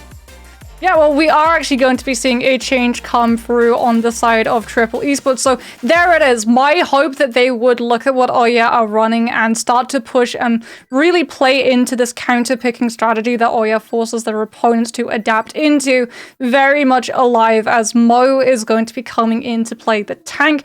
Potentially we're going to see a little bit of Diva come through to try and match if Isaac decides to field towards that one. Maybe we get a little bit of the Orisa as well, because Kaiser is most likely going to still be running the Bastion, and I think this is where Turkey's like full flexibility comes into play for triple. You can play the Pharah or the Echo in the first fights for spam, or you can put them onto something like Sojourn. When she released, when this first map originally released, was so oppressive in that first fight that we would have a full 2 minutes of time to have to fill before anyone actually made an actual move. Yeah, that was honestly the dark days of Overwatch 2, Mox. You don't remind me of that. The Sojourn meta casters across the board hated it. It was so funny behind the scenes. People were like, I just want to play this. Please, no more Sojourn, because she's so freaking strong. Just like everybody waits around the map and then she one-shots and then moves in. Now we're out into the light. Now that's what I was saying about the damage creep earlier. It feels like a lot of characters in this game just do that much in terms of value. A lot of the tracking characters, like I said, Bastion earlier, Echo with the beam, the tractor beam, as I like to call it, and also with the Torbjorn, like you said, being another character, high HP, solid damage output with the fire right now. So many things have been changing continuously in these patches, resulting in teams kind of just mixing it up and going away from the Sojourn. But earlier we did see Sharp play that Sojourn. Did Turkey play the Sojourn yet in the series? I feel like he did at one point. I think on he played it on Busan. Mecha base. Yeah, so both of them have it in their hero pool traditionally. Yeah, so we could see that Sojourn potential. Necros obviously still, interestingly enough, actually going to be in for, no Kaya coming through, so they are still going to have to play this Genji. They want to, I guess. I mean, it's fair play. They won the last map, so it could go in their favor again. Well, we've seen it work, but we've also seen it fail. This is the problem, and a lot of it hinges on whether Triple Esports play the Sombra or play the Tracer. And it does look like Oya are going to be a lot happier with what comes through those gates. Sharp going to be on the Tracer trying to find those flanks. Is really going to have a tough time because Kaiser is there on the Bastion in anticipation of the aerial defense. Yeah. I mean, I was talking about the Mercy changes earlier on Eichenwalde not really mattering, but definitely on Gibraltar we saw some of the effects too, right? With the Pharah or the Echo dying with relative ease compared to previous patches. Meanwhile, they didn't nerf for healing, is the thing. Yeah. They only nerfed damage beam, I thought. Oh, okay. There you go. Turkey forces away, or gets forced away rather from Isaac. Nade comes through onto Hot Babe. Sitting back, Kaiser, meanwhile, tries to get some pressure on the front line. Turkey now pushed out because Necros is there with the Baptiste, but with Regenerative Burst, it's just far too much healing. Cool Boy takes out Turkey. Rez potentially comes through from On. She's focused down, but too much peel onto him keeps him alive. Turkey will get rezzed as well, so we're back in an even fight, but without the resurrect. Mo dives onto this Bastion, but gets immediately removed. Also, the nade is there, so Sharp is there with the follow-up on the Necros. They trade the mech for the kill, and you'll take that any day of the week. Isaac pressured out. Will lose the mech on this inside angle, but Hot Babe will find the Baby Diva, but not after. It's far too late. Turkey has the nano boost and is able to pressure out Kaiser and Baby Diva of Isaac. That's a 3K for him in this fight as they steal the robot. Yeah, Sharp's literally just playing bodyguard at the moment to make sure that Necros isn't actually able to find these kills onto one, and as a result, the Ana lived through the entirety of the fight, ult up the Nano, and enable Triple Esports win condition of nanoing the Pharah. As we are going to see Necros take the Pharah down in a position where it's not resable, but unfortunately, Necros and Hot Babe both get taken out, as Oya are going to have to back up and wait for reinforcements. Yeah, they tried to go for a bit more, it looked like, in that angle when they could have just taken that kill and maybe backed off, but now this robot still under the archway here, incoming. Strike from Kaiser in the ultimate of Bastion, but not able to really find anybody. He's scouting around it. He's just only going to use one, I guess, in that fight. Maybe he used two earlier on, but Barrage now available from Turkey. Waiting to go for that dive with the concussion. Over the top left. Meanwhile, there's so many ultimates for Oya. 4 Triple Esports also have 4, so it's an ult game. Back and forth. Hot Babe finds one. Necros pops the blade. We'll find both supports immediately after popping that blade. 2 for him. Sharp does! Oh my god! Get a 2K pulse bomb. Tries to get with his life. He's trying to go for that mega health pack on the coastal side at 1 HP, but Isaac is there with the blasters from across the map. Great work from that Diva to track down Sharp, knowing exactly which health pack he was going to. Oh, they're off the Bastion. Kaiser's now onto the Mei. And as a result, I mean, the fights are starting to widen out into these more open spaces. We've already seen the Bastion losing a lot of value in regards to that one. But this means one less counter to Turkey on the Pharah just as that nano boost is about to come online. Amplification Matrix used in the open. Keeps everybody healthy though. Isaac has to get those heals. He does so. Triple Esports now backing up, just avoiding that Ant Matrix to go in with their own Nano Boost, and now they do. Nano Barrage play comes through. Cool Boy removed. Kitsune Rush is here, but it's so hard to deal with Turkey. And this Nano. Kaiser's dead immediately afterward. That's 2. Sharp will also find Necros. Team Wipe comes through for the likes of Triple Esports. That was Kitsune Rush, Mei Wall, Mei Block, Genji Deflect, Diva's Defense Matrix, everything invested to try to save themselves from the follow-up damage of that nano boost. But like we talked about, right, missing that Bastion just means, unfortunately, that the floodgates for Turkey have opened. It means that Sharp is having a little bit harder of a time to be able to win the neutral into the backline, but Turkey is entirely uncontested as a result, and Isaac is forced onto the Orisa. No recall for Sharp, backs up into an angle where his team could heal him, but Ange loses his life to Cool Boy. Nice shots from him out of the Mercy. Now one is dove upon. Sharp is here for the peel, but Necros actually gets melted by Turk on the inside. They're keeping one alive here. They go deep for him, actually, but Isaac tries to go for the Javelin. It's immediately defensive Matrix on the inside, but Isaac still finds Turkey in one, and then eventually they just track down Mo on the inside. Sharp able to find Kaiser, but the stagger now comes through. Oh yeah, are in control of the robot once more.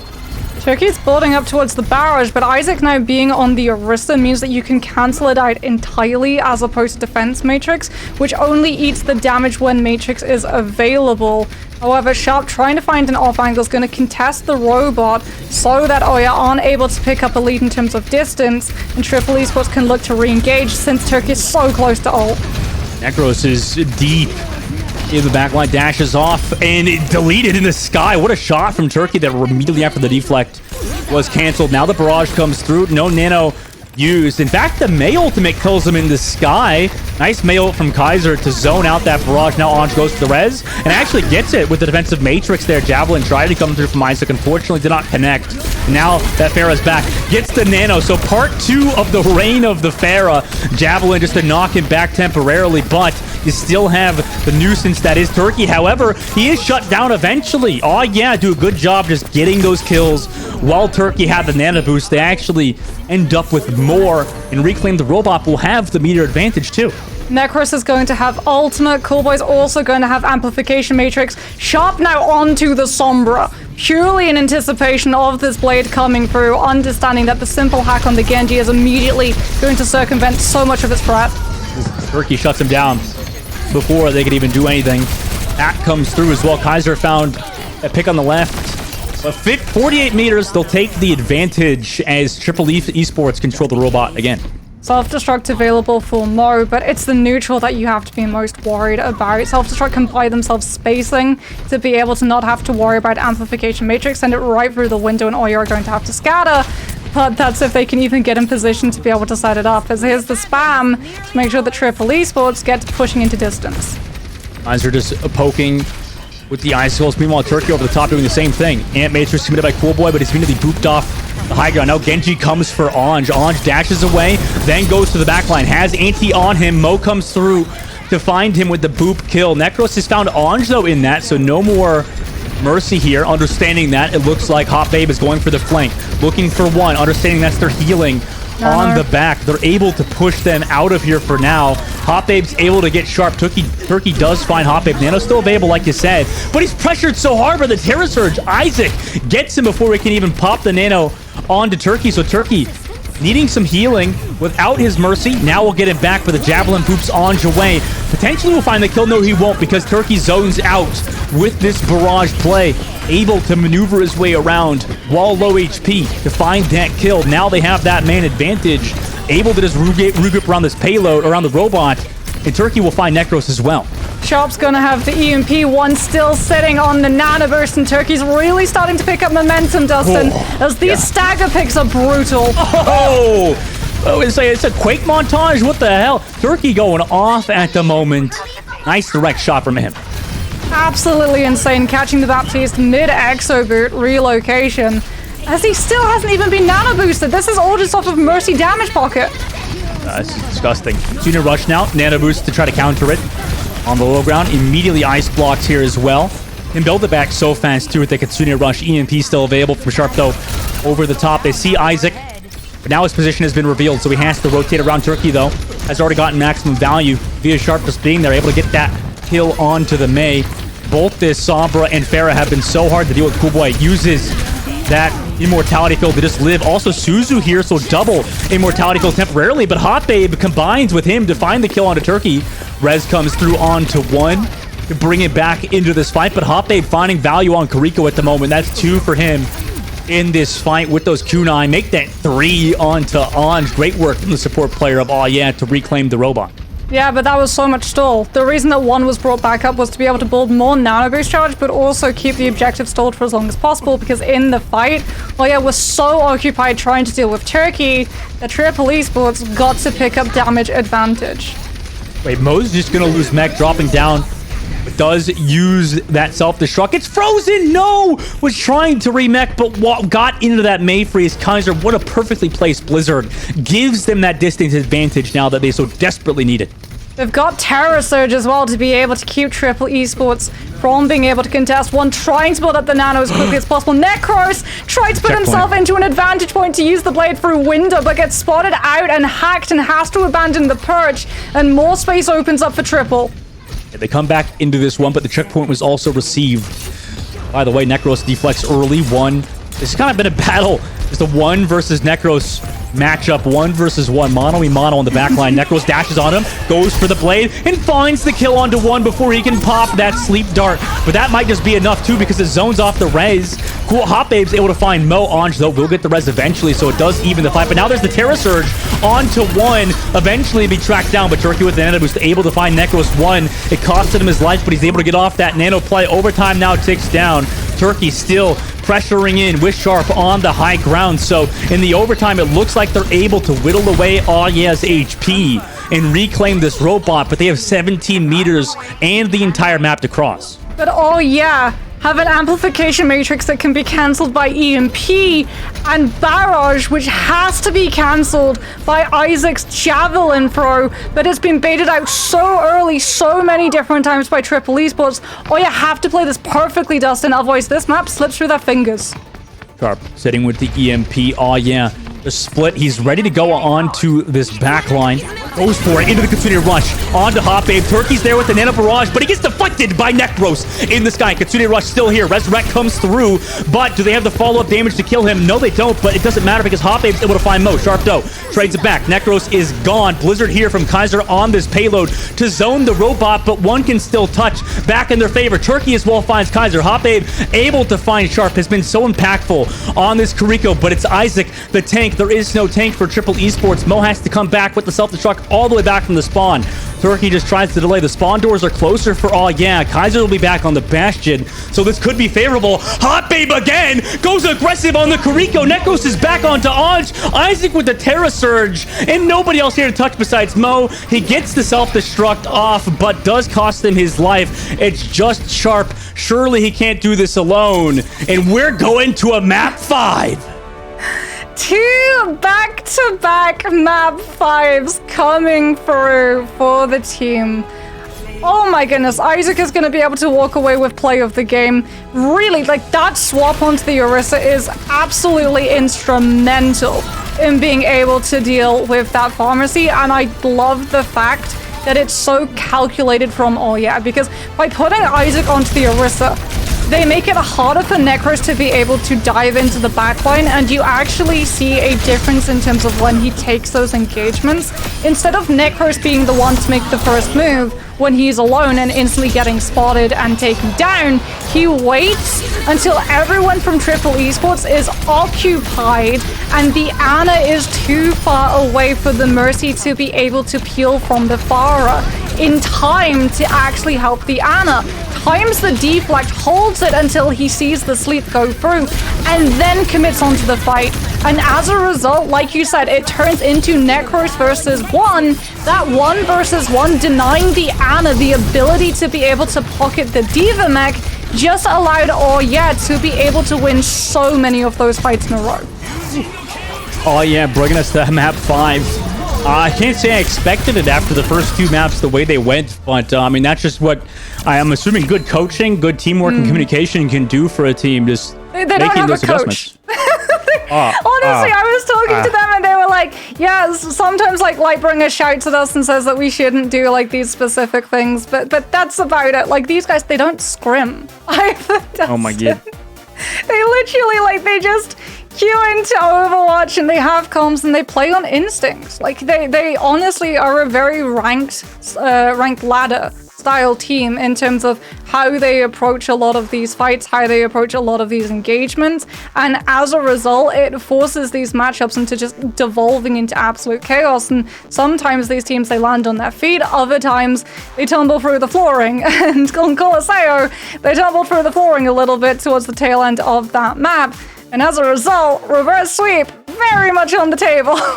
It is. Now we'll go to the map 5, but we have to go to a break before it, just to take a little bit of a breather, guys. So go get your restroom break or a snack or something, because we'll see you for map 5 in just a bit.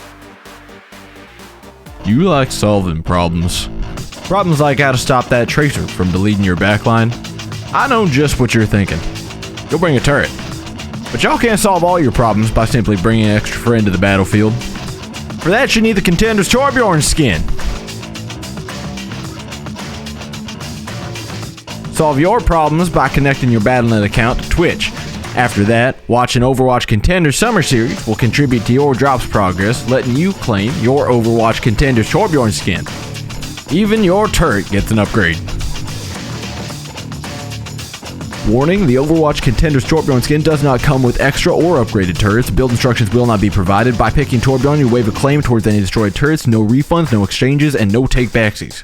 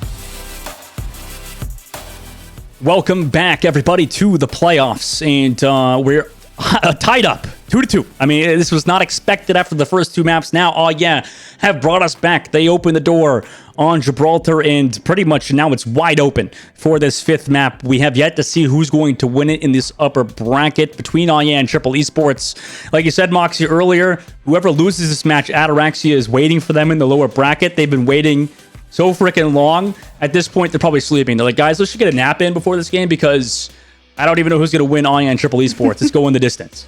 I mean, look, we're just making sure that everyone who's watching is getting the hours necessary to be able to get their contender skins, okay?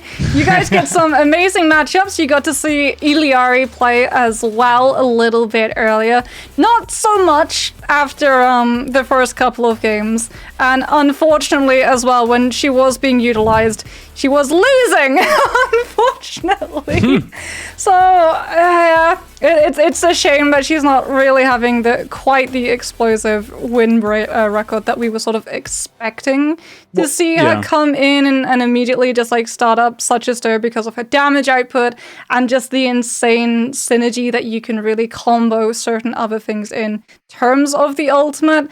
But more and more we're seeing that trying to double layer ultimates in terms of long-term economy is just not the way to go. It's the reason why teams like Triple Esports, they don't like investing nano barrage, they just go nano neutral and use that nano to be able to build up things like the barrage for after. And no surprises, it is going to be Triple taking us where that nano and that barrage is going to have its most effect. And that's going to be Lijiang Tower. Yeah, Lijiang Tower, obviously, like you said, perfect map for Turkey.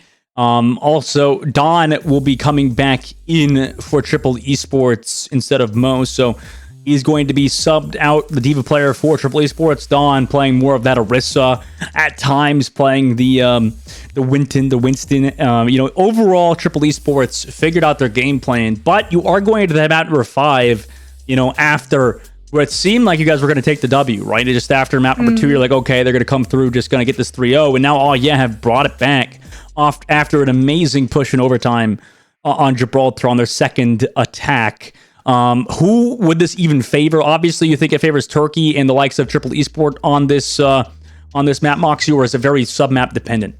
Again, super sub-map dependent. We've seen a lot of teams, however, still try and force things like Farah and Echo onto control center by going cliffside and just using the high ceiling of that point itself to be able to keep constant spam damage into those choke angles. But very much not going to be playing around those choke off angles, very much wanting to just monopolize as much space as possible. I'm a big fan of seeing Don come through. Whether or not he's playing the Winston, that's going to be great in terms of building up nano charge super quickly. It literally was the traditional starter to ye old and dive compositions all the way back in Overwatch 1. You wouldn't fully commit into a fight. You would have your Winston just go in, show up, take a little bit of what we call face tank damage, and allow the Ana to be able to build up into the nano where you properly went in with the dive. And that's very much Triple's MO. It's just instead of nanoing the tank for the engagement, they nano the DPS.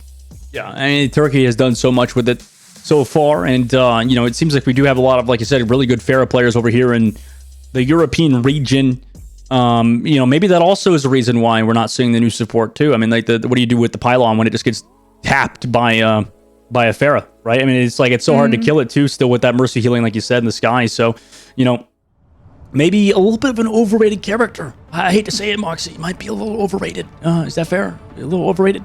Just wait until NA matches tonight. Yeah, well, hopefully we get to see it properly being utilized for these Orisa static compositions, because man, I tell you, there are some really, really horrible compositions that you can play static with an Iliari if you want to be able to just go for the most annoying thing to walk in and out of a choke into. As Triple Esports, they're going to be super happy. They get Gardens right off the bat. This is the best Farah map in all of Overwatch, essentially. Yeah, I mean, you're right. It's a disgusting start for the likes of Triple Esports, but have been able to deal with it so far. We'll see how they do it. I mean, they're setting up already in White Room as Triple Esports take the outside angles.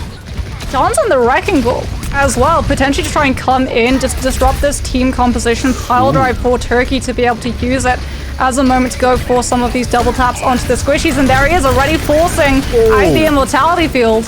But that was perfect from Cool Boy. Turkey fell off the map? Oh. Or no, he killed himself with the rocket, I see. Okay, on the coastal side. Back, yeah. Isaac has gotten Ange as well, so no more Turkey or Ange. One just decides to jump off the map. And, explosive burst onto this point. Cool Boy perfectly placed the Immortality Field. Yeah, perfectly placed, but unfortunately, it's pretty easy to counter as a Wrecking Ball because if you pile drive the Baptiste up, he does actually go over. As now, you're right, he unfortunately did ricochet one of his primaries off of that wall, and as a result, it backfired and took the Pharah down, and Triple Esports had to go for the full reset as a result. You can't really feel bad for Pharah players. I mean, playing the broken character. Listen, I play Pharah on DPS. Yeah, well, you're like, are you better than Yazan or Turkey on Pharah Moxie? No. That's what I thought. Turkey with the barrage, setting up towards the point. Immortality Field used early, so he can go for that barrage whenever he wants, but defensive matrix still available. Dawn, oh my god, what a boop into that barrage is there as well. Kaiser's able to find one, but too late. Immediate resurrect come from Ange. It does cost him his life, though. Isaac will lose the mech, tries the Diva Bomb, but it does cost him his life. A lot of ultimates committed in that one. Triple Esports coming on top. They'll be able to find that flip, and they also have a lot of stall potential in Dawn's Hammond mines, but Kaiser has the means of instantly being able to cleanse them with that artillery strike. Dawn just waiting to see whether or not do try and commit on that bridge side, looking for a knockoff potentially, but they're going to have to go side rim rotation, and that allows Turkey to really get the spam damage going. Dawn sitting back, still has the mines ready to go. Turkey's still spamming here as well, incoming. Into that form, Kaiser goes as well as he has the ultimate, but just looking to just deal as much damage as he possibly can. Katsuni Rush is here. Turkey's able to find Cool Boy with it. Sharp also onto Kaiser, so that's the swap they make. That Ana over that Kariko when it's panning out.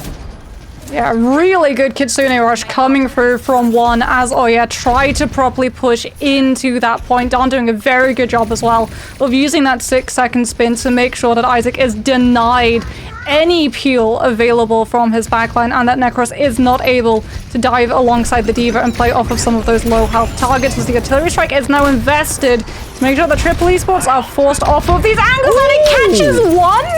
Oh my god, we rarely see that. More to the zone. Allows Necros to get the kill with the blade. Comes back through on the inside angle of the dojo, but the deflect runs out and Sharp will find him. Meanwhile, Dawn just goes to the point, dies for free basically, as Sharp tries to bring things back in their favor. Gets a kill. Barrage comes through from Turkey. It is zoned back away. Isaac gets Sharp out of the picture. Turkey also doesn't have any heals, so needs to come back. Oh yeah, have this objective in pretty safe hands. Yeah, even though they do start to lose some of those players because they forced Triple Esports off of that hold, because Ange had to be out of position to res one back up, they literally just got to walk onto the point and ignore a majority of the barrage damage and can literally hedgehog now onto the point to just keep it stalled out so Triple Esports can't find the flip and can't find a lot of this poke pressure value. Valkyrie committed. Necros with the dash tries to get on to Turkey, at least force him away. I mean, he's doing a good job of avoiding these direct shots from Turkey. Isaac also has found Dawn earlier. I mean, it's been a tough game for Dawn on the Wrecking Ball, it feels like, as move up to 90%. Turkey's trying to build up this pressure, but without one on the Ana, without that nano boost to be able to enable him, he doesn't have the damage reduction to try to deal with a setup Bastion. And Dawn sitting back. 80% towards those mines. Goes for the slam early. We'll build them up. There comes the Amp Matrix and Cool Boy, though. Gives them that space and the heals with the damage. Meanwhile, Isaac sits on that point with the Diva Bomb too. Necros finds Turkey as well, just in the neutral. And then Ange, I mean, I'm sorry for doubting you, Necros. 3 for him in this fight. Comes back for Dawn. Make it a 4 for the Genji player of as they win round number 1. Making up for Eichenwalde, that's for sure. Now that he doesn't have to worry about that Ana and can just go straight for the exposed Pharah and Mercy. As we're gonna get to see like really good barrage coming through to split off a lot of that Kitsune Rush pressure, but unfortunately not able to really deal with the Diva mech, and as a result, we just got to see Isaac come through, mitigate so much of that pressure without the nano boost, the damage reduction on that Pharah. Necros and Kaiser just get so much more confidence to be able to hold that ground and take the pharmacy down before it becomes problematic. Jeez, Necros. I mean, disgusting from him in that fight. Also, Triple Esports now move on to the inside map, Moxie, meaning, no more Pharah. Yeah, and this is where we're going to see that flexibility come into play. Turkey onto the Sojourn, just the way we saw on Mecha Base. Dawn actually going to go for the Reinhardt into Isaac's Orisa. This is a really tough matchup for the Rhine to take, considering that your shield is just going to be battered from afar. Yeah, I don't know about this swap from Triple, and you called it earlier, Moxie. Oh yeah, just making Triple Esports so uncomfortable at the moment as they win fight 1. Yeah, like you can even try to go for the Farah pick, but they just don't want to. If they try and go for the Farah pick, one's going to be left too vulnerable and jumped upon either by Necros or Hot Babe or a combination of the two. And as a result, they put him onto the Baptiste to be able to enable Dawn, but they don't have the Symmetra teleporter the way we see SRP Check use it.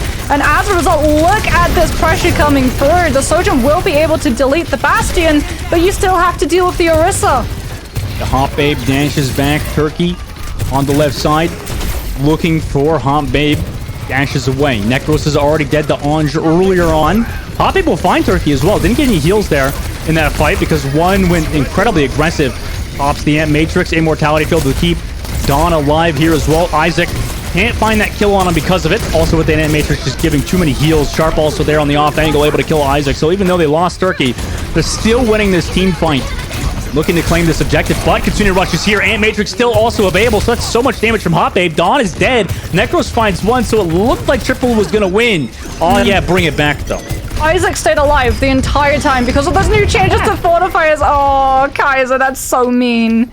Sees Turkey waiting around in the choke, knows that the Sojourn's going to be super close to the overclock, the one thing that can punish this Orisa in terms of how large the hitbox is, and gets taken down. And as a result, Triple Esports now denied the spacing, pushed into a choke where they're going to eat so much poke pressure before the fight begins. And this is just stalling them from being able to push onto the point and picking up, oh yeah, so much point percentage. Yeah, this is going to be gross. Necros also has the blade ready to go. I mean, this is great position for Genji usually in these situations. Terra Surge comes out into this blade as well as the support from the back, but he's zoned out because of the beat drop. Deflect runs out. Overclock will be able to get him killed and removed back to the spawn. Meanwhile, point flip comes through, but Isaac has found Dawn. Dawn went a little bit too aggressive on the outside now. Oh yeah, are in a decent position with double healer. Also with Kaiser still sitting in aggressive position. Mail from Sharp here tries to find somebody frozen, but he cost him his life. And now without him, they also lose Turkey. Ange gets tracked down by Cool Boy. 90% flip. I don't even know if they get a clean touch as they get delayed. Can't freeze through Fortify as Isaac takes full advantage and moves into choke to intercept anyone who can try and tap point. And Dustin, that's it. That's game. Oh yeah, once again, push a team to the absolute brink in terms of having to go for those counters and rip them to shreds as a result. I really wish Triple had just committed to either the Pharah or the Echo and tried to just continue to play to their strengths, because you can. If you play coastal side, you can still apply a lot more pressure, especially onto the back line. But they go for the Reinhardt, they try and play directly in to Control Center's traditional strengths, and as a result, they fall too short. I mean, I might be speculating a little bit, but that definitely seems like there's some potential mental boom in this as well, you know, considering the fact that they were already up 2, then started losing, you know, after a little bit of banter back and forth in the chat room between both teams. And then, oh yeah, just kind of just stayed focused, just showed some great resilience. And, you know, obviously make that reverse sweep in 2-0 fashion on the last map, too, definitely speaks to their overall teamwork and communication.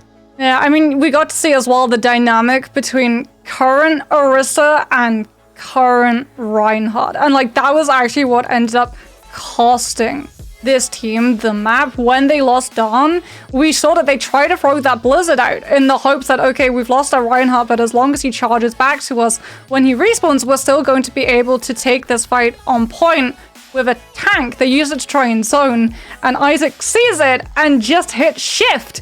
And Orisa can't be frozen in the Blizzard, so he gets to play super aggressive, and not only have they been able to buy that space back off the point, they've also depleted, sunk the entire ultimate economy from Triple Esports side, so when they get stuck up in choke, there's literally nothing that they have on their side to be able to throw out and push or back, and they can't hit into overtime and try and dethrone any of the backline because the Orisa just bodies through every single one of them.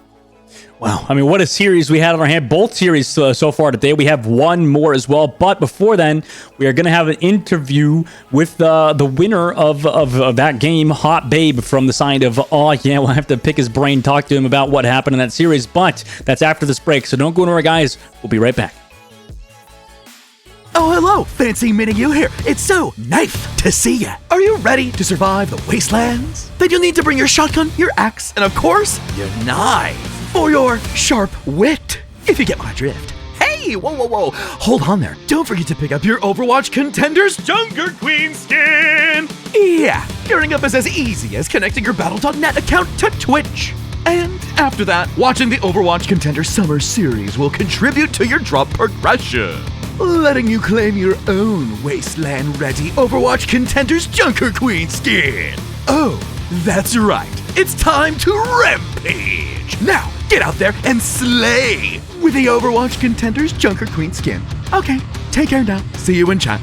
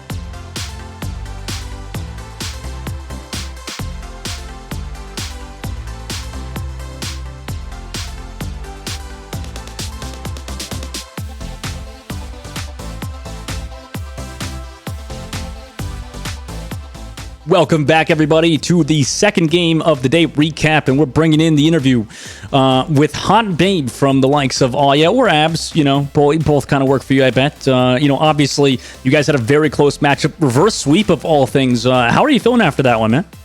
Yeah, I'm feeling pretty ecstatic. I think it wouldn't be an Oh Yeah game if it wasn't going to map 5. I think we all get really tired for playing 5 maps. So yeah, I really enjoyed it, and yeah, we have an iron mental from the looks of it.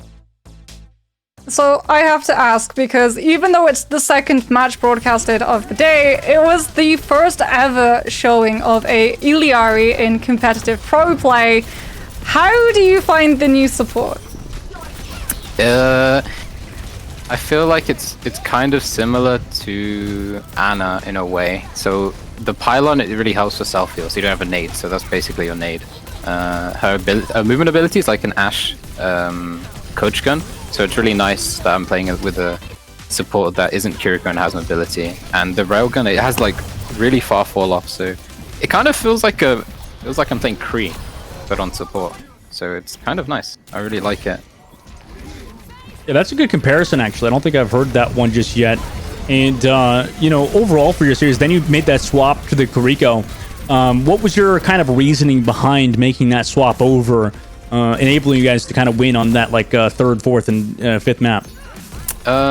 So when we were playing the first two maps, I played Illari, and it was going okay, but I think we're losing a lot of sustained matchup. And then we all came to a realization that the Pharah or the Echo isn't really doing a lot in terms of hurting our backline.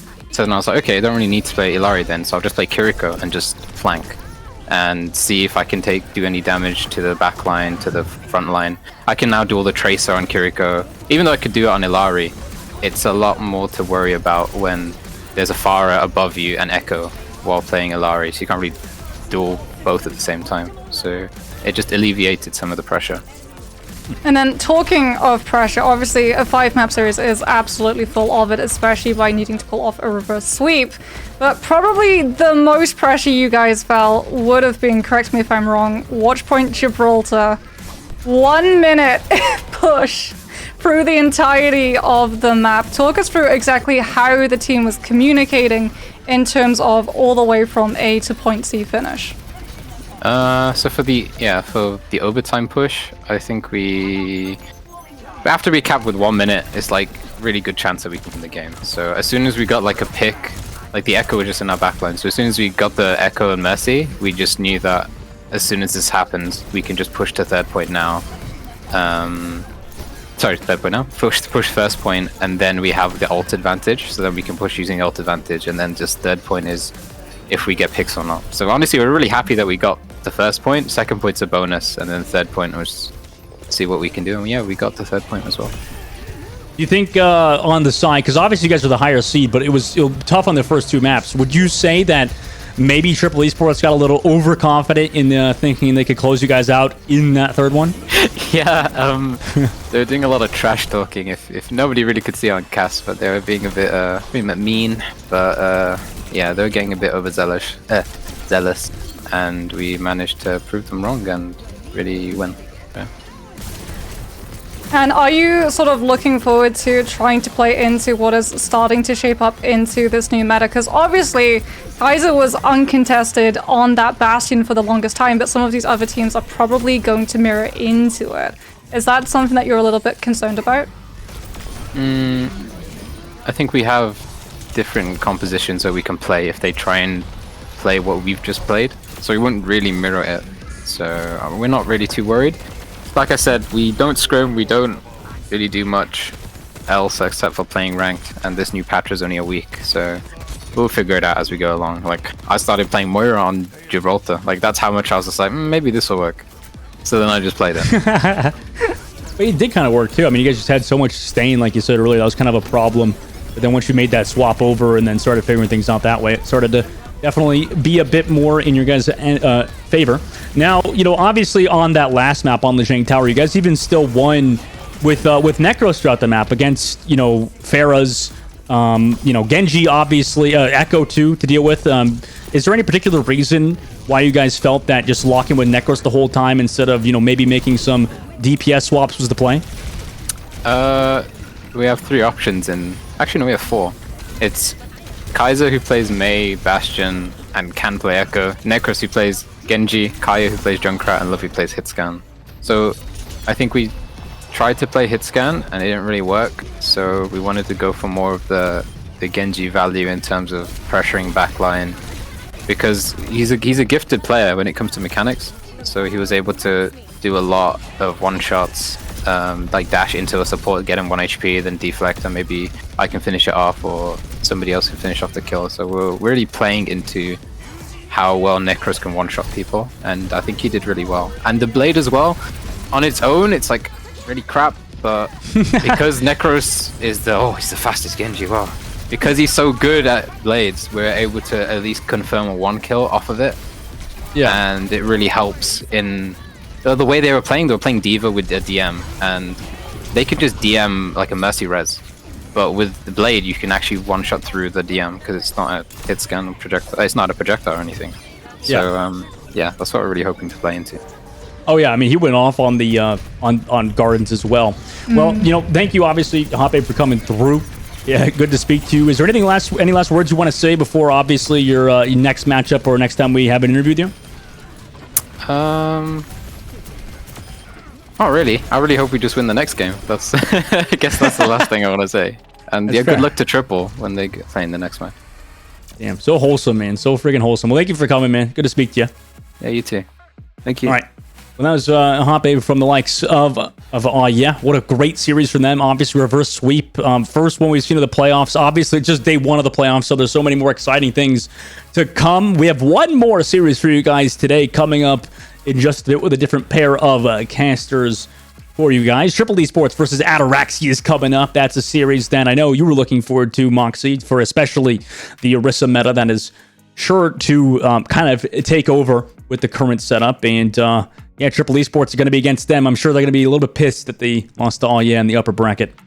Yeah, I mean, they also might be a little bit tired, considering it was an incredibly long matchup, and something that we do have to address, right? It's the fact that Ataraxia versus EXO finished incredibly early in comparison to when we're wrapping this current game. So chances are Ataraxia have been following along with the broadcast, figuring out what exactly they're potentially going to be running into, and seeing, even with some of the changes coming through in terms of things like the Mercy damage boost, that Pharah and Echo are still some of this team's go-tos, and as a result, planning a couple of counters around them. Yep. And guys, that'll be it for us on the upper bracket so far. But we got one more match, like I said, lower bracket matchup coming for you guys later on. Day number 1 of the playoffs. So don't go anywhere, guys. We'll be back with that matchup between Triple Esports and Ataraxia. You like solving problems. Problems like how to stop that tracer from deleting your backline. I know just what you're thinking. Go bring a turret. But y'all can't solve all your problems by simply bringing an extra friend to the battlefield. For that, you need the Contenders Torbjorn skin. Solve your problems by connecting your Battle.net account to Twitch. After that, watching Overwatch Contenders Summer Series will contribute to your drops progress, letting you claim your Overwatch Contenders Torbjorn skin. Even your turret gets an upgrade.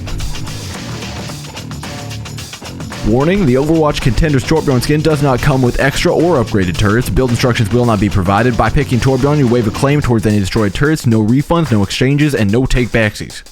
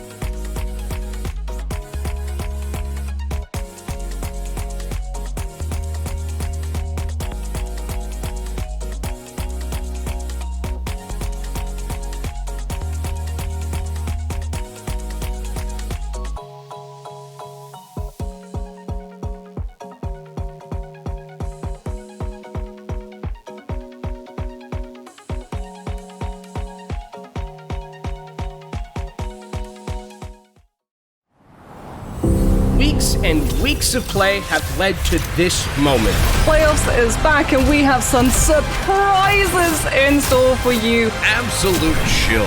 Everybody's so low for our peak check. Cookie! There's a reason that Cookie was touted as the best soldier in EMEA. Saints play this beautifully. Bomb sticks mid-air! You've got to have supreme confidence in yourself. There is so much to fight for, and I am stoked to see how it's going to really pan out. I love this when the fight is dire, when players recognize when they must make a play. Oh my lord! I am so damn excited. This is absolutely spicy.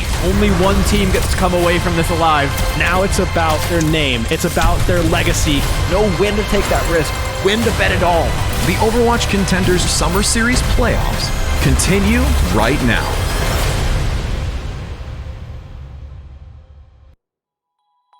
Hey y'all, and welcome back. I know you've got your fill of matches for today. 2 Hive mappers back to back. The reverse sweep. Hurix on the last one, but we got dessert for you. One more to go here in EU, and Hurix, it's a banger. Yeah, we're going to put a little cherry on top of this one for sure before we send things over to NA. We got a really nice match. Obviously, we just saw quite a bit of Triple Esports. Perhaps for Triple Esports, we saw a little bit too much of Triple Esports. I'm sure they would have liked to have ended that a little bit earlier. But nonetheless, they're going to be taking on Ataraxia, a team that we are very, very excited about covering here. They took a map off of EXO just prior to this one. So it'll be, I mean, I'm definitely curious to see how this one's going to turn out. I mean, it was one of the teams we were most curious to talk about in general coming into this patch with the changes that were there. I mean, Hell has been playing the Orisa since day one, regardless of the patch coming through. So should the maps lay right, I think this is a team that can have a huge impact here. And yeah, we saw them take one map off the back of EXO, but I think there's more damage to be done. Yeah, definitely. I think, especially now where it kind of needs to be done, right? Now we're actually talking about games happening in the lower bracket. Now it's, win or you're gone. Obviously, neither of these teams really want to be either of the ones that go out this early or go out as one of the first teams to go out, especially on broadcast. So now the pressure is definitely turned up a little bit, but let's go ahead and talk more about Ataraxia because, like you were mentioning already, Helve, across the board, has kind of already been playing some of the stuff that we've been looking at in terms of, our preparation coming into the week and everything that we saw last week. In fact, this whole team realistically has been playing versions of what was the meta a week ago in scrims. I mean, you even look at like Pastor, and he was playing the Torb already. That was already stuff that they were playing. And now we get into, a big patch change. And it feels like Ataraxia should be a team that looks to be at home. They should be the ones with the fundamentals to kind of build off of. But that being said, it's been about 3 weeks. So the teams have had some time to adapt and learn this composition to understand the meta a little bit better and get used to what they're playing. So I think maybe some catch up is being played to Ataraxia, but like you said, they've definitely got that head start. Helve with those, oh dear God, help us, late map Orisa swaps. That just worked somehow time and time again. If you could do that consistently, it's going to be a very comfy lower bracket for you. Over on the other side, though, is a team that is anything but comfy. Triple Esports down and out after getting reverse swept by they were talking a little bit of trash earlier, and now they've been smacked right on down. They've had 10-15 minutes to recover from the damage that's been done here, but it feels like sometimes it takes a sleep to get away from it.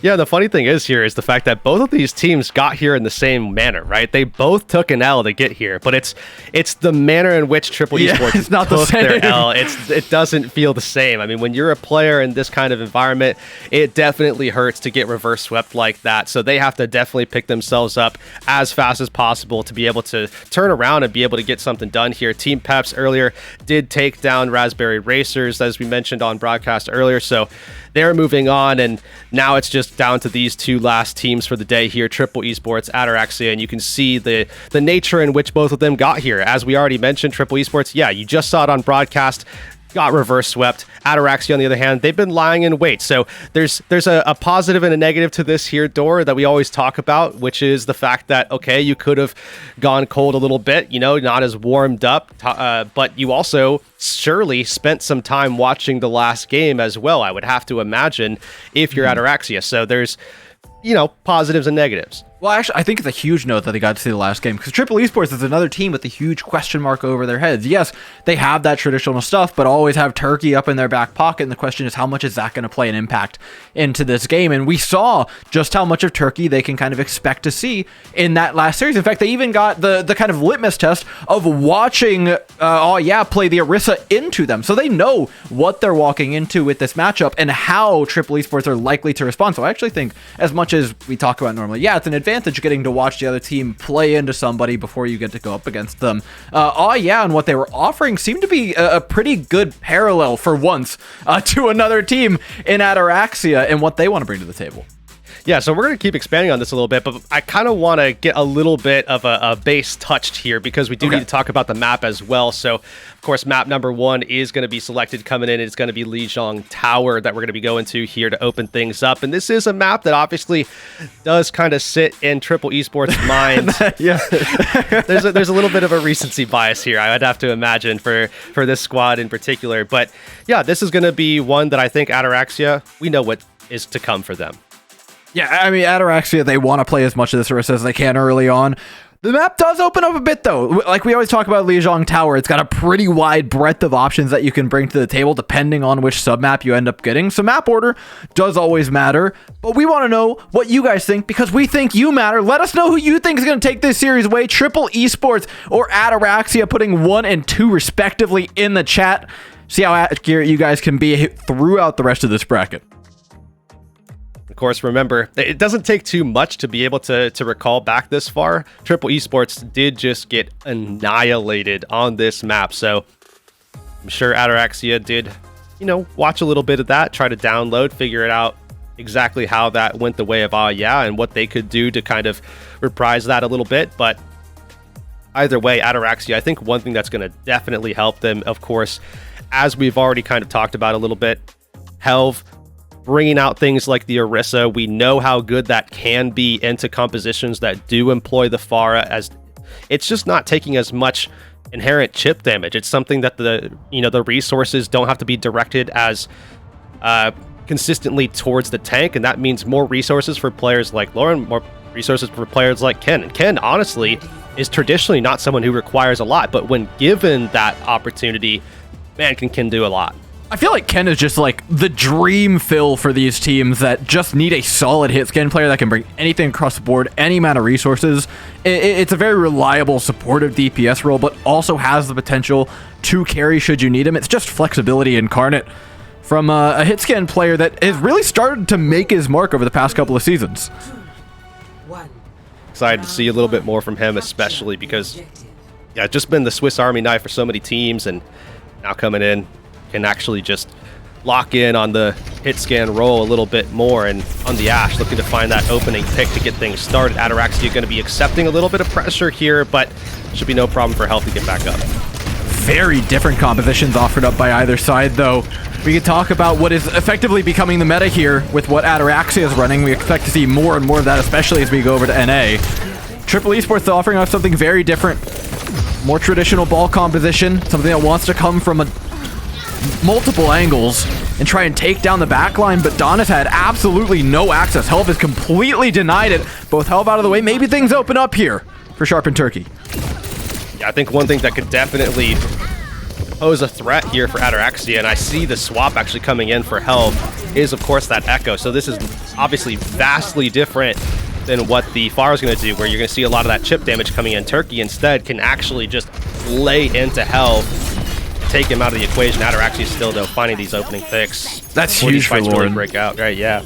That's beyond massive. Triple now forced to res early. On just going to be a little out of position. Down a cooldown to stay with the Echo. Does manage to just get away, but it's at the cost of Don. One falls yet again for Triple Esports, and Ataraxia have waltzed onto this point.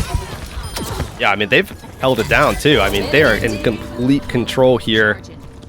Ataraxia just waiting out onto this EMP. I mean, obviously, Sharp is trying to generate one themselves, but I think for Triple Esports, it really is just going to come down to Turkey in a lot of ways. Obviously, we know that EMP is to come. We know that Don has to come in and try to, create some opportunity, but really, I think a lot of this comp relies on Turkey, so they have to be making sure that they open up as much of that as they can, and there you go. I mean, Turkey delivers, at least initially. Gala doing a good job on the Illari, peeling away for Natlocks, but what are we going to do with this Captive Sun? Not too much, I'm afraid. Turkey's able to pick away another member of the backline, and Natlocks slowly falling apart our Ataraxia to this flyer that really wasn't doing too much in the first fight, but has shown up big time now. Yeah, that is, I mean, so good, too, that they were able to do that without actually exposing themselves by pulling out the duplicate. They're going to get closer to that EMP. Obviously, Ataraxia going to be able to bring in one of their own here, and I think for Ataraxia, it's all about tempo. They got to get into this fight as fast as possible before Triple Esports can set up. They're going to have the EMP to counter with. It's really just about timing here, speed for Ataraxia. Yeah, I got to give a lot of credit to Sharp, though. Did catch up in the EMP charge, which is, I mean, massive in this fight. Question is who fires first. Lauren lines up along the backline, spots Gala, but Gala spots one. Do we still want to pop this EMP? No! Ataraxia hold it, but the translocator's been forced. It's effectively 4 versus 4 on point right now, and Triple Esports have popped an EMP of their own. Ataraxia fire back, but it's Sharp's the first to fall. A Terror Surge looks to wade through the mess that is this fight, but it's Gala showing up more than anybody else in the kill feed, looking for a third on the Illari, getting their hands nice and dirty on the new support. So huge. Ataraxia off the back of that big play. And on top of that, you're going to see the ultimate coming up from Gala as well here in just a moment. And that could be all Ataraxia needs to actually solidify the coming fight. Triple Esports don't have a lot of those defensive options that they could really need. It's a huge hack. Denies the flight to keep up with the Pharah, separates the Mercy away from her wanted target. Now Gala can work around the side lane, chuck a Captive Sun in. Turkey's immediately down to Ken. All the focus on shutting down those flyers that you were talking about being so vital to Triple's composition. Well, they're gone now. Triple now working with scraps to try and get back on this point, but it seems nigh on impossible. Yeah, ain't no way Triple Esports is getting back into this one. You saw that swap as well from Triple Esports, trying to get Turkey back involved onto the Pharah. That's probably going to be something that we see throughout this series. Turkey going over to the Pharah, probably getting shut down as well. As long as things continue here for Ataraxia, I don't think that that's going to pose too much of a threat to them long term. They just have too many inherent options. Ken, Gala, Natlox, that all can deal with it. And on top of that, Helve just isn't taking much pressure as an Orisa against something like that pick. So Triple Esports have to figure something out quick. And I think it'd be one thing if it was just any other Orisa that's going to kind of like be like, okay, well, there's no pressure on me. I can kind of shoot at you, but it's Helve. And we know Helve will come and wipe your backline if you're not putting enough damage in to make Helve respect you. Now, matching up, we get the straight mirror for these teams, save for Turkey still being on that flyer. Lauren instead offers up a lot of damage with this Bastion. Again, a more modern look from Ataraxia. Triple Esports sticking with what they know as Space is taken on point. I think one of the big things here as well is going to be that Tracer Sharp coming One's in on already that down. 1-1. Oh, man. The Helve was playing like Sombra Orisa, like just stealthed into the backline and assassinated one. How did he do that? They didn't see him. He had active cloak on. Triple Esports need to figure that out as soon as possible because they cannot have things like that happening. But I think another thing there too, especially, is the fact that Ataraxia just have very lethal support picks right now. Between Hilari and Bap, I mean, come on, there's just so much more pressure here that Triple Esports are going to be exposed to, and it's not just Don, but obviously One is receiving some of that as well. Now how do you push into this? So much damage offered up by Ataraxia, and not all of it spam. Very consistent damage from that Bastion, even outside of the tank configuration, can do a ton. Don, I mean, eating bullets for breakfast as he approaches the site, and it's Turkey who eventually pays the price. Not too much he could really get done there. No follow-up to shut down the res, but as Ken gets pushed out of position, maybe Triple Esports have some ground they could take on this point. They absolutely do. Turkey's gotten in over top. No hit scan to deal with them. Helve's bar is low, and it has been a long and slow grind here for Triple, but this is certainly the opportunity if there ever was one to step forward, but they're missing it. The health bars are low on Ataraxia's side, but are never hitting zero. I think this is exactly what we're talking about too. Sharp working that off angle here. Triple Esports gotta stabilize those health bars. One gets taken down. Sharp might be soon to follow here as well. It's not quite over yet. Don's gonna be lacking seriously in support with that on out of the way. Anj wisely picks up on the res and allows Triple Esports the stronghold on the point. Major turnaround from Triple Esports. Major turnaround. I mean, only 70% in though. Yeah, I mean, the right timing back at here is unfortunate. I mean, Triple Esports, as long as they can get really good efficiency out of their ults here, they can get some things done. You still have to wonder, I mean, that barrage comes out, sure.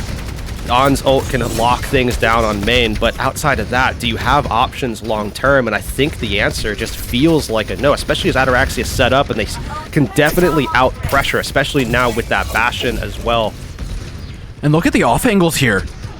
Gala working from the low ground, Ken working from high. A bob from this angle could be disastrous for Triple Esports. How does he want to play this? Gets forced back by Turkey, doesn't get the ultimate off. Lauren throwing in the kitchen sink as well. Throwing down artillery on top of the point, trying desperately to force Triple Esports out of position, but they hold strong. Barely any space has been given away by Turkey and Don.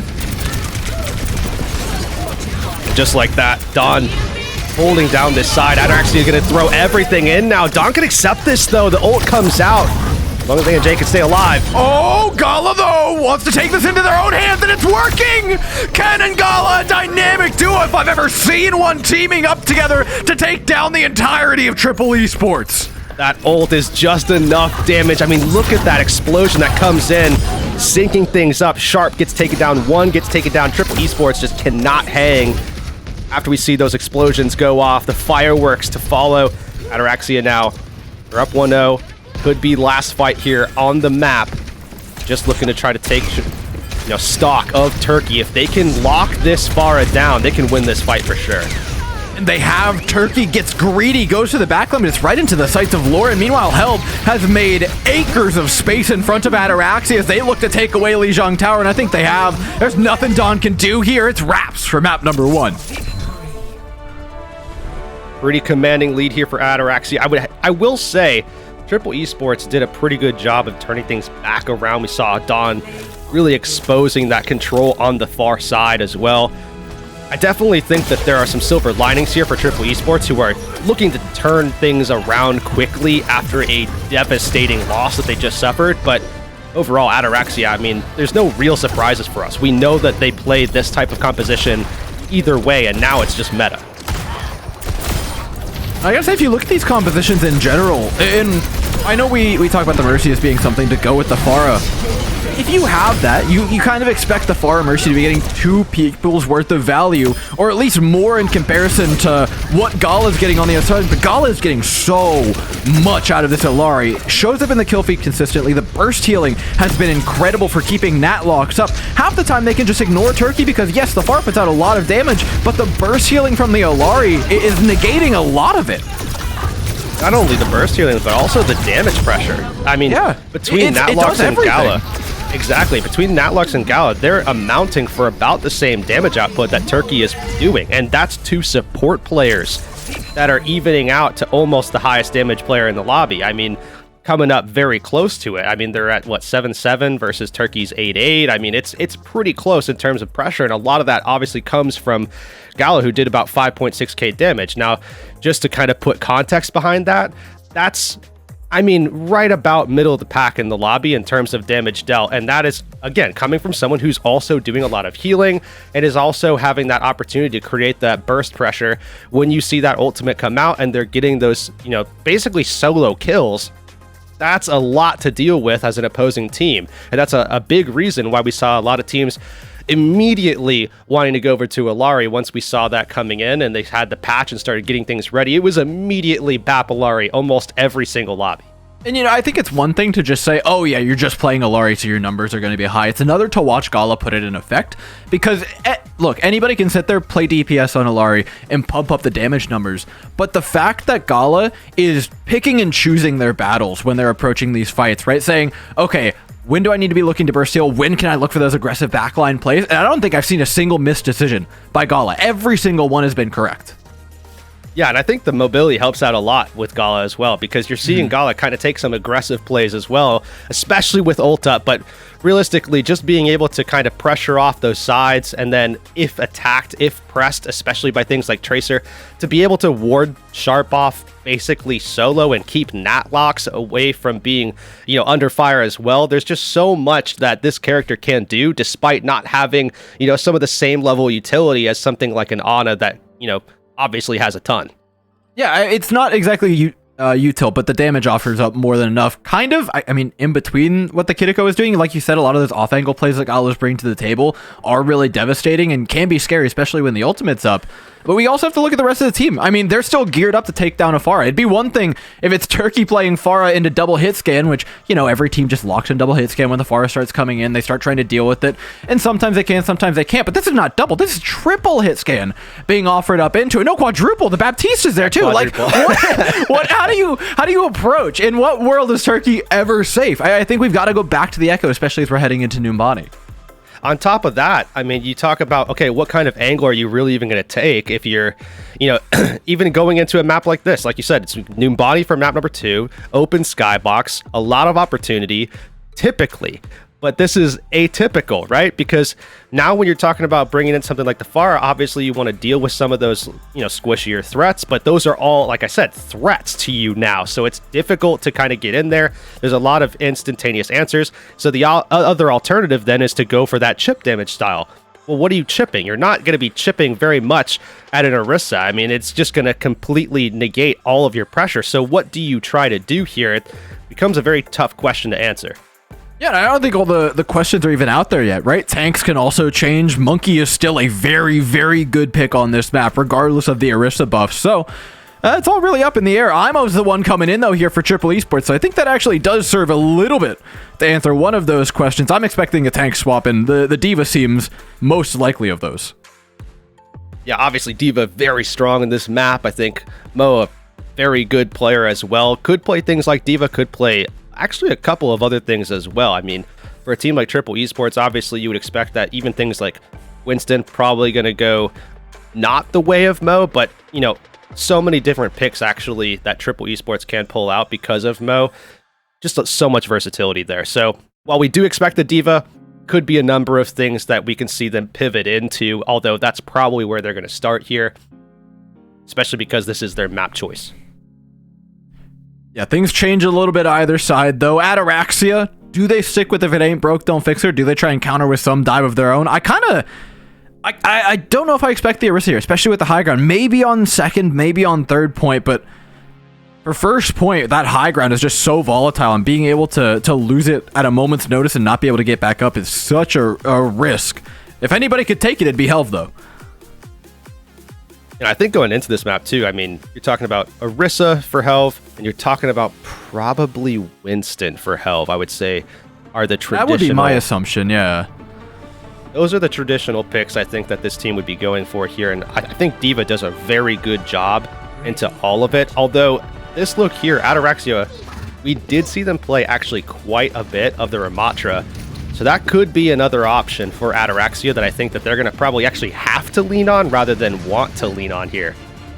I don't think it's so bad, though. If you can establish Lauren and Ken and Gala on a high ground, they can get a lot done. Triple Esports only have so much to properly dive them. The D.Va doesn't quite have the same offensive tools that a Winston does, per se, in being able to counterattack that high ground. There's a little bit more peel there for the likes of Turkey and such that they're trying to worry about after what happened in the last map. But if Ataraxia kind of change their focus a little bit here and focus instead on the backline of Triple, maybe they can turn the tables a little bit. You're seeing Ken going over to that Echo here, Lauren back over to the Sombra, and this is something that worked out well for them in the opening map, so why not go back to it again? The concern here is whether or not Helv can stay alive, so probably not as much aggression from the tank in this one, probably a little bit more of just kind of poking, prodding, staying alive, creating opportunities, and Lauren kind of creating one themselves. All poke right now for Ataraxia, just staging stuff, making sure they're all set. Helv, though, goes down, and all of a sudden the stage has become more of a death platform. Ken trades. Ataraxia has space, but I don't think they like this position all that much here. Yeah, not too much. Probably got to back up out of this one. Alec taken down pretty low here as well. Forced to back off entirely. Not a bad start here, though, for Triple Esports. We'll see what they can do with it to be able to maintain this pressure onto Helv. Lauren's definitely going to get out, but again, the question here is Helv, can he stay alive? Can Ataraxia get him into positions where he can actually make something happen? Great focus onto Turkey. Already a win early for Ataraxia. They want to follow up on that, but they can't stop that res from going through. Though, in order to get it off, Triple Esports backed all the way up to that back corner. Imo steps forward bravely to take the space, and right behind him is Sharp. That dynamic duo alone is able to put down a clinic on the point. Look at this, too. I mean, full team wipe. And on top of that, all that they had to use really so far is just the pulse bomb. I mean, Triple Esports has virtually everything left over. Ataraxia lost out on that nano boost. Now it's really just coming down to, can we get something out of this EMP? Triple Esports, I mean, if something like Valkyrie comes out, they might have the sustain here to deal with Ataraxia, and that, I think, does not bode well for Ataraxia. We'll see what they can do here, though. They try to go aggressive, and it works! Beautifully at that, Natlocks and Gala down Ataraxia. Not a support in sight as they're now down the EMP. Turkey calmly uses the dupe to get out of the fight cleanly as well. That allows them the space to pick up one. This is a win through and through for Triple Esports, despite all the ultimates that have come out from either side. Yeah, and now on top of that, they're coming up on yet another pulse bomb here, which again, just looking at applying pressure to either of Gala or Helv, those are two great, fantastic options for Triple Esports, if not anything else than to just buy more time. I mean, you look at this time bank, and this is not looking good for Ataraxia at all. 80 seconds left here. All they've got right now is the Primal. I mean, Helv's got to make the Primal count. Yes, there's a Valkyrie there, but it's only really going to do so much in terms of extending this fight, especially with the burst available by Sharp. A dive out from Imo. Shuts down the dive from Lauren. Ken's able to pick off one in the meantime, though. The Pulse Bomb does connect from Sharp. Either team looks for the res. And both the Honors are back in the fight. Primal Rage, dishing out plenty of damage on the backline. Needs to get that on off the map, but it's at the cost of his own life. It's not worth it for Helv, who now leaves Ataraxia lacking the tip of the spear.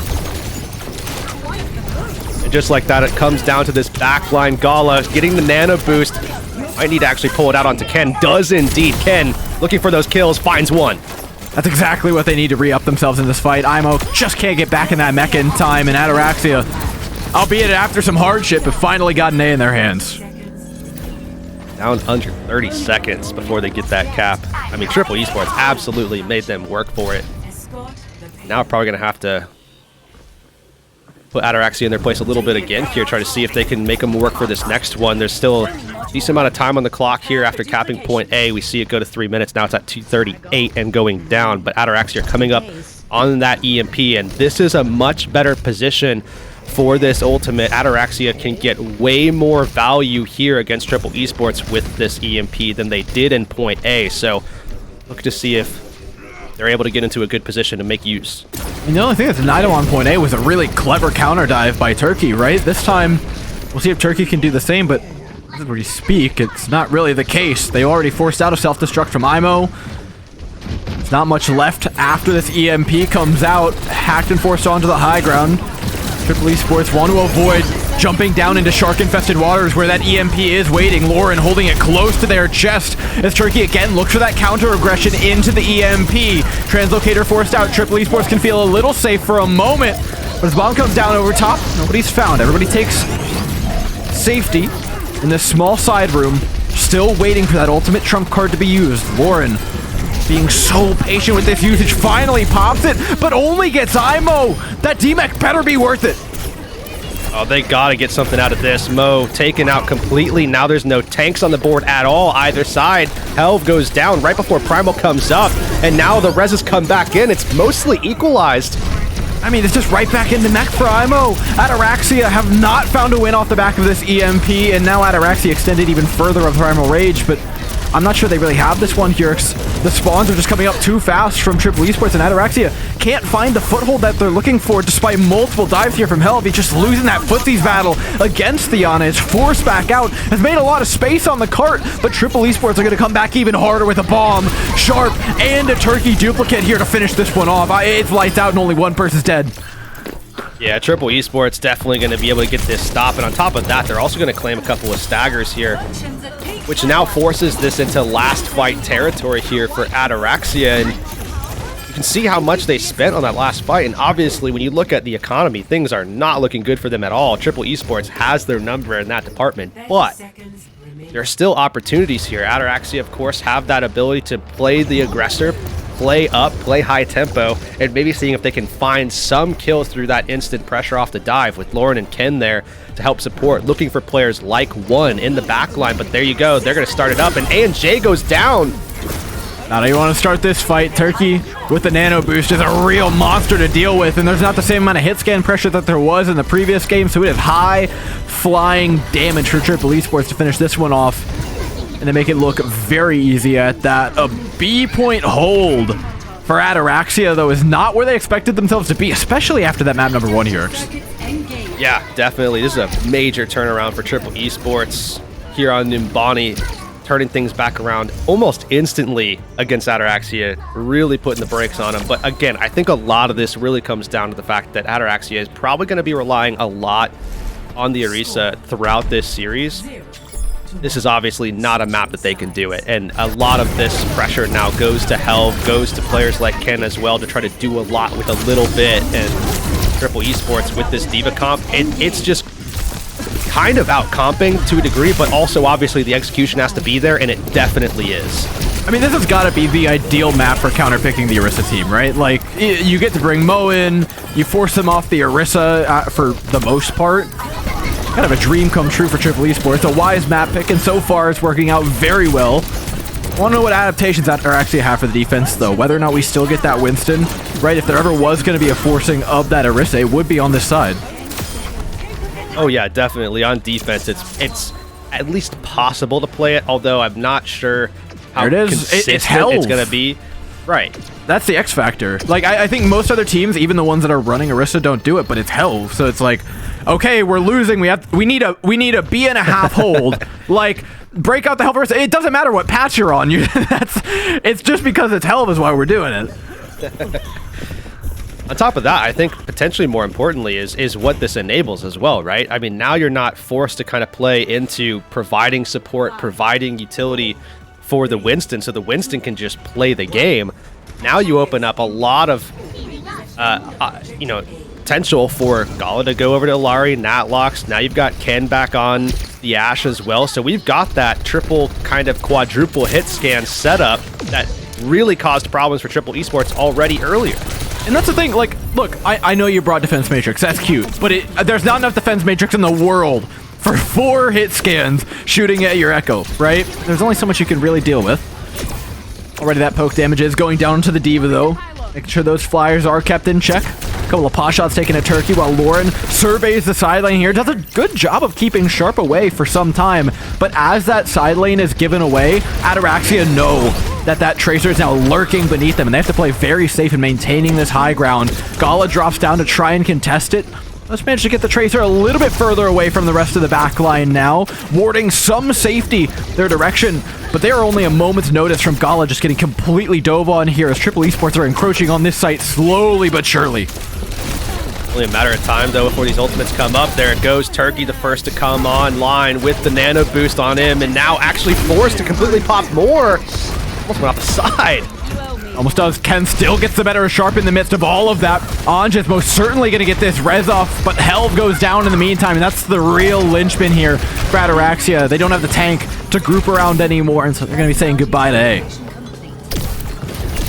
Kind of curious now if they're going to actually fully extend back in. Gala's getting back involved, and they've got EMP coming back up. Captive Sun gets a little bit of something done in taking down Turkey, but it's not going to buy you the 8-point back. You can't capture it the other direction, Gala. I know who's going to tell him, Urix. Guess you can after the game. It's probably the best case scenario. But Ataraxia looking to hold this corner. Now I think all really comes down to this corner and then maybe 2 corners back. That's really all Ataraxia have left to defend here in terms of good positioning to play from with this composition. This definitely helps them out. No Tracer that they have to contend with. Now they can sit forward and actually hold this front corner. Much better spot. And I just love what Gala's getting done on this hero. It offers up so much as well when you pair it with the Ashe, kind of having that ability to each headshot a target, or, a body shot from one, headshot from another, and they're down to 1, and the Sombra can finish them off. Everything kind of hits that 200 HP breakpoint so nicely with this composition. Oh yeah. Triple Esports now. Gonna have to find that answer pretty soon, especially with the high ground control that Helv was holding on to for a little bit there, but there is an opening pick. Oh, it's traded right back. One will get rezzed almost for sure here, though. Lauren wants to deny it. They go for it. I don't think they actually get that res off. 1 instead. Forced to respawn the old-fashioned way, while Triple HP bars still are incredibly low. Ataraxia are more than ready to take this fight, especially with the Captive Sun ready and loaded. Chucks it out after the defense matrix is gone from IMO. And Turkey's down. I mean, how many clips have we seen, even just today, of deflected, eaten Captive Sun Tyrix? Gala, willing, ready, knows it's coming, outplays it. I mean, this has definitely been some of the best obviously it's not a long list, but this is the kind of the best that we've seen from this character so far. I think by a significant margin. Like, yeah, it's been very, very good. It's the most we've seen of it being played too as well. Maybe that actually has a little bit of correlation, but either way, Helv's back up on the high ground, probably not staying here unless they can find an early kill, and they're gonna find it. I mean, Helv on this high ground has just been obnoxious. How do you actually deal with this? Taking down Lauren's one way. Turkey slides back out. Shut down the back line of Ataraxia here. In fact, is forced to pop the overclock, which is at least an ultimate gone for Ataraxia. They can mark that one down in the books, but they do have to at least try and stay alive to disengage this one, and they will. Just a moment here. Triple Esports, and they can now go ahead and get control of that high ground, but again, that EMP is looming for Ataraxia. From them, Captain Sun is as well coming up, and that would be something that would not be something I would normally talk about here in this situation. But Gala has just been so good about it, and yet again a 5v4 advantage here for Ataraxia before we even get into that conversation. Yeah, Lauren's a threat. Mo just can't possibly peel all of it off, right? Like, it's just, you're trying to look 20 different ways with this defense matrix, and it is so difficult to task, really. You can't put it into perspective. Healing pylon to secure themselves in this room. Lauren looming over top, just getting in position so that when that dive comes from Triple Esports, and it will eventually come, they can immediately counter it. Remember, the onus is on the team in green. They have to step forward, and Lauren is just lying in wait here. 100% ready to pop it. Does so. Turkey misses the slide away. Tried to go through the door, but instead ended up outside the building. Anj still managed to get a res off, just with a little bit of slick mercy movement. But Ataraxia have found their target and now look to jump on the lowered health bars of Triple Esports, but they won't be low for long. Great hack! Oh my goodness! Look at this combo that Ataraxia set up. Turkey shuts it down in the back line, but the Captive Sun is more than enough. The planning from Gala and Lauren, though. Gala pops the Captive Sun. Lauren comes through with the hack onto the Diva to make sure it goes off safely. This is definitively the best Illari we've seen so far. And it's not just the Illari, it's the entire team playing around it, Hirix. Yeah, definitely. The combination between Gala and Lauren coming together, I mean, that is not a combo you often see as a DPS and a support comboing like that, outside of things like Tracer Zen, but this is something different. Ataraxia have definitely found a way to expose just how good this combo can be. Now have maybe one more fight here. All comes down to this. If Triple Esports wins it, guess what? They're taking the map other way. Ataraxia goes up 2-0. I hate to put too much weight on one person, but Turkey's got an overclock.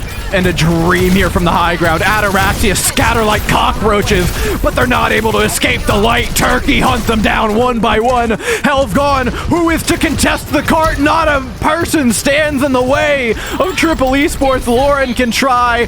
Bob may assist and maybe do a little bit more than that. Mo's low. They demech the Diva. Ataraxia are back in this. Gala's fought him back in. Helv slams in victoriously. And how the hell have they pulled this off?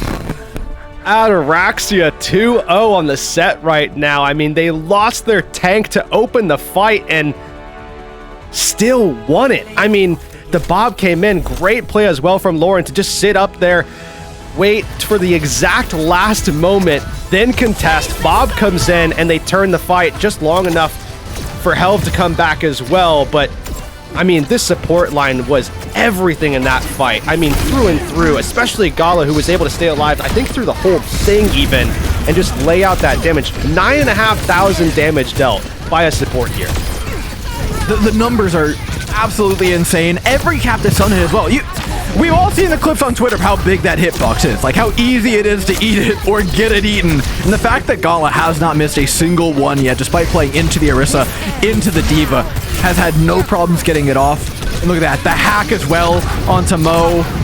Lauren clutches up playing with it. I am so excited not just to watch Gala play this hero, but to watch more of Ataraxia play this composition, because oh my god, this is some of the cleanest Overwatch we've seen today. Yeah, I think we came into this thinking, okay, we're all excited to see, you know, the return of Ken. We get to see the DPS that he's going to pull out. Whatever it is, we're excited for that. Helv going to be coming out on the Orisa. We expect that that's going to be really good to watch because, you know, just how strong that character can be in this meta, and we know how good Helv is at it. I didn't really come into this thinking that my highlight was going to be Gala. I mean, not to say anything against the player, but I mean, come on, this has definitely been the highlight, I think, so far of the match. Absolutely, more than that. The fact that, you know, more often than not, you know, you observe supports, you see a couple kills, especially when it's like get it going, stuff like that, but it is every single fight for Gala. And again, knowing when to engage, knowing when to look for that damage, knowing when to heal, it's a walking highlight reel of an Illari right now, and I can't wait to show you guys more of it. We'll be coming back after this break with more of it.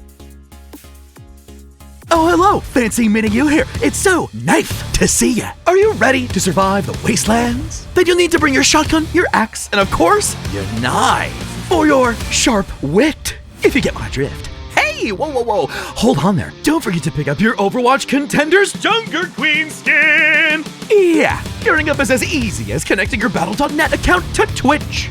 And after that, watching the Overwatch Contender Summer Series will contribute to your drop progression, letting you claim your own wasteland-ready Overwatch Contenders Junker Queen skin.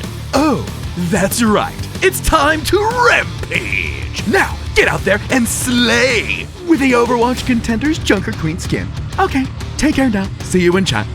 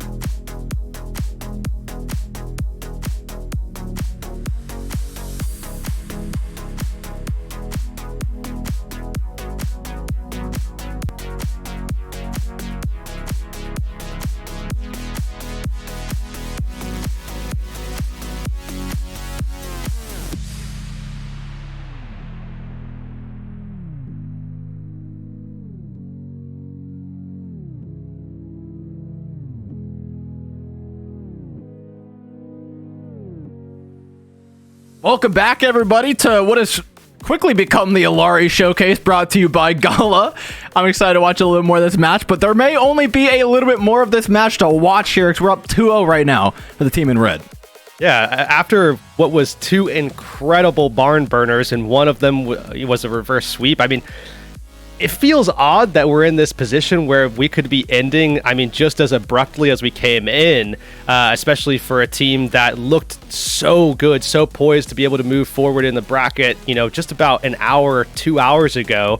And now we're seeing them on match point here in the lower bracket. I mean, it feels weird to say, especially for a team as good as Triple Esports. I mean, look, the competition's stiff all around, but getting knocked out in the matter of having done so as quickly as they have, right? Being up 2 initially, and then just like you blink and all of a sudden you're out of the entire thing. That's a scary proposition for Triple Esports. And again, this is a team that was, you know, talking trash at the beginning of the day. You know, they deservedly so. They put up a good performance to start things out, but it seems like it's been a little bit of a downward spiral. And now they brought out basically the best map counter pick that they probably have in the entire pool in Numbani, and it wasn't quite enough to get them across the finish line. You wonder what more can they do? Yeah, I think that's the biggest question on my mind, on their mind. Here's the thing. They haven't, I'm going to peel the curtain back a little bit for everybody. They haven't even selected their map yet. I mean, I think a lot of this is probably due to the concerns of where can we go? Because obviously Numbani was probably, like you said, best case scenario in terms of trying to omit the Orisa. But really, there aren't a lot of options for that left here now. There's really just a couple of options where you can maybe make some use out of the high ground. And maybe you can get some value there. And Dorado is actually the exact map I was thinking of in my head. But again, this is best of the bunch, not really the best option in the game. So while Dorado is a map pick that I think makes a lot of sense here for Triple Esports, it probably is their best option. It doesn't feel as good of an option as Numbani, which they just lost. And granted, it was incredibly close. I mean, that last minute clutch and the B-hold. We thought they were winning, to be fair. By most means, they should have. Ataraxia is just on something different today. Dorado, though, does offer up a lot of similar creature comforts to the dive compositions that we kind of expect Triple Esports to want to find home on, though, right? They have the high ground capability. They have the ability to force Ataraxia down and then try and shoot down on them. The question is just, what are we planning to do when we hit those couple more flat spots on the map, right? You're talking about C. You're talking about kind of the latter half of A. Could be a real bad choke point that they could get stuck at. What are their solutions for those small parts of the map? Because we saw, as on Numbani, that one part of the map. It only takes one part of the map that allows that Orisa team to get their heels dug into the ground, and all of a sudden you're looking at 4 or 5 minutes off the clock, and it can go in the blink of an eye. Yeah, and that's, I think, this major struggle, especially when you look over at Numbani as a key example. I mean, there's that section of B on Numbani that feels very, very close and parallel to what we're going to see even here on B Dorado. I mean, obviously, I think there are certain sections of Dorado that I think actually wind up being better than what we saw in Numbani, just because it's a little bit more congested and it's a little bit better suited for high ground control for a team, especially on defense.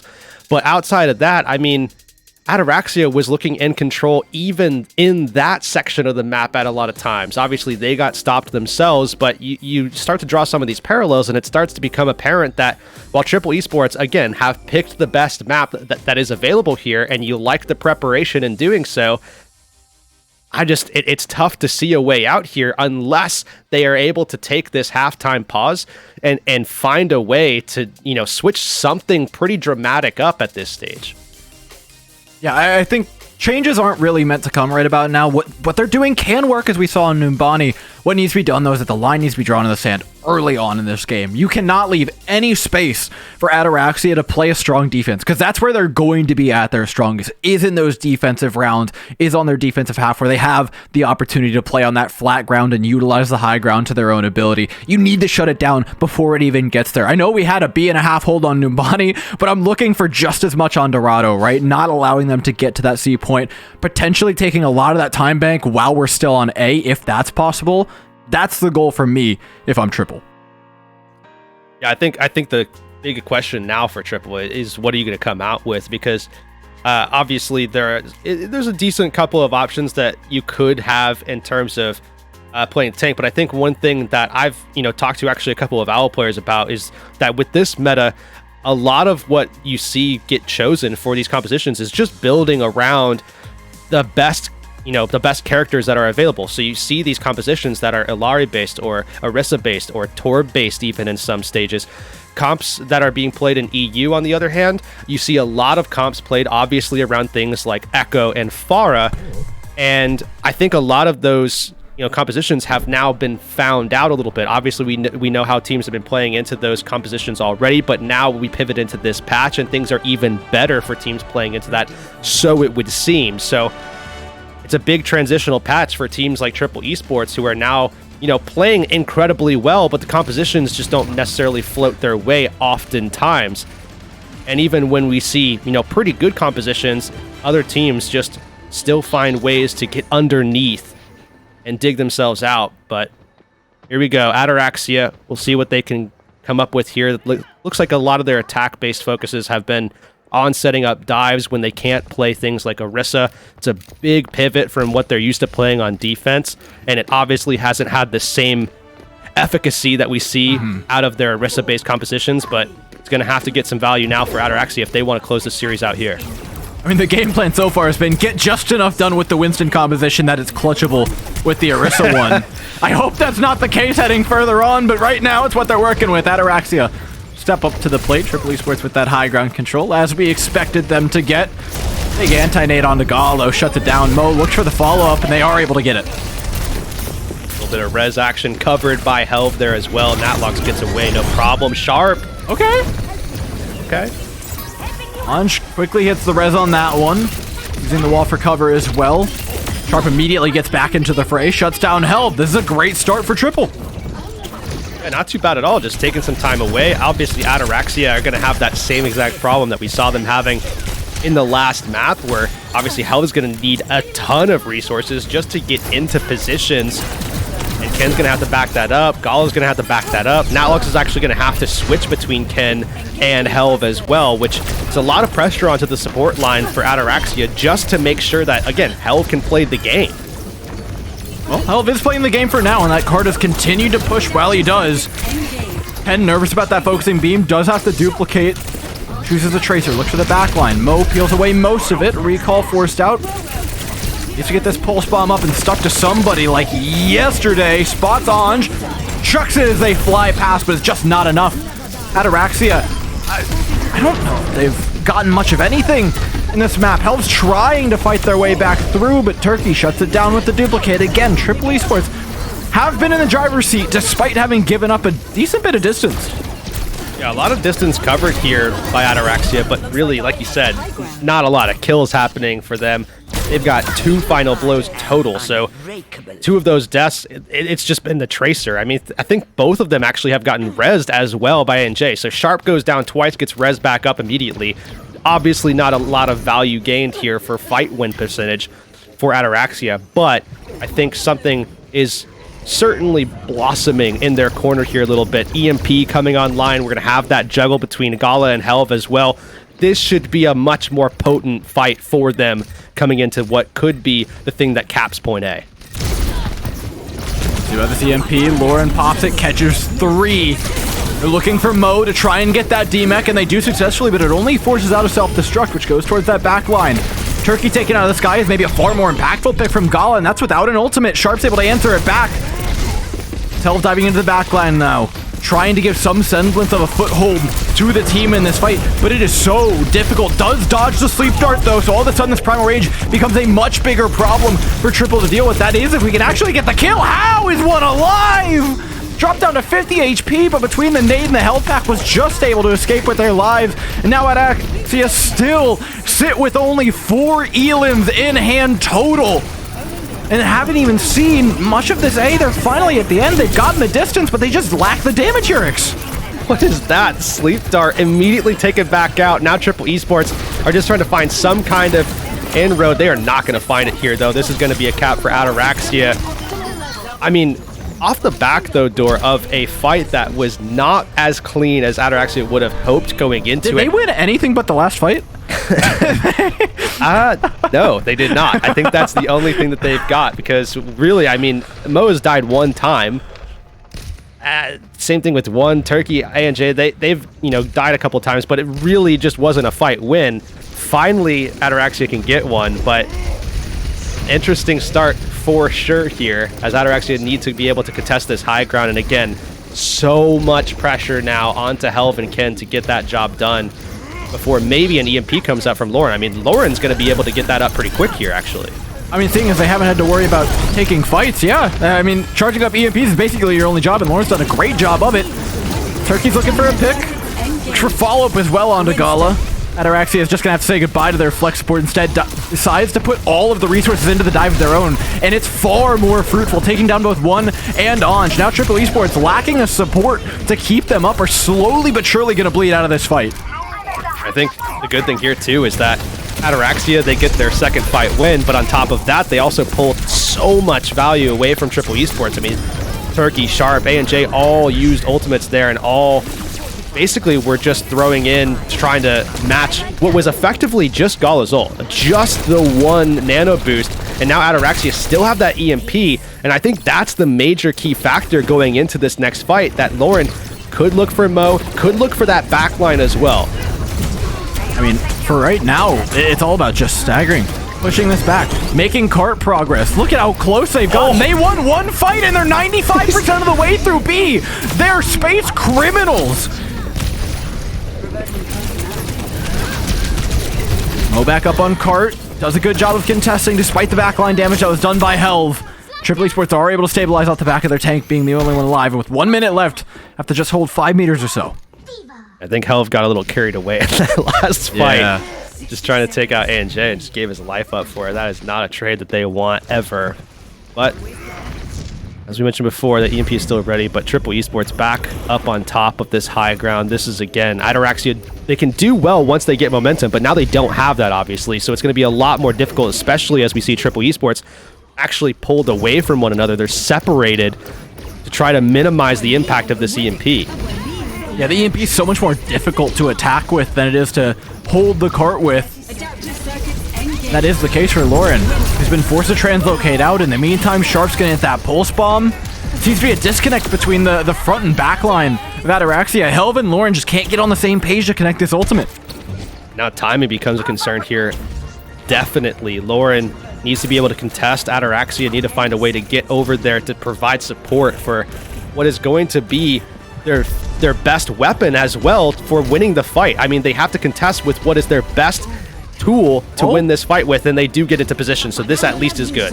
The fact that Lauren wasn't forced to translocate out with decloaking there is massive, but do they have the follow-up to actually capitalize on the EMP? I don't think yes is the answer here, unfortunately. Mo pulls away, low health bar, but it should pop up in time. In fact, all of Triple Esports kind of hacking away towards those side lanes where they can get healed up. Unfortunately, not enough heals in the world to keep Imo upright. Ataraxia collapse onto the Diva and look to capitalize with a duplicate, but they can't get anything more than the Diva. Yeah, close for Ataraxia, but not quite. Triple Esports shut the door on them right before point B, but I mean, again, you don't have to go too far back into history to recall what happened when we were in a similar state back on Numbani in map number 2. And I think the big question here is this enough distance for Ataraxia to do what they do best? I mean, you have to, I think, count the number of speed bumps that are in front of them, right? when you talk about speed bumps that were available on Numbani, it was kind of just that one spot on B that was particularly defensible for something like the Orisa composition. When you look at this, I think there's at least 2 solid defensive points for the Orisa, right? End of point A, and then early point B, if not kind of that last little point of B where you can play a lot of cart contest with the long-lasting health bar of Orisa nowadays. So a few more gaps to jump, but it's doable. You know, I was talking before this map started that we needed to stop things at the very least on B. That way we don't get that C anchor point for Ataraxia to kind of really set themselves in on the defensive side, and they've done at least that. I think the bigger thing here, actually, instead of that, is the fact that Gala is just finally protected. There's much more insulary support coming in with this composition, on top of just being on a character that can protect itself a little bit better innately through pressure and having these other characters around that can help as well. I mean, Gala had 7 deaths on their attack, was obviously the primary target for Triple Esports on their very aggressive dive setup. I mean, Sharp and Turkey were going for Gala consistently. Now you have a very natural answer to that problem and a little bit more consistency in the backline that can be a major help. So regardless of the fight positions and all that kind of stuff, I think just by nature of this composition, this should bode well, or at least better for Ataraxia here. Well, shots being thrown out. Anj drops low, but so far so good for Triple Esports. Not getting picked off is kind of the main goal of this initial approach. They make the rotation here now to defend underneath the bridge and do so wisely, but health bar is dropping low, and maybe they didn't make the rotation early enough.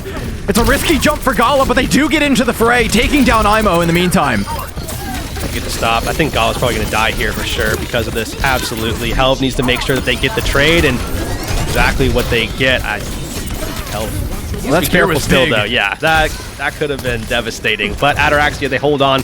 That's 1 minute off the clock. That's one fight done and dusted. They're going to need a fair few more than that, though. I mean, they're not letting up the pressure on Helv. Helv's health bar has not gone up over 50, 75% until finally Gala gets back and picks it up, but the card has pushed past the bridge, so that choke point has been broken by Triple Esports. Now it's just about using the multiple angles that they're working from to really collapse on that backline of Ataraxia. They've got to duplicate and almost a pulse bomb to do it, as well as an nano boost. That's almost certainly the go button. One pops it onto Turkey, who jumps into the backline with Sharp, takes down Ken. Next in sight is Natlox, immediately down as well. Triple Esports are bowling over what was meant to be a really strong hold point here for Ataraxia. Yeah, I think just getting in over the top of Ataraxia just makes it impossible for them to defend against, and I think another big reason why is because of Sharp. Sharp, I mean, I'm not going to say the words. We know what happens in these situations. We talk about it, and then it goes away, so we're not going to say the words. It's a good start. It's a good start. That is a phenomenal score sheet is what we're going to say right now. The stats are looking phenomenal. And on this Tracer, I think the big question now is, can he actually get around and behind into Gala's face? With this character swap, it's tough, and it's even tougher now as well that Turkey's down. Oh, Gala said step up! Gala said step up! Oh my god, backs off 3 players! That was Tracer and Echo and a Mercy and said, go home! Don't show your face around here anymore! And that's exactly what I'm talking about too. I mean, just by nature of the compositional swap, just by nature of Gala being on this pick as opposed to the Ana. And now speaking of Anas, that one goes down. Triple Esports are playing 4v5 again. It's brutality from Ataraxia, but again, it's only one fight. A lot of time to take off this bank yet, and after losing Gala to the pulse bomb from Sharp, it may not be as easy to hold this forward position. Yeah, now with players down here as well. I don't know if I love the Bob. I feel like we really wanted that for later. The ability of the Bob to hold the high ground, yeah, it is really, really huge. And now they're lacking that tool. Well, they do see the swap here coming in, so Soldier is actually going to be the pick that we see them going for. Sharp yet again finding value.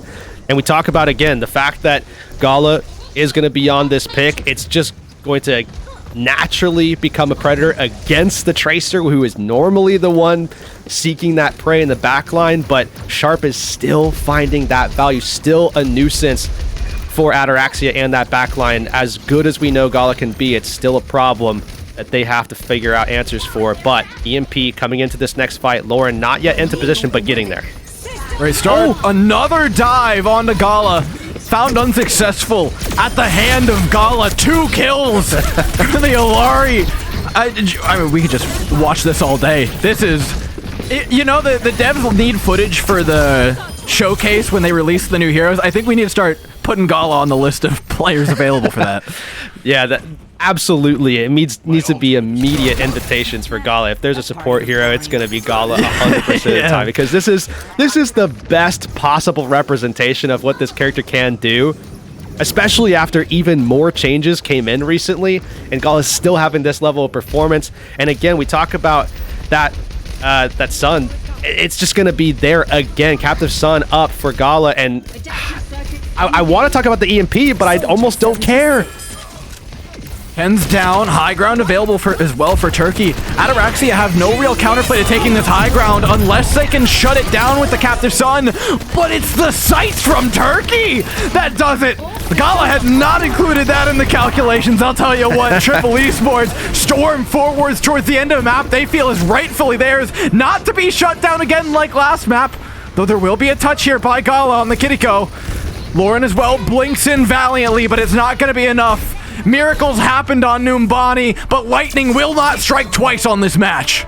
Triple Esports back in the mix, and remember, they were the team that got reverse swept last series. Now, let's see if they can pull one off themselves. They're going to need to if they want to stay alive in this tournament. And again, a lot of that is going to come down to this player here, Turkey, who came in clutch. Coming into this fight, it was all Sharp. The entire fight, or the entire map, felt like all Sharp, but this time around, Turkey got involved, and in a big way, a couple of solo kills, just taking up that high ground, becoming the Soldier 76 that I'm sure Ken wished that he was in that final fight instead. But we move on to a map number 4 here, where obviously we know already kind of the dynamic at play, right? But the big thing is that this is going to be the first/second time that Ataraxia get full control, and we know what that means. We know what to expect, we know what to anticipate compositionally, and Triple Esports, I wouldn't say have found a direct answer. They've won on a map that they probably should win on, right? No, it only gets more uphill from here for Triple Esports, but I think the one fortunate thing is, at least mentally, it's out of your hands. You play the maps you're given, you know what you're going to have to go into, find a solution and get it done, because right now you've got the players to do the job, right? If anybody can take down that backline, you're looking at Turkey and Sharp. They're a really strong dive duo. They've got the capability mechanically to outplay this team. It's just a matter of pulling it off and really clutching up when you need to, because Triple Esports need to right now. Reminder, this is the lower bracket. It is now or never for this team that got reverse swept by Oh Yeah and is now getting tossed around a bit by Ataraxia. Yeah, I think one of the surprising things as well, beyond all of that, is the fact that one of the things that has actually done quite well for Triple Esports into the composition that we see Ataraxia running with, you know, the Orisa, with the Alari, with the BAP, that double, I guess you could say, flex backline, if you want to call it that. I don't know what we're classifying Alari as right now, because those definitions don't really mean anything anymore, but that's a rant for another time. Nonetheless, we do see that Tracer actually just incredibly effective for Sharp. That is not something I would have anticipated coming in, knowing what Ataraxia was going to play, seeing them pull that composition out, and still Sharp is not only playing Tracer, but having a profound effect on it, at least on that last map. Obviously a little bit less so in other situations, but that last map there on Dorado, Sharp was making it work. Oh, I think that advantage is largely positional, right?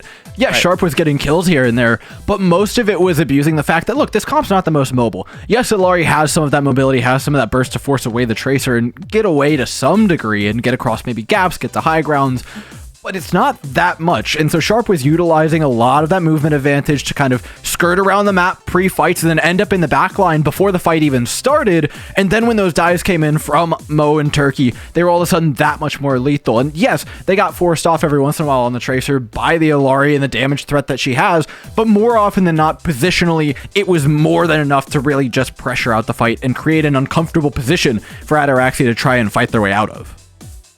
And we're going to move on to a map number 4. Esperança is going to be coming in for the push map.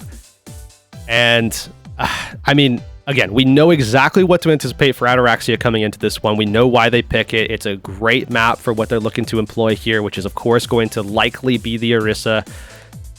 Outside of that, though, for Triple Esports, we need to find answers and quickly. You're not going to be able to abuse those high grounds. You're not going to be able to abuse those flanking positions with Sharp holding out on the Tracer.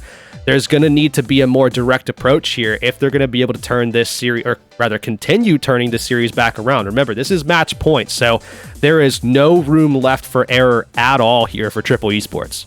Yeah, I think there's a bright side in these map picks, though, in that I think the second and third map picks are just a little bit more potent than third and fourth, and I think that's, I mean, largely an especially arguable. with these two teams, right? Yeah, largely an arguable with these two teams, but it's just smaller map pools for second and third, and then Control is generally neutral, even with a map pick. So, Esperanza, while optimal for this risk composition, isn't as deadly as, say, like Numbani or Dorado is meant to be for Ataraxia. Yeah, you look at the map choices here that are left for Control as well, and I guess there's maybe one pick that could bode well still for Ataraxia. You're never going NQS, right? Yeah, I mean, when you talk about push, I mean, there's this map that I think, you know, obviously Ataraxia is going to go with. Maybe you could say Colosseo could be an option, but it's probably not going to be NQS. But I think the concern now is if you can even get past this map, because obviously that's going to be a gigantic hurdle for Triple Esports, because again, I think this map does actually do well for what we see from Ataraxia. But if you can get to a map number 5,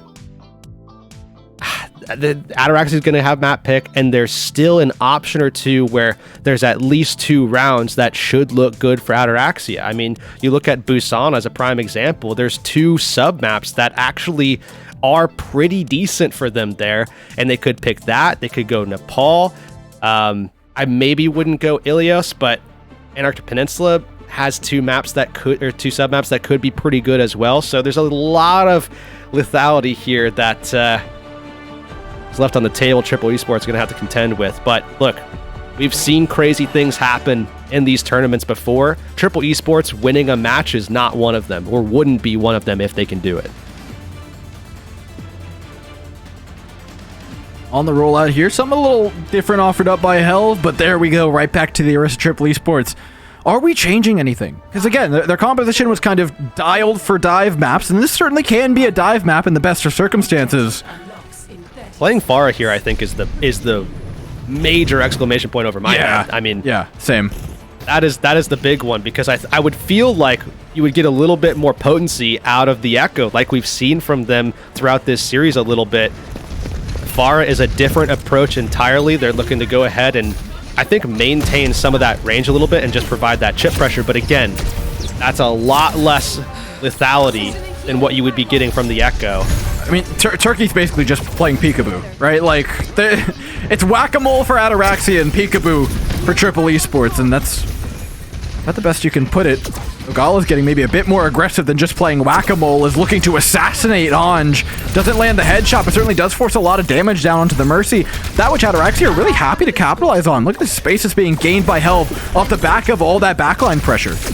It's supposed to be Ataraxia being dove, but it's Triple Esports that are getting dove. Yeah, Triple Esports just can't expose their flank, so they're caught not being able to move. I mean, they're basically a mobile comp that's forced immobile because they can't let go of these flank angles that Ataraxia keep working their way out to. Now Triple Esports are trying to play without a mech, and those are going to be taken down for sure. This could be a lot of space. Fortunately, they take down Gala to at least get something to force Ataraxia back at some point. The progress is real, and the distance is tangible. Something that Triple Esports have had trouble dealing with in general with these Diva compositions, right? You don't expect a lot of cart presence with them, the same way that an Orisa can just sit on it and bank up yards, bank up meters. But Ataraxia haven't gotten too much out of this, and they will back away to catch up with Gala here for a moment, who's nearly up to that captive sun. Same goes for Natlock, who has an application matrix to try and force Turkey back.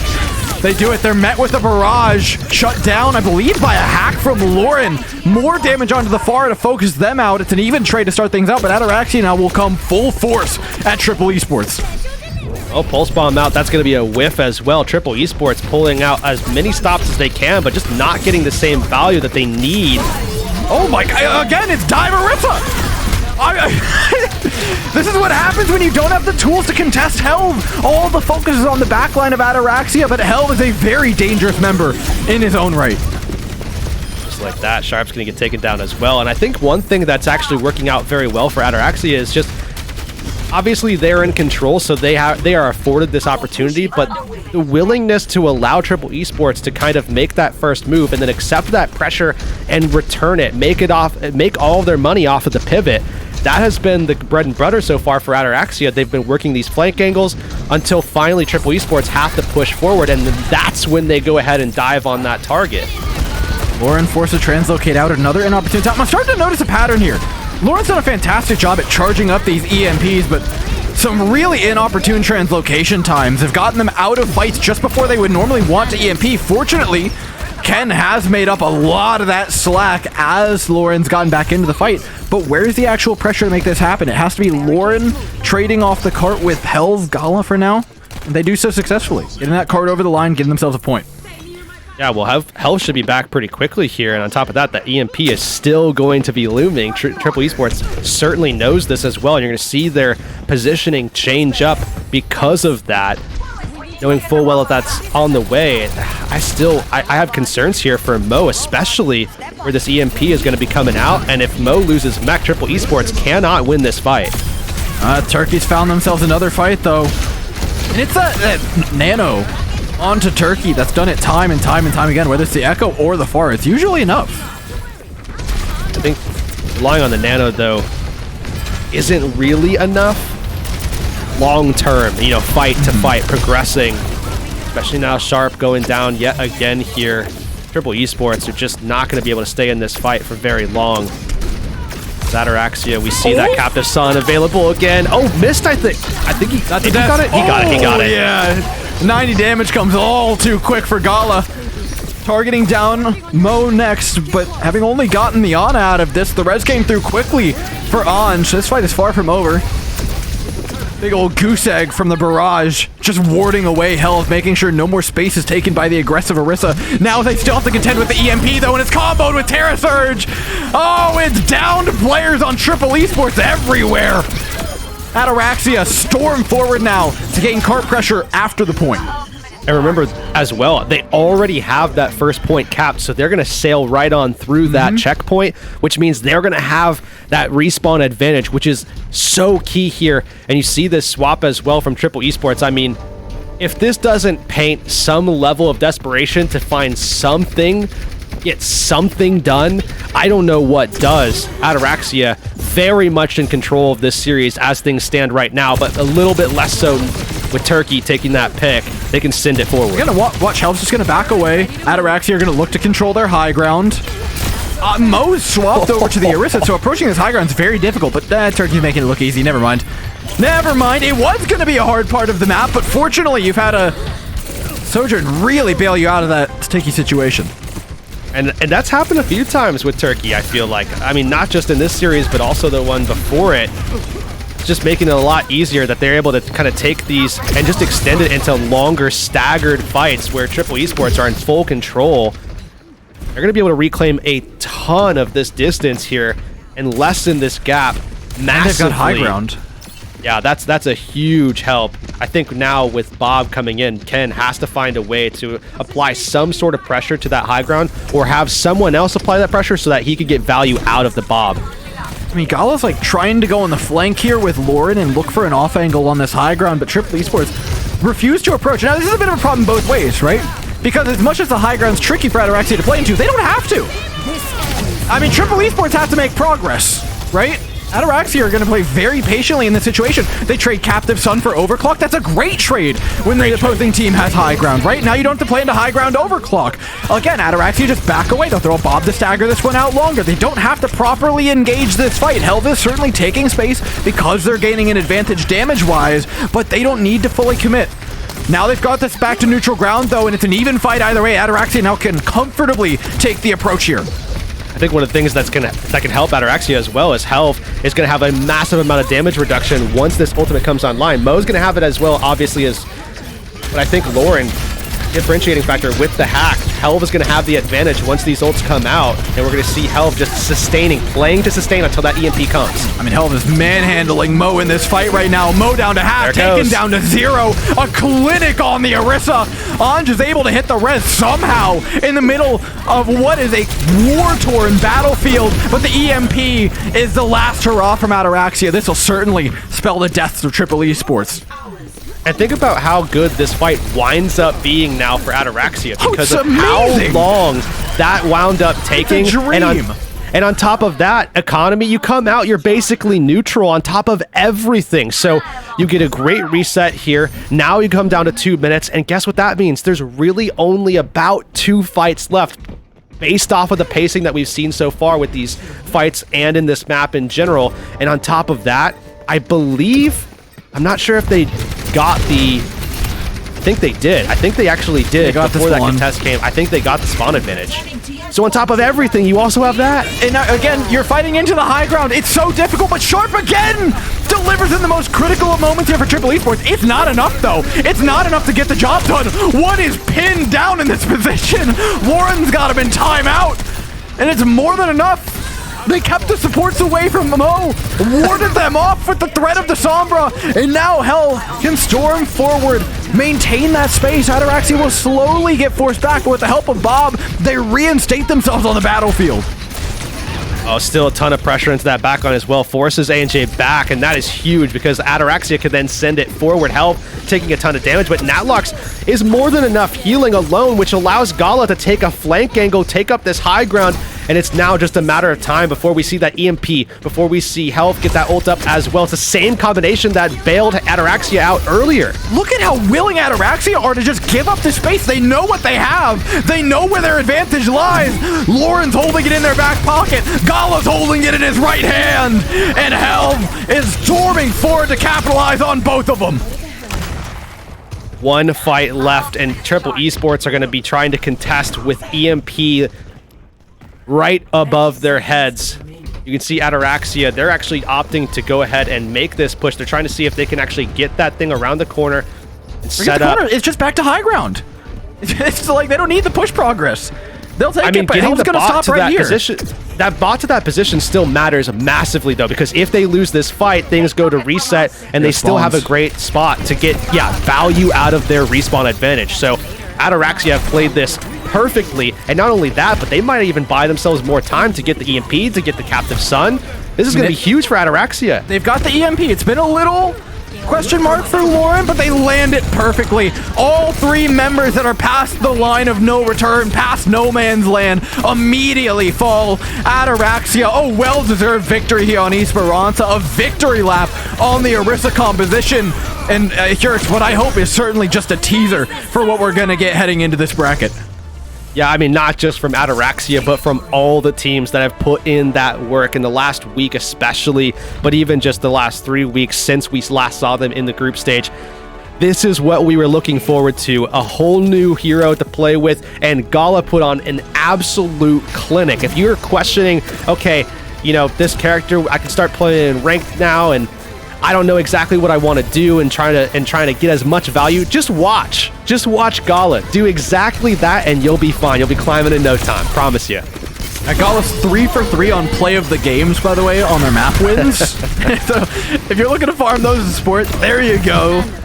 No, I mean, this is a pleasure to watch. And again, I mean, normally you say, maybe I'm just like still stuck like Overwatch 1 brain.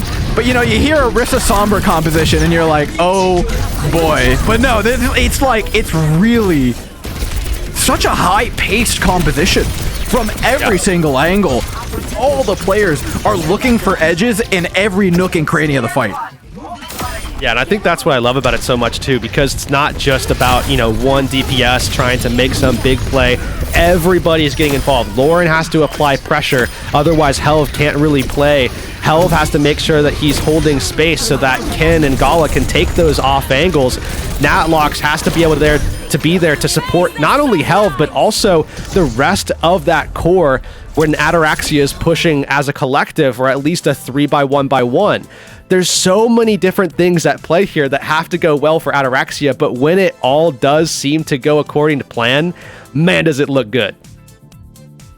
I just can't wait to watch more. It's been a good run for Ataraxia. I want to ask them, though, about it. It's the first team that has run it kind of in a committed manner. I think it's only fair that we talk to Natlox about what it's like to work in one of those backlines.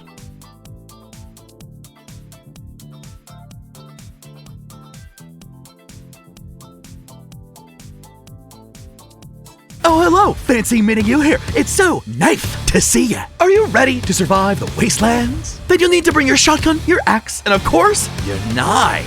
For your sharp wit, if you get my drift. Hey, whoa. Hold on there. Don't forget to pick up your Overwatch Contenders Junker Queen skin. Yeah, gearing up is as easy as connecting your Battle.net account to Twitch. And after that, watching the Overwatch Contender Summer Series will contribute to your drop progression, letting you claim your own wasteland-ready Overwatch Contenders Junker Queen skin. Oh, that's right. It's time to rampage. Now, get out there and slay with the Overwatch Contenders Junker Queen skin. Okay, take care now. See you in chat.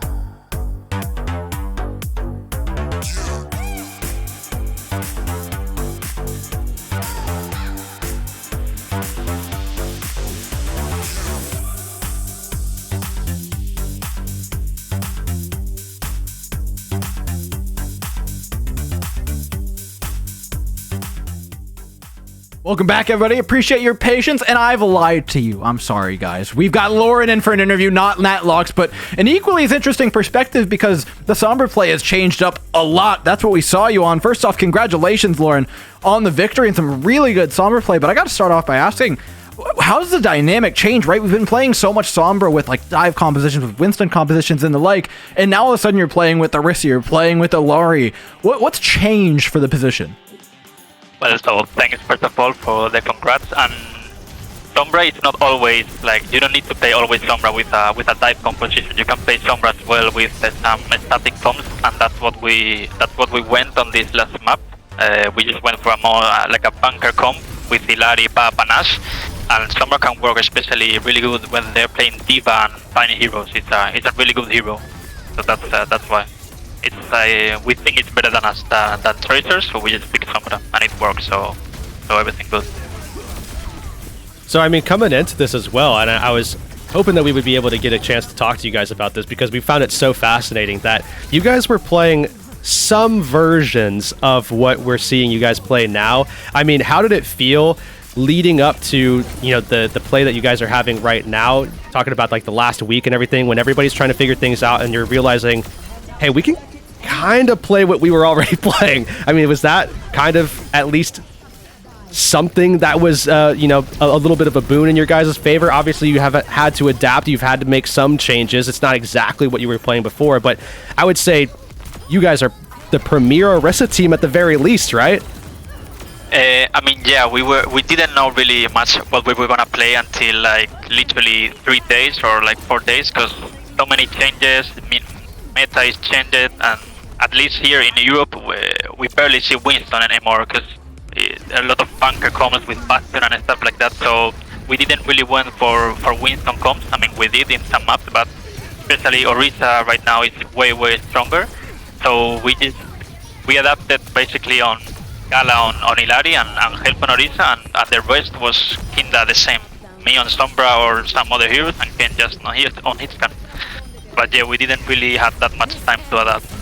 Well, I mean, it seems like you've had forever to adapt. It looks like you've been playing this composition for years together, because we saw combinations like what we're watching on our screens right now, where we saw the Captason, the Hilari ultimate used by Gala, and then you came in specifically to hack the Diva so that he could get it off cleanly. Is that stuff that you guys have been practicing, or is that in the moment stuff? Well, it's mostly on the moment. We don't really talk about doing, oh, Gala's gonna ult, I'm gonna just hack the Diva. No, but mainly on Sombra, I'm just hacking. I'm just hacking Diva. I don't know. No, but me on Sombra, I'm mainly hacking Diva, so that's why it looked like it's like plan or something, but it's not. It's just in the moment. And I mean, how much of, you know, your guys' preparation? Obviously, we know that predominantly the focus here is probably trying to play into these Orisa compositions where you guys know you're going to get a ton of value, and obviously you can adapt, you can make these swaps into these dive compositions with Helvon to Winston. You guys, you know, already kind of have talked about the fact that that is something that you guys play into. But looking at these maps 2 and maps 3 specifically, talking about, you know, Numbani and Dorado, how much of, you know, that was actually a pretty big hurdle based off of what you guys want to play in terms of map pick? Is that something that may be a concern going forward, or you guys just think, you know what, we're pretty much going to get the same thing done every single time you guys go there? To be honest, we don't really know. It's just it depends a lot on the enemy team as well. Like, we can play Dorado 5 times and we can play 5 different comps. It's mainly on the enemy team. See what they're gonna play, who they have, and then we just adapt a bit to ourselves, you know. So that's mainly what we do. We don't really have like a comp default on every map. I mean, mainly Orisa right now, but we can flex to other heroes, talking about supers and DPS. But it's mainly about what the enemy team is gonna play. I mean, you got a fair few enemies coming up, right? We saw you play up against Ex Oblivione earlier on, took a map off them, it was a solid match, and then now down to the lower bracket, you've got basically one loss to your name left that you can take before you're gone. What are you guys looking to get done from down in the lower bracket? How far are you looking to take this thing, and is there any teams in particular that you want to take down? Well, to be honest, I don't even know who we're gonna match.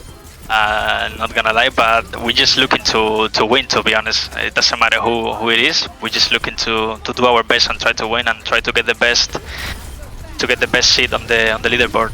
That's what we're trying to do. Yeah, if I'm not mistaken, I think you guys are going to be playing the loser of Twisted Minds versus SR Peak Check. I'm pretty sure. Yeah. Actually, true. Yeah. So it's either against Twisted or Peak Check, really good teams. So it depends. That's a hard game to prep for, though. You talk about picking in order to play into certain teams, but they're 2 very different teams. That's what I was gonna say. They are 2 very good teams, but they both play like literally different comps. One of them play rain comps, the other one plays they can play Final Heroes, they can play Diva. So it's like 2 different. So we're gonna need to prepare on both sides. You know, we will see what we do. Oh, it sounds like you got a lot of preparation to do ahead of you.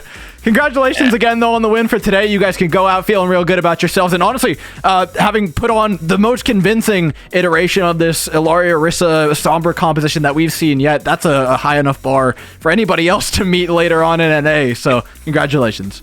Thank you very much. Thank you. Take it easy. Bye. All right, Hurix, that's everything for EU for today. Let's go ahead and walk back, though, because we've had quite a long day over here, haven't we?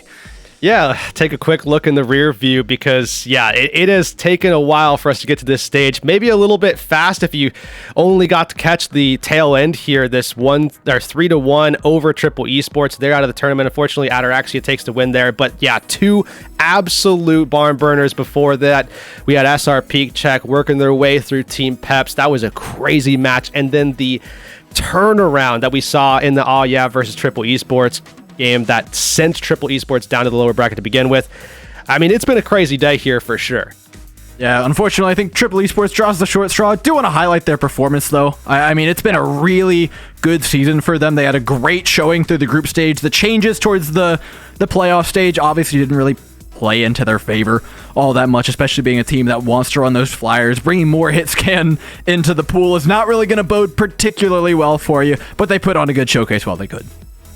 I remember that's a team that was able to get 3rd place, I believe, in Spring Series. So a little bit short in terms of what we've seen from them historically, but overall still just a very solid team all in all. Unfortunately, like I said, just kind of cut short. Same thing goes there for Raspberry Racers, but enough about that. Let's go ahead and take a little bit of a focus instead on what's ahead as opposed to what's behind. We do still have more EMEA action left this week. That starts up tomorrow. We've got Twisted Minds taking on SR Peak Check. The loser of that one goes ahead and takes on who we just talked about. So curious to see how that one goes. But nonetheless, Oh Yeah versus EXO. And then, of course, we do have Team Peps as well lying in wait in that other lower bracket quarterfinal against the loser of Oh Yeah versus EXO. Big stuff tomorrow. There's more tonight, though. If you guys are in a time zone or have a bedtime schedule degenerate enough, stay up for NA, because we've got Pirates in Pajamas up against Afterlife, and those TBDs, I promise they're good. We'll hop right on over to the bracket real quick, but the top 4 for NA are virtually tied in every regard. You can say whatever you want about, one team having like 1 game more off the others, but they still have a worse map differential than the 2 beneath them, so I don't care. It's virtually a tie for first. After the first round of this bracket, it's gonna be a car crash. In fact, the first round of this bracket might still be a car crash. There's a lot of upset potential right there. You guys don't want to miss any of it. Yeah, that bracket is going to be insane. I mean, that's the case with NA. There's so much parity that there's just craziness occurring. I mean, remember, that was everybody just looking at a bracket that didn't have Timeless in it. I mean, that's where we're at right now with NA. And we see this big swap as well in terms of the meta and where things could go and what we've even seen and been talking with all the players over there in NA about. It's definitely something to look forward to because, I mean, it is anyone's game at this point. And I think that even goes a lot of cases for round 1. So you do not want to miss that at all. Not coming in too long. Stay tuned. Hit the subscribe button. Hit the follow button. Whatever it might be, wherever it might be. Just stay tuned. We got NA coming up. Not too long. You like solving problems. Problems like how to stop that tracer from deleting your backline. I know just what you're thinking. You'll bring a turret. But y'all can't solve all your problems by simply bringing an extra friend to the battlefield. For that, you need the Contenders Torbjorn skin. Solve your problems by connecting your Battle.net account to Twitch. After that, watching Overwatch Contenders Summer Series will contribute to your drops progress, letting you claim your Overwatch Contenders Torbjorn skin. Even your turret gets an upgrade. Warning, the Overwatch Contenders Torbjorn skin does not come with extra or upgraded turrets. Build instructions will not be provided. By picking Torbjorn, you waive a claim towards any destroyed turrets. No refunds, no exchanges, and no take-backsies.